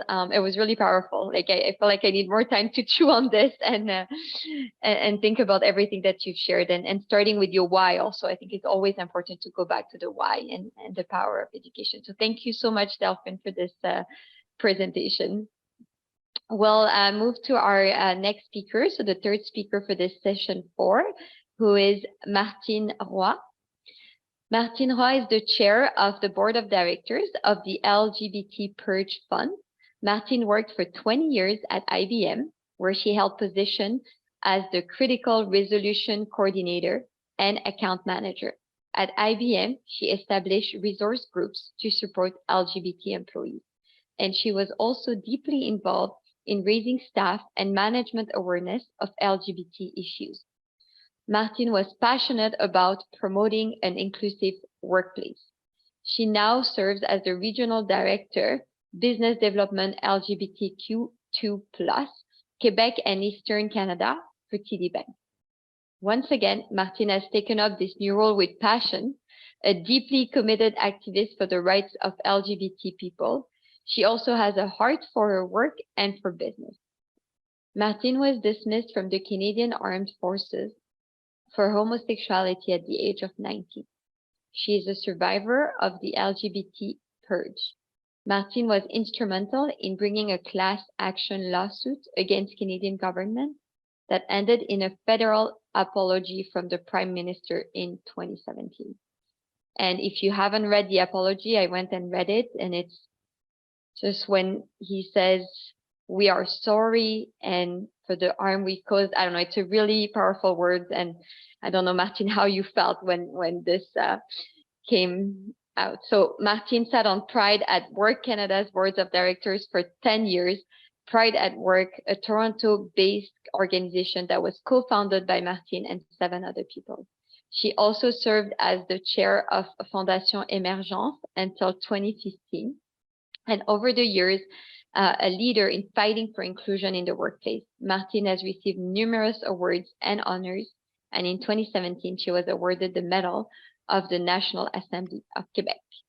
So Martine will discuss with us today the role of women in the workplace, the benefits of having more gender diversity in the field, and how we can foster an inclusive environment for the LGBTQ+ community. The floor is yours, Martine. Welcome. Thank you. Thank you for having me, and my distinguished guests as well, and everybody around the table. I think this conference is great. I'm learning a lot of things, and I think it's all connected. Like Delphine said before, I think I can follow very well what Delphine was bringing. So my name is Martine Roy, and I'm an activist. That's really the way I like to present myself, but I have a lot of role. And for me, it all started in 1984 when I was dishonorably discharged for the Canadian Army Forces for being homosexual. So we have to understand, you're in the Army, you really like, for anyone that's been in the Army, the training is very demanding. And then when you succeed to go through it and you do all the other training, you get very proud, and it's a place that you want to go and do your life, like any other job. But from 1950 to 1992, there was a law, and all federal agency in Canada, so RCMP, Public Function, and Canadian Army Forces, that was saying that if you're an homosexual, you're a sexual deviant, and you have to be arrested, sent to see a psychiatrist, and then dismissed. There's honorably discharge. So I bring this up because you're going to say, okay, because you were homosexual, because you were a lesbian, this happened to you. But it's not. It happened because I was a woman. And in the 80s, 83, 84, 85, if you remember, there was no space for us. The men didn't want us in the Army. They were seeing us as a roadblock, an obstacle to succeed. So this law, CF 1920, was like an excuse on black and white to discourage any woman to be in the Army. So I even have some colleagues that are heterosexual, but that they went after and they did the interrogation and everything. They were so scared, they were not even homosexual, they left the Army. So if we look at that culture that was in place, and even after I left the Army, I even worked for Post Canada, I was the only male woman in the room. So all that culture of the past, I find, crystallize and stay for a long time, because I don't think anybody here, or not many of you, knew that we discriminated until 1992, mostly when we said that in 1969, Pierre-Elliott Trudeau said he decriminalized homosexuality. So something is not making sense here, because if he did, why was he criminalized in his own company, his own institution? And by doing so, you scared a lot of people. We think that it was around 9,000 people that went through this, that lost their work for their sexual orientation and even for their gender. And even today, when we look at everything happening, like the sexual misconduct that came out, it's all connected, because it's all towards women. It's all towards the respect that we have towards women. And it's all as well the intersectionality between women. We're not all at the table. We have one type of woman leader at the table. And even when we look at what Paul Tan brought, she showed it that the white woman, you know, she has more, and then it's going down. Then it's going to be the lesbian, and then it's going to be the non-binary, and then it's going to be the Black woman and the trans woman.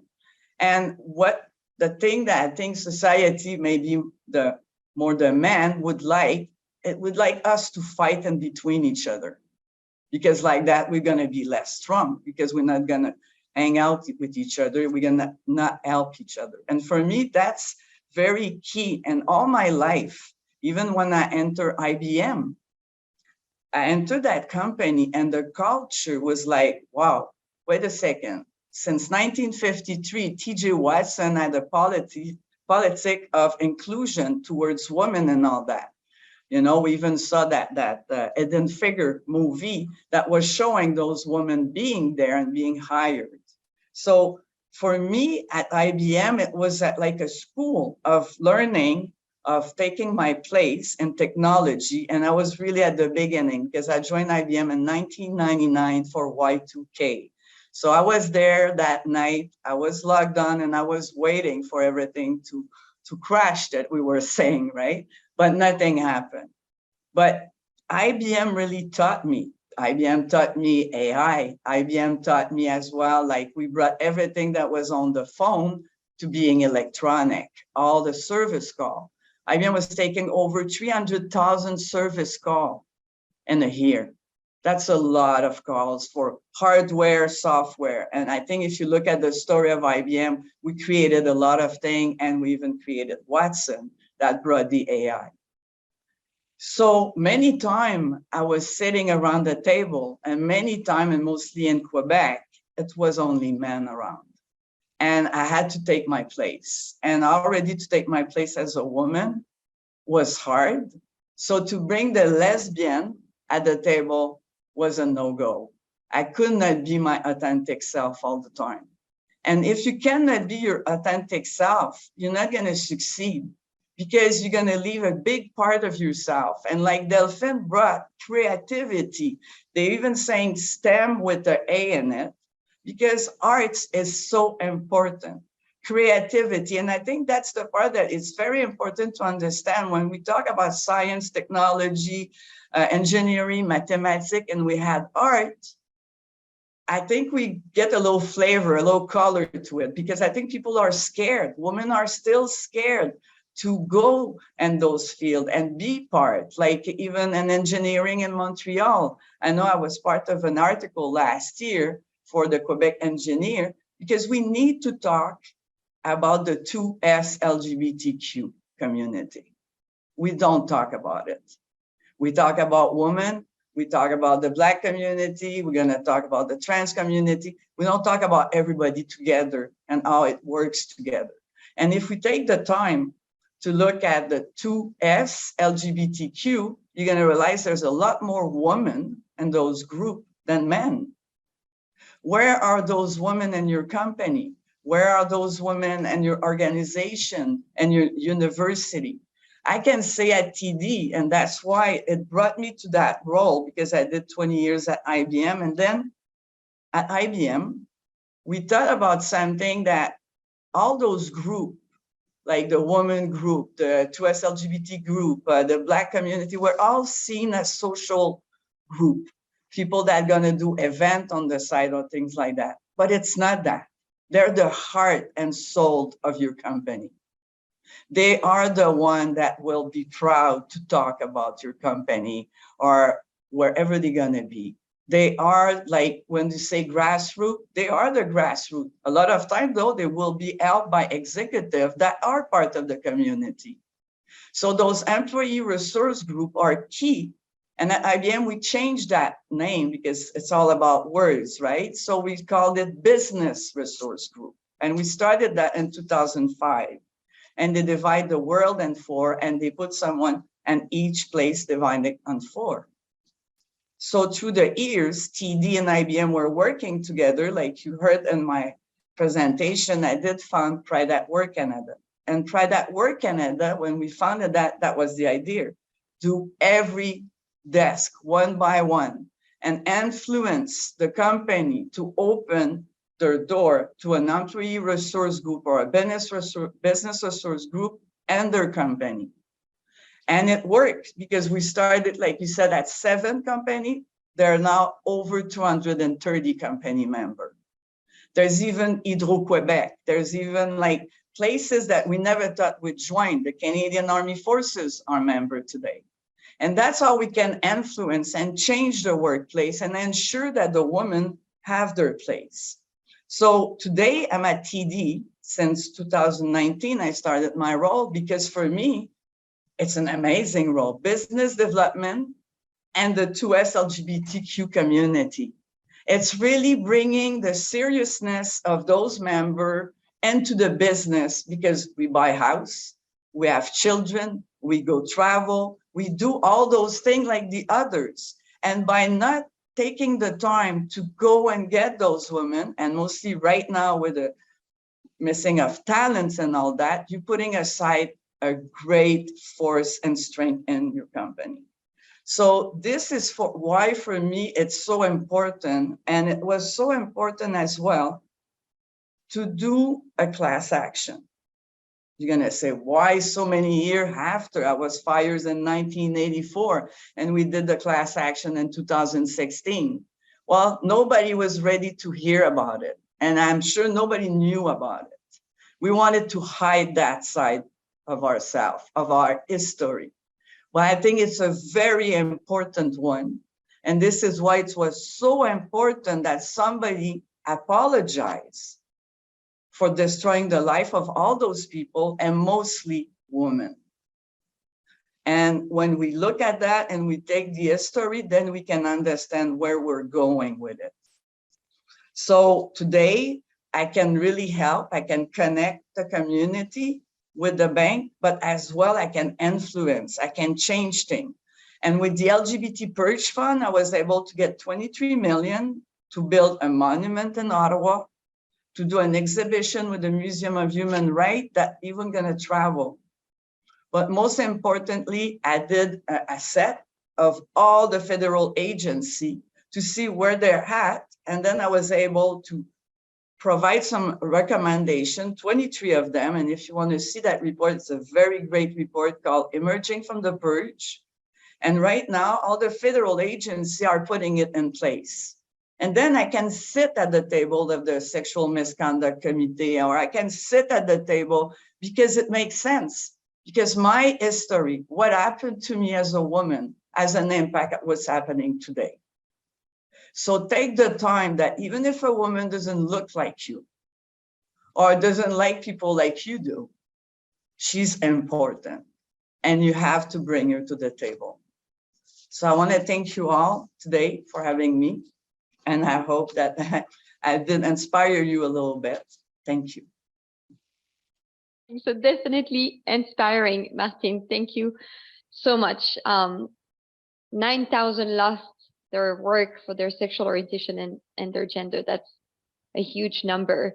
And then what you brought in terms of the employee resource group, I think we all have that in our company. So instead of having social groups on the side, like you said, that they are the heart of the company, and even doing that switch of the name, I think these are good takeaways that we can bring back to our employer. So, and the word for the end, that's what I was writing as you were talking, is you got your place at the table, and we all need to find our place. And even if women don't look like us, that's what you were saying at the end, even if they don't look like us, they are important and they deserve to have that voice and that place. So thank you so much. So many other things to read. The report you referred to, I think with the 23 recommendation will be a good follow-up as well. So thanks for the great presentation, and we can truly feel your passion for this topic. So thank you to all three speakers. I will now pass it on to Daniela for session 4.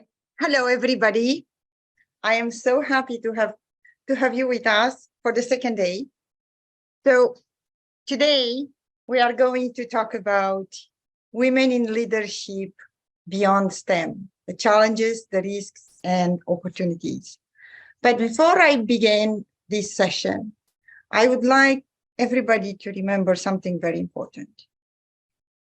None of us would be here today if other women did not fight for us to pave this path and for us to continue what they began. We have a very special person today in the audience, and I would like to show gratitude, if you don't mind me. Her name is Eleni Bakopanos.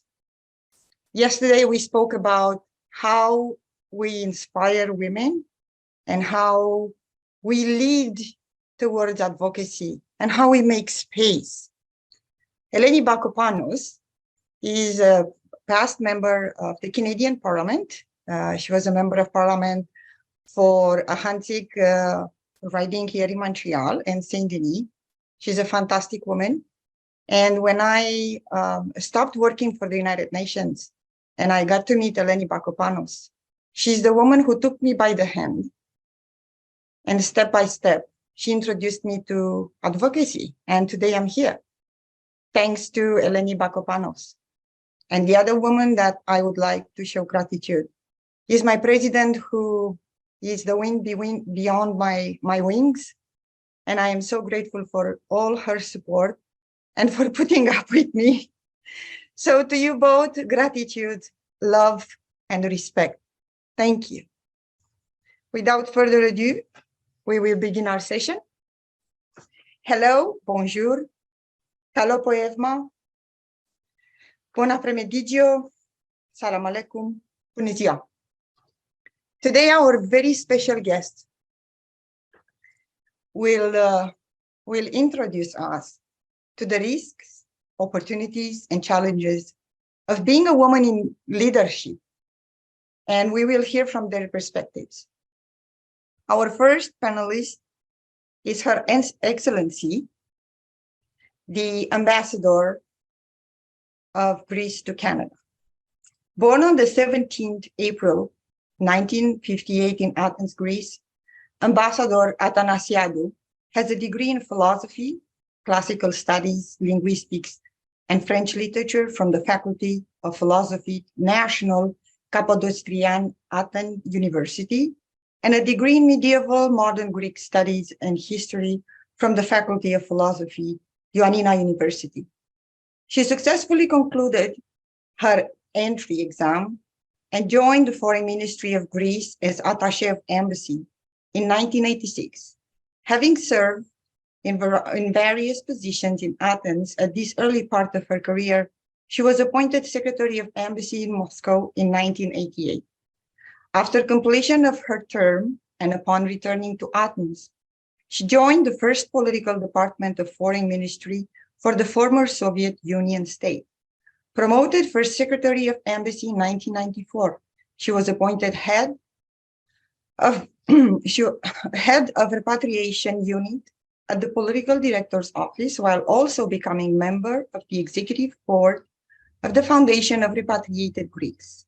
In November 1995, she was appointed First Secretary at the Embassy of Greece in London, and in June 1999, promoted to Second Counselor. In years 1996, 97, and 98, she attended the First Committee on the Disarmament and International Security of the 51st, 52nd, and 53rd, respectively, United Nations General Assembly sessions.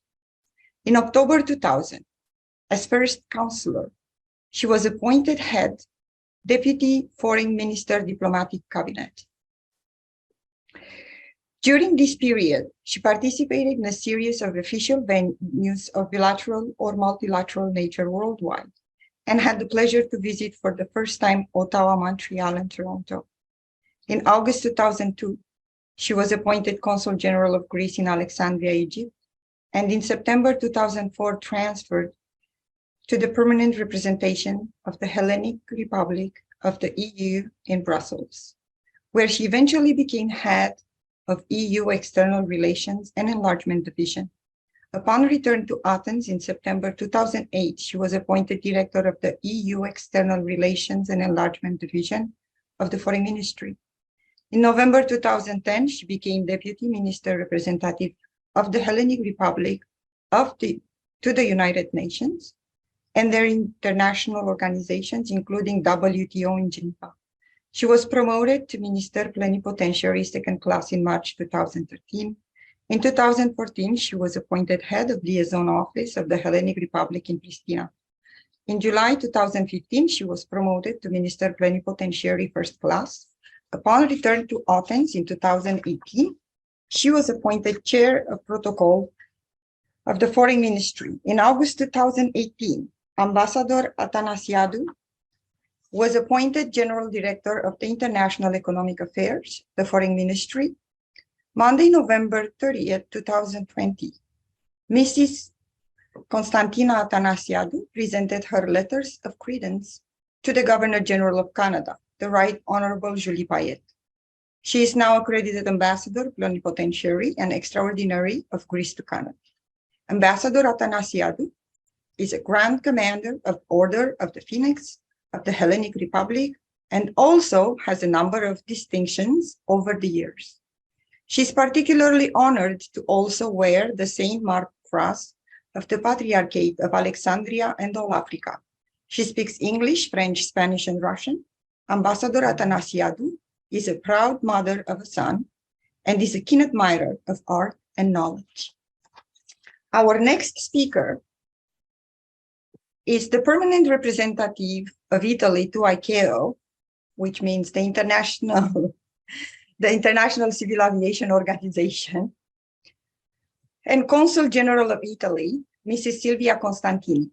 She's a career diplomat from the Italian Ministry of Foreign Affairs. Silvia Constantini is a double-hatted in Montreal as a permanent representative of Italy to ICAO and Consul General of Italy since March 2019.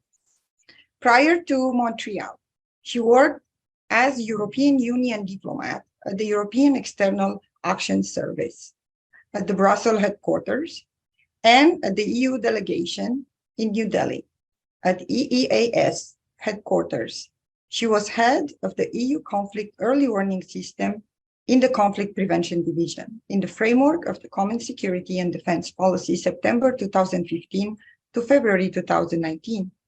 As first counselor for political affairs at the EU delegation for India and Bhutan, October 2011 to August 2015, she was in charge of EU-India interparliamentary relations, Indian foreign policy, and the following dossiers: migration and mobility, local Schengen cooperation, and intra-EU local consular coordination, which she carried out also on the ground in Nepal in the aftermath of the April 2015 earthquake. For the Italian Ministry of Foreign Affairs, she was head of political and press section and previously head of the consular chancellery at the Italian embassy in Tunis before, during, and after Arab Spring 2008 to 2011. Her career abroad began in China, in Shanghai, as Consul of Italy, May 2004 to March 2008. The permanent representative holds a master's degree in advanced European studies from the College of Europe, a master's degree in diplomatic studies from Italian Society of International Organizations, and a university degree with honors in international science and diplomacy. She has studied 11 languages in addition to her mother tongue Italian. She speaks and works fluently in French, English, and Spanish. Our next panelist, it will be Mrs. Agadir Mustafa. Dr. Agadir Mustafa is the daughter of an ambassador and is the Consul General and head of mission at the Iraqi Consulate General in Montreal. Dr. Agadir obtained a medical degree in Damascus University in 1989. She then worked in Johns Hopkins Hospital in Baltimore, Maryland. In 2005, she decided to achieve one of her lifelong aspirations and joined the Iraqi Ministry of Foreign Affairs. From 2005 to 2010, she served as second secretary in the Iraqi embassy, Madrid, before returning to Baghdad, where she headed the ministry's UN International Organizations Department. In 2011, she was posted in Rome, where she was the counselor of the Iraqi embassy, as well as the alternate permanent representative to the international organizations in Rome. After returning from Rome in 2015, Dr. Agadir coordinated the Ministry Organizations of Islamic Cooperation portfolio before leaving for Montreal in 2019. Dr. Agadir is a mother of two and is fluent in Arabic, English, and Spanish. And our final panelist is Mrs. Cristina Marinescu. She is a career diplomat and the interim general consul of Romania to Montreal in the rank of diplomatic counselors with more than 15 years of experience with the Ministry of Foreign Affairs of Romania. On December 2021, she was designated Consul General ad interim in charge in coordinating the overall activity of the Consulate General of Romania in Montreal. Previously, in 2021, she was a chargé d'affaires of the Embassy of Romania in Cuba from 2017 to 2021. She was a diplomatic counselor and deputy head of mission of the same embassy. Other diplomatic postings abroad included those in Beijing as a consul, 2009 to 2015, and political officer 2016 and 2017. Mrs. Marinescu has a rich and diverse work experience within the Foreign Ministry of Romania as a desk officer for minority issues and human rights. She is a graduate of the Law School of the University of Bucharest, Romania, and has a Bachelor of Arts from the University of Sibiu, Romania. Also, she holds a Master's of Arts in International Relations. She speaks English, French, and Spanish, and has some knowledge of Chinese, German, and Italian. She was born in 1982. Honorable ladies, the floor is yours. Please inspire us, inspire the little girls who want to be the leaders of tomorrow. The floor is yours. Your Excellency, please. Merci beaucoup.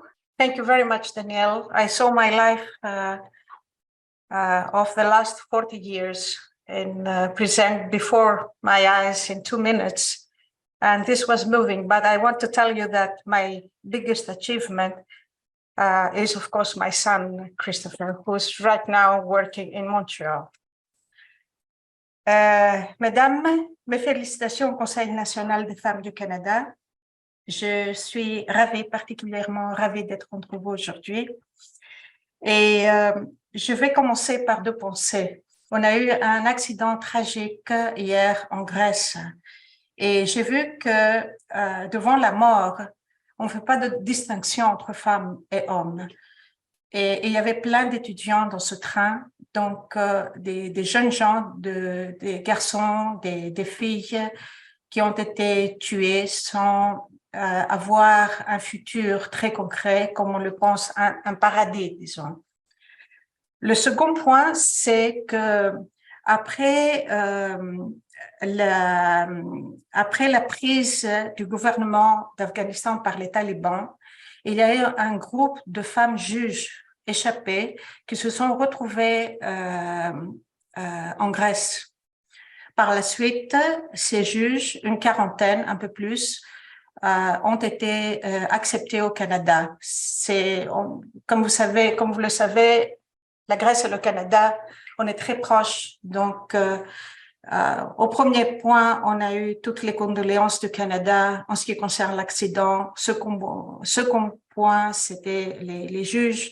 On a travaillé très bien ensemble parce que la sensibilité était vraiment très grande vis-à-vis de ces femmes.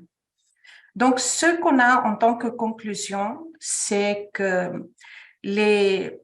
disons, la partie d'une société quelconque et qui est la plus sensible, ce sont vraiment les femmes, et les femmes qui ont des positions peut-être un peu plus importantes parce que c'est elles qui rassemblent les réactions les plus fortes, parce que qu'on le veuille ou pas, elles se trouvent dans ce qu'on appelle le centre des décisions. Et dans quelques pays du monde, c'est plus difficile d'avoir ce genre d'accession au pouvoir par les femmes, comme c'est le cas de l'Afghanistan, et dans d'autres sociétés où il y a bien sûr plein d'inégalités, comme les nôtres. Hormis les problèmes, c'est un peu plus facile. Et on devrait voir tout cela d'une façon comparative, disons. Now we're heading to the United Nations session, which is dedicated to women. And the center has to do with COVID and the digital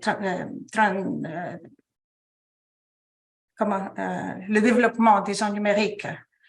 Et what we see is COVID resembled very much to a war. And the more sensible parts of societies around the world, they were isolated.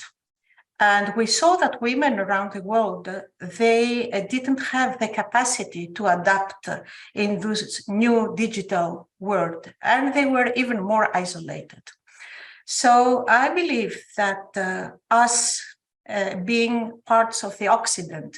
We should have a very big voice and express very strongly in this meeting of the United Nations in saying that digital technology, which should be given as a priority to the women population around the world in the more sensible regions. Comme vous voyez, je mets pas le point sur des pays, mais sur la situation même. Sans cette sorte d'outils, les femmes dans le monde seront encore plus isolées. La COVID, cette guerre qui a duré pendant assez longtemps, on a vu qu'elle avait un point tout à fait horizontal dans le monde. C'est-à-dire que puisque les gens étaient isolés chez eux, il n'y avait pas de témoins sur la situation même où ils se retrouvaient. Et sans témoins, sans transparence, disons, d'information, c'est très difficile de faire un cas. Et dans les régions du monde où les choses sont moins, disons, en ordre en ce qui concerne l'égalité des droits, le fait pourrait montrer une régression des libertés qui existaient avant la COVID. So in conclusion, and without going further to this direction, I would say that we have a splendid opportunity to present our paradise, as previous speaker mentioned so nicely. And I must make a parenthesis in telling you that the whole seminar was, for me, extremely useful and interesting. I think that we should join forces in this discussion about the situation of women around the world in the United Nations in order to make our voice sound stronger. Thank you very much. Thank you very much, Your Excellency. The Honorable Representative to ICAO and General Counsel to Montreal. Please, the floor is yours. Thank you.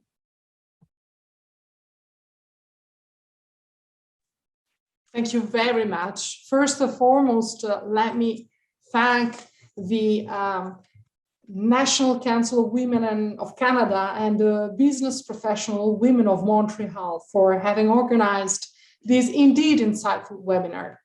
How thrilling to be able to share my point of view as practitioner of leadership, being the only diplomat in Canada, being double-hatted in Montreal as both Consul General of Italy and permanent representative of Italy to ICAO. Even more inspiring to be part of a powerful group of women yesterday and today that are shaping the leadership roles here in Canada, both in the Canadian national environment and in the international one, with the participation of some diplomats who are reflecting on these issues today. Let me confess that this is almost, let me say it, a cathartic experience that has been having, for me, a lot of beneficial effects in fueling a reflection with so many inspiring women in an almost, if I can say it, anonymous alcoholist environment and mood, which is always very useful. Now, let me go to the few thoughts that I've gathered around the themes of challenges and risk of women in leadership. And first slide, please. Let me recall that women are thought to make up nearly half of the workforce worldwide. But there is a but. There aren't many women in management and leadership roles, only approximately 27%. And if I take, for instance, the Italian Foreign Ministry, where we are a bit more than 1,000 diplomats, only 243, so 24% are women. And this is the average ratio now. When I entered the Foreign Ministry in the year 2000, 45 people were in my batch. Of those, only 10 were women. which this says that there's much more that has to be done. So even fewer work at the top in the chief position, like me. Although there are now many more chances for women in the labor market, thanks to the battles carried out by a lot of our women predecessors, from the suffragettes onwards, let us admit it here, that there is still a huge gender disparity in management. Even today, women face many challenges and risks in the workplace. So this part of the panel is indeed very useful. Let me just name a few of them, next slide, as a starter for our joint conversation. And I put them all in this slide, and I will dwell on each of all these ones. Let me just name them first. Unconscious bias, unequal pay, limited chances for career opportunity, sexual and gender-based harassment, and then falling into the so-called perfection trap. When it comes to the unconscious bias, this is the first significant challenge and at the same time risk that many women executives like me face. This might range from having unconscious thoughts regarding women's skill to believing in gender stereotypes, like the fact that women are less effective in some days of the month, to name but one. If we focus on the management and leadership environment, unconscious biases against female employees are proved to be extremely harmful, not only to the individual woman as such, but also in the work environment where she works and in the society as a whole.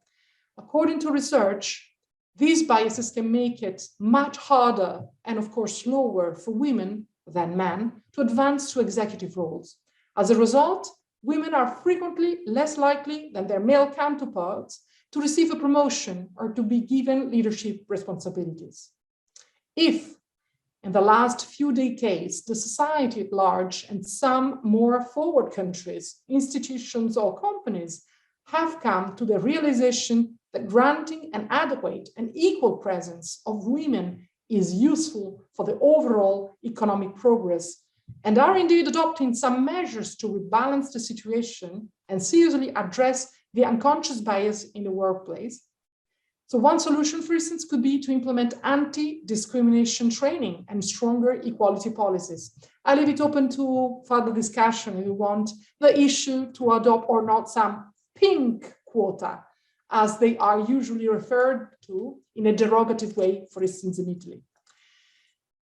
Another risk and challenge is the unequal pay. Studies show that on average, women in executive jobs still make between 8 and 25% less than male executives in the same position for the same educational qualification. A potential solution could be that companies and institutions, of course, promote and maintain diverse pools for hiring and for the promotions. Beyond that, employers have a responsibility to pay all workers equally. The famous sentence, equal pay for equal work, regardless of their gender. And how about limited chances for career opportunity? Research shows that women are more frequently passed over for promotions, and I was one of those, particularly between first and second tier management jobs. Many women still find it difficult to advance to higher leadership and chief positions, those that are referred to as C-suite position, as we know, after they reach the second tier of management. Opportunities simply do not exist for them, for the women, or they tend to frequently favor male applicants more than female ones. Effective equal access to promotion and to new leadership position is the best method to encourage career advancement and progress for women. When it comes to increasing opportunity and developing professional networks, mentoring programs and professional development techniques have also proven extremely beneficial and useful. If we refer to sexual and gender-based harassment, well, the risk of sexual hostilities, undesirable physical behaviors, offensive statements or allusions, as well as inappropriate sexual attention, increase as more women enter businesses and leadership positions. According to estimate, 85% of all female employees have at least once experienced sexual harassment at work, and I'm one of them.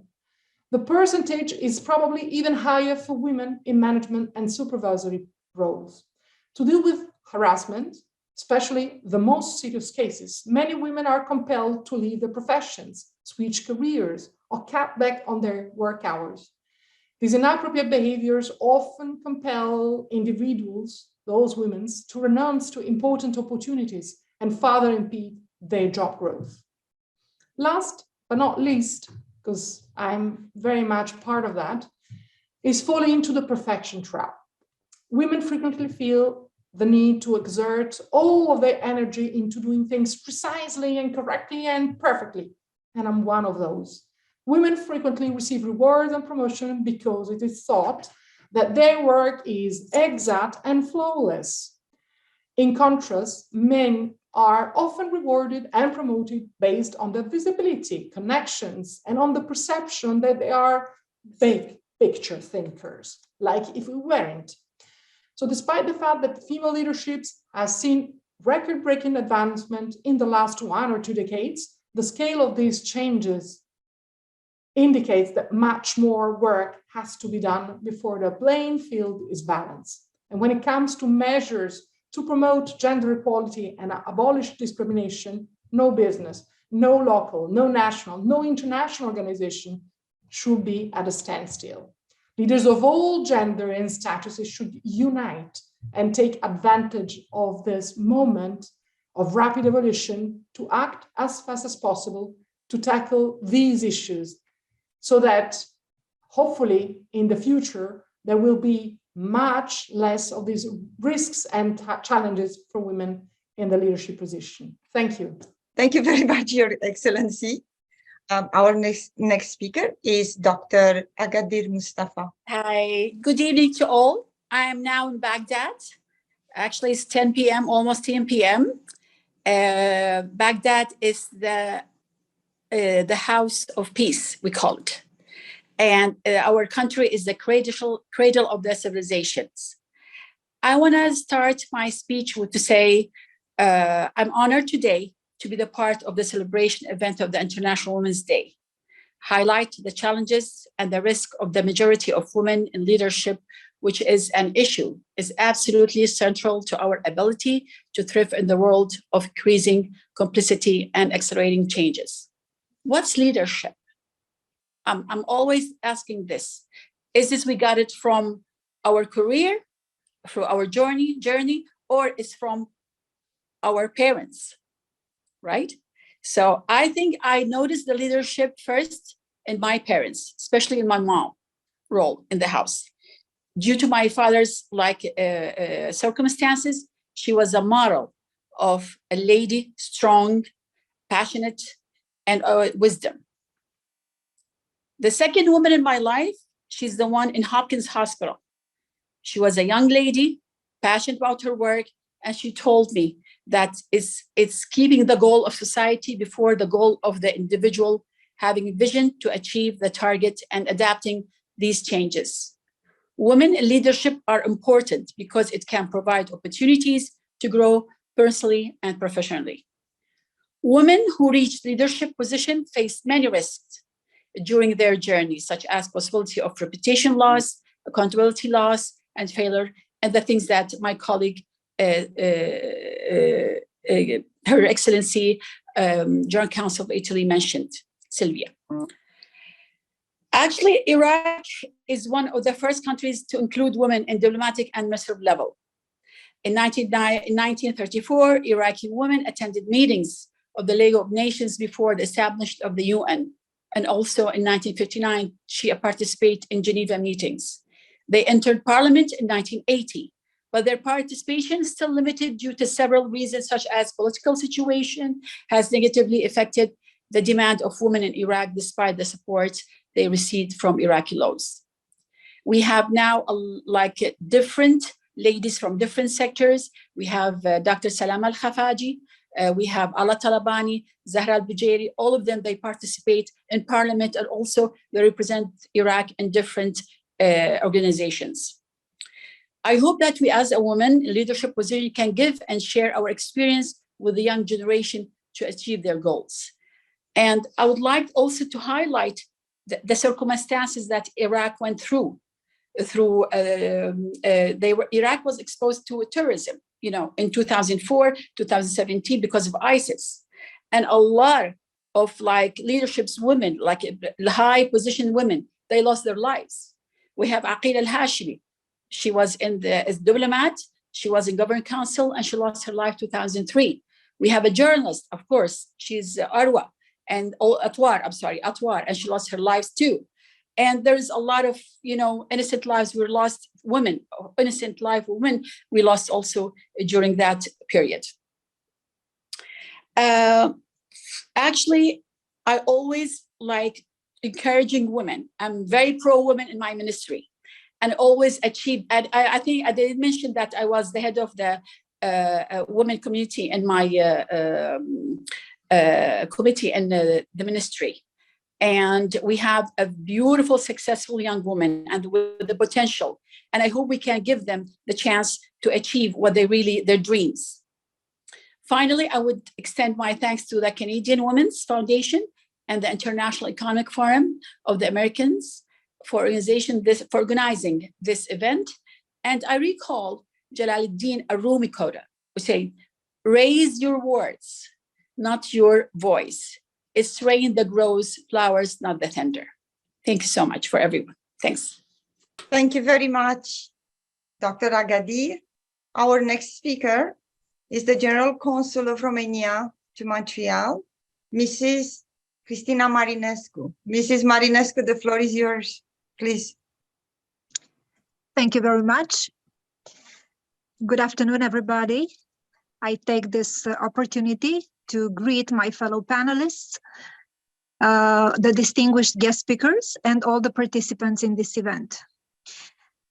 Addressing the importance of women in leadership, I think it's a challenge in itself, given the complexity and the numerous implications of this theme at all levels and in all strata of social life.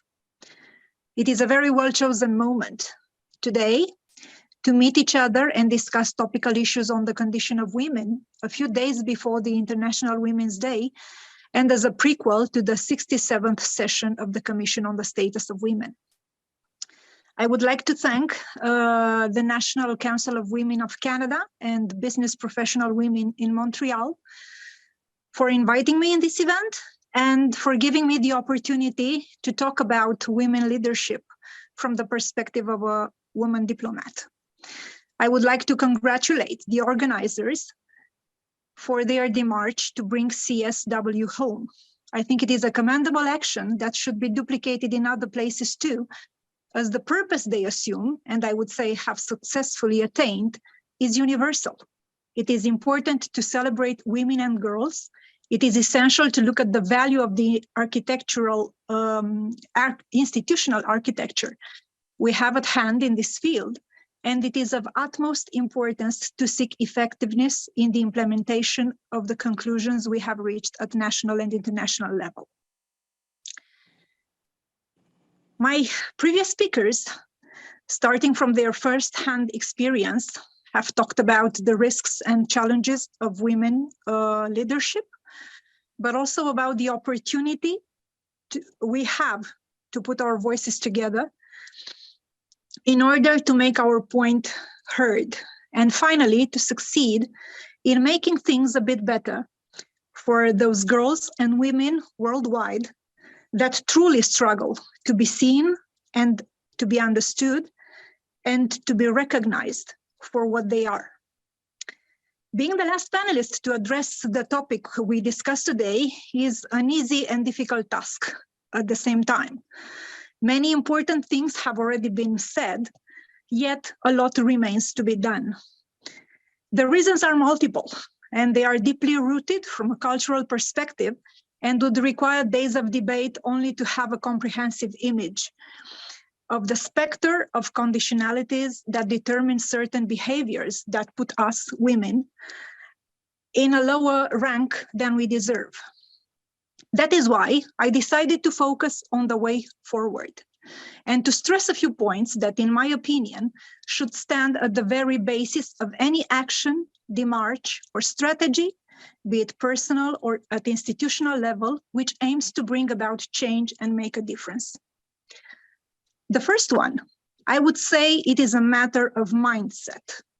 We all know and have been widely discussed and been subject of research all the features that define female leadership. And everybody agrees that the perspective women bring has a wide array of strengths, if not advantages.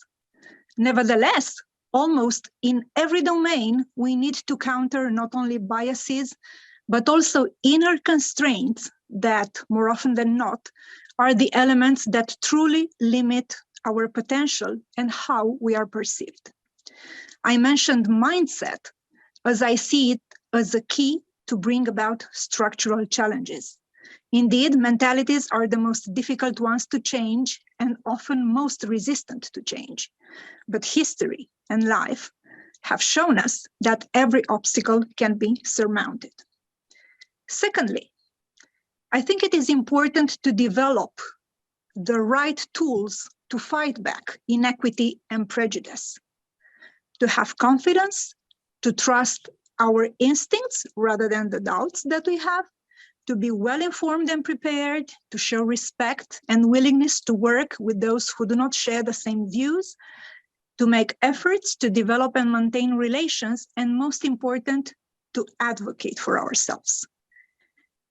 Creating, encouraging, and developing networks, I dare say, is equally necessary. That is why I salute once again today's initiative that offers the ground, the framework for meaningful engagements and fruitful discussions. And thirdly, I would simply say to take one's place. In order to change perspectives and approaches and convictions about women leadership, I think it is crucial just to go for it. Or put it in other words, it is essential to increase women participation and to stand ready to take a chance and assert our potential, as women have all that it takes to be remarkable. Having said that, I would like to finish here my intervention and leave the floor open for debate. Thank you very much for your attention. Thank you very much, Mrs. Marinescu. Thank you very much to all of you present here today. This is the second day where we get inspired and the last day of our CSW event. No, this is not finished over, by far is over.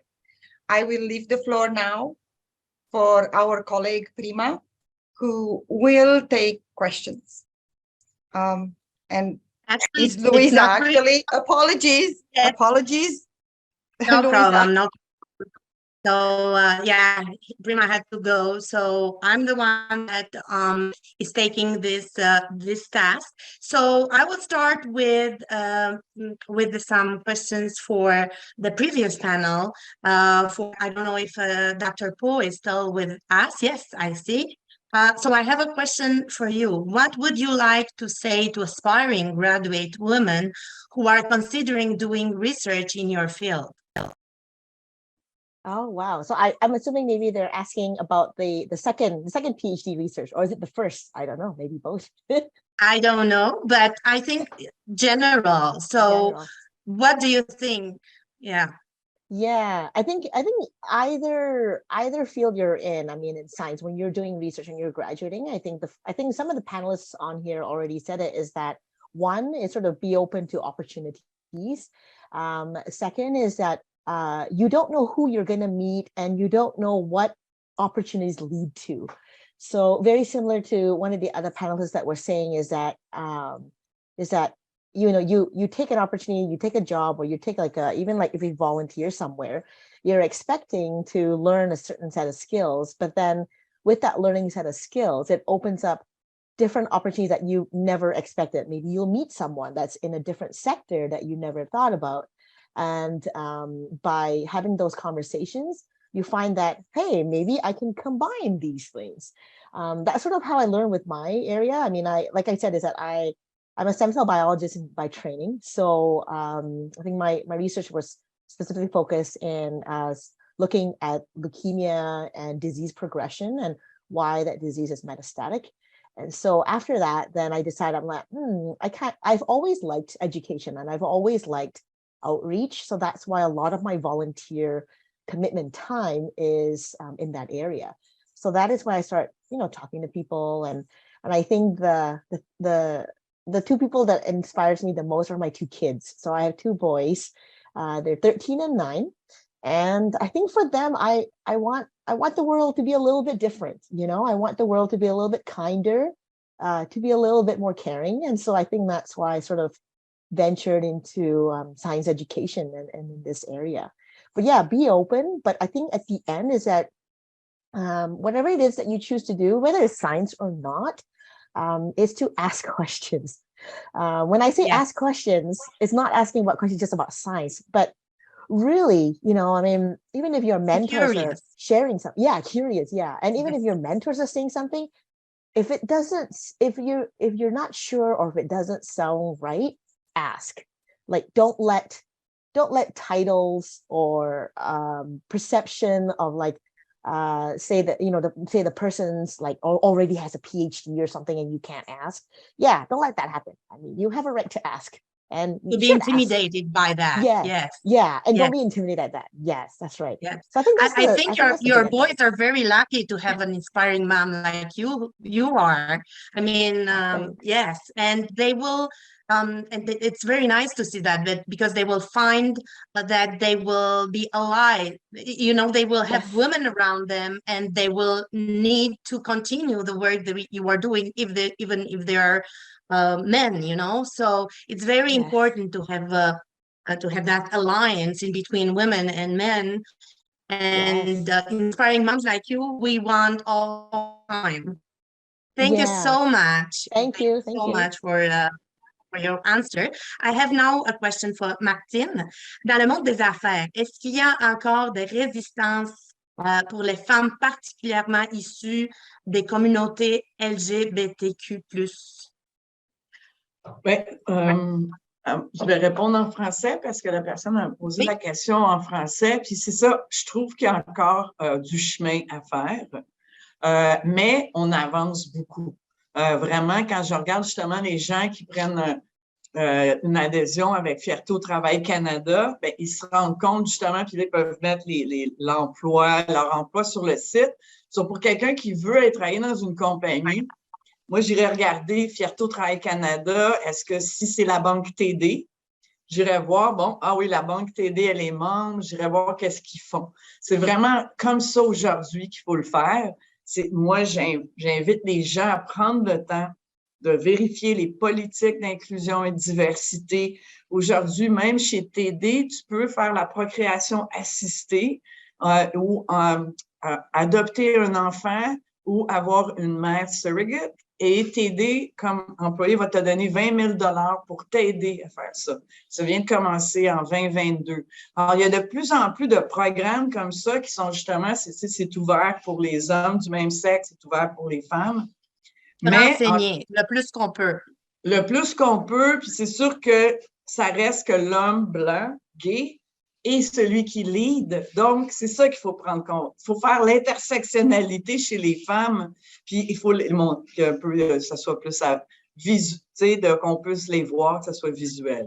Mais vous avez raison, TD, oui, c'est un super programme. Puis, nous, on a chez BPW Montréal une série qui s'appelle Équité, diversité, inclusion en entreprise. Et justement, on rencontre des gens qui sont les responsables dans les diverses compagnies des programmes d'équité, diversité, inclusion. Puis c'est magnifique voir la diversité des programmes. C'est sûr que ça dépend. Il y en a parfois plus de programmes pour la diversité est large, hein? Ça peut être culturel, ça peut être de toutes les... Fait que ça dépend, mais c'est vrai. Poser des questions à votre employeur, voir, se renseigner, parce qu'on n'est pas seul, là. On n'est pas laissé seul, puis ça, c'est important. Puis moi, je dirais peut-être, je ne sais pas si vous êtes d'accord avec moi, mais aussi voir autour de nous, moi, je trouve qu'il y a beaucoup de ressources, il y a beaucoup d'organisations qui sont là avec beaucoup de ressources aussi à l'extérieur de notre travail, puis qu'on réalise pas qu'on peut aussi chercher là. Je sais pas, Oui, c'est totalement. vraiment... Tu as la Fondation Émergence qui a créé la Journée internationale contre l'homophobie et la transphobie. Ça a été créé à Montréal en 2003 et aujourd'hui, c'est célébré à travers le monde le 17 mai. Alors, c'est un organisme vraiment bon. Puis en plus, ils font des campagnes, il n'y a aucune année dessus. Mais je trouve qu'il faut vraiment, encore aujourd'hui, moi, j'avance encore, je suis une femme en premier. Et j'ai de la misère à amener la queer ou la bisexuelle ou la non-binaire à table. Et je pense que c'est ça qu'il faut commencer à travailler plus dans l'inclusion. Alors oui, il y a beaucoup d'équité, diversité, inclusion, mais avec les regroupements d'employés, ça va aider beaucoup là-dessus. Merci infiniment, Martine. J'espère que ça a répondu à la question de notre audience. Pour Delphine, je n'ai pas regardé, mais j'espère qu'elle est encore avec nous. Dans vos écrits, vous utilisez l'expression disposition professionnelle, relative variable de genre, origine, âge. Est-ce que les nouvelles générations sont plus inclusives ou sensibilisées plus aux enjeux d'équité? Je ne sais pas si Delphine est encore avec nous. Mais sinon, ce qu'on fait souvent aux questions qu'on a reçues, on va les acheminer aux panélistes et nous avons envoyé la réponse par courriel. Je veux passer, I will go now for questions for our diplomats. So I have a question that I will ask if you will be kind to answer one by one at this question. These are, what are your recommendations to empower, and inspire women and girls to fulfill their dreams and aspirations? So we can start with Her Excellency. Yes.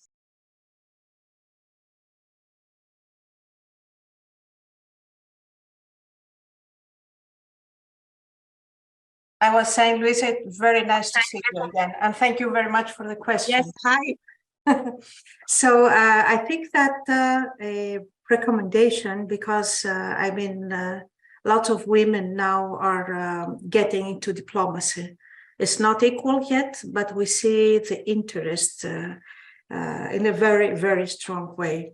I would say the recommendation, if there might be one recommendation, is to have the overall image of things.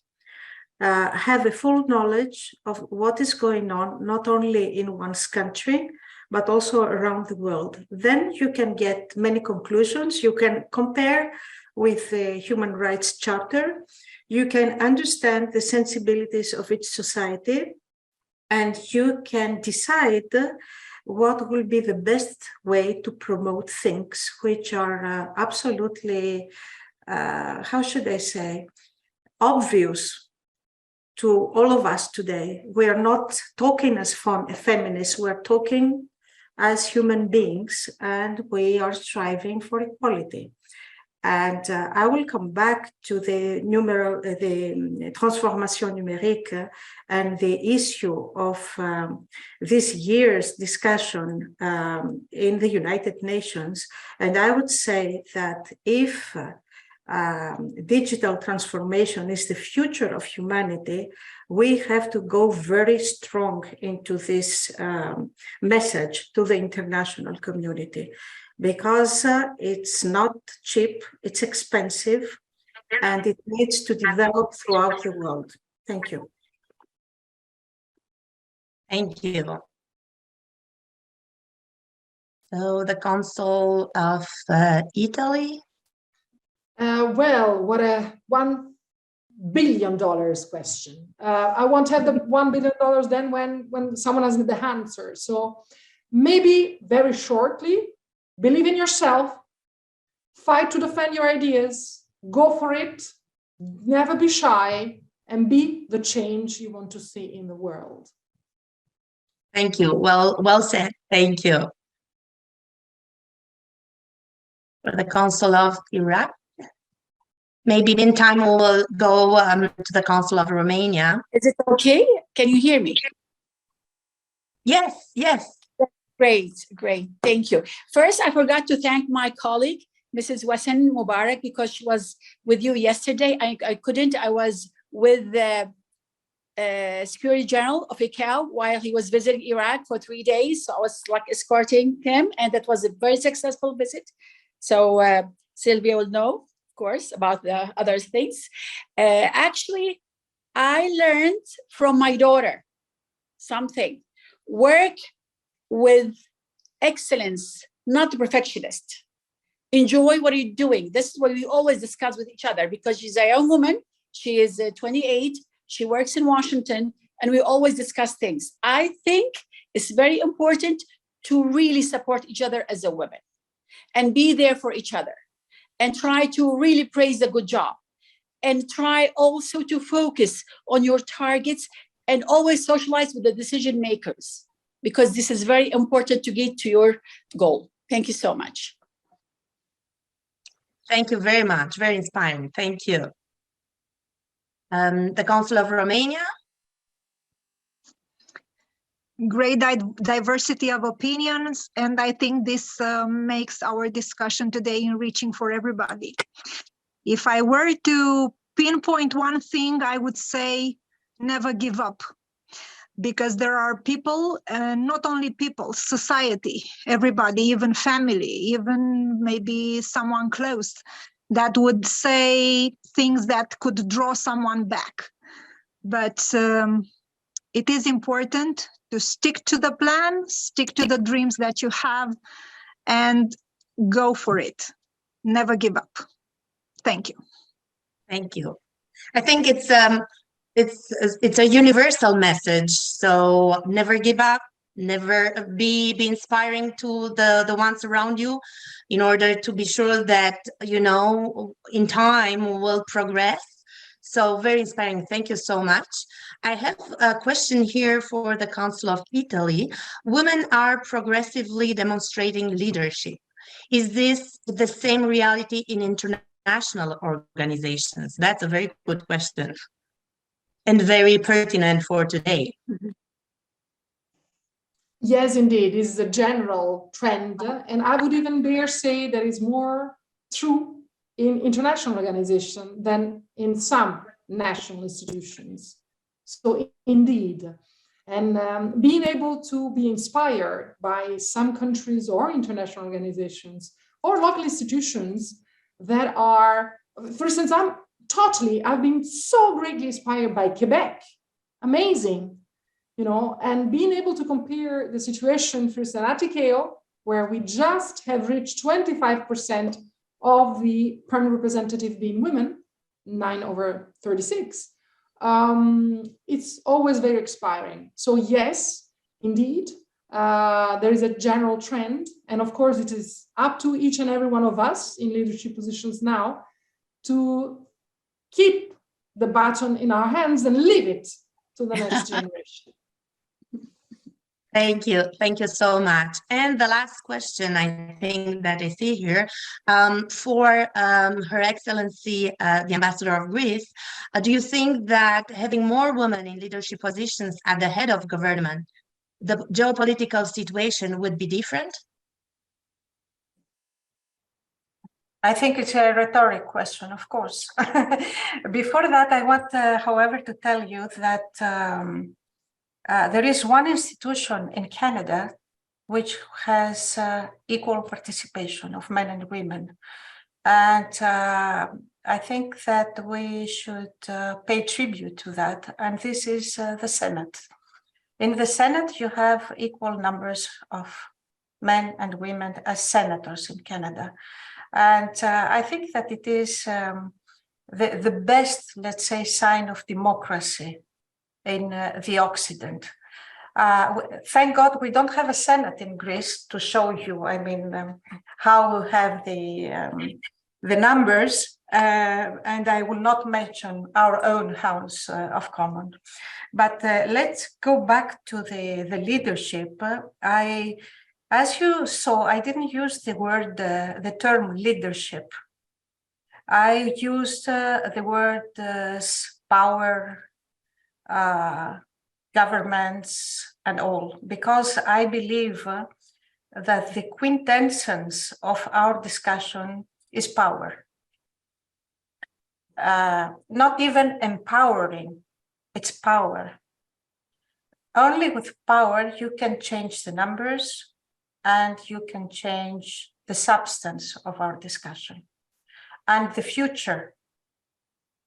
And I must say that as many, even if, I mean, I will not judge women. Of course, I will not judge my own blood and flesh, okay? But we have to have in mind that we are not perfect. So sometimes the numbers help because you have a percentage which is more perfect than the rest. And I think that this is what we should, let's say, this trend, it's something we should underscore in the future with not cynicism. I'm saying that with not cynicism at all. Thank you. Thank you. Powerful message. Thank you. And I agree so much with you. We have to acknowledge that here in Canada, the fact that the Senate has done this wonderful job to the parity, it has to be mentioned. And we were discussing, I think, with Eleni, who bring to my attention again. We have to really say and maybe inspire other countries, it's not something impossible. It has been done, and we are so proud that it has been done here in Canada today. So thank you so much, everybody. I think that the time was like flying so much every day for these 2 days, especially today because so wonderful people, so many people we had today. So I'm glad that we had the chance to hear inspiring women. And thank you, each one of you, for the time, for the work that you are doing. And let's continue doing it, each of us in our way. Little by little, it's the big picture done faster. And the unity, I think it's very important. And it's a message that I hear right now from Her Excellency, and that's true. Before to leave you, I just want to, je voulais juste remercier nos traductrices aujourd'hui. Je sais qu'ils ne sont plus là, je pense, mais quel travail impressionnant qu'ils ont fait. Je sais, c'est pas évident de nous suivre dans ces 2 journées-là, des femmes avec notre énergie. Puis ils ont fait un job extraordinaire, un travail merveilleux. C'est Jelena Holland, Saran Touré et Véronique Théron. Merci, merci, merci. Maintenant, je veux remercier aussi à mes collègues qui ont fait un travail extraordinaire pour rendre possible cette première forum. Et je vous souhaite une excellente après-midi. Thank you to all the diplomats that have been with us today. Is a wonderful work, and I'm so glad that we had an event so international. So from all the corners of the world, today we've been here. Thank you again.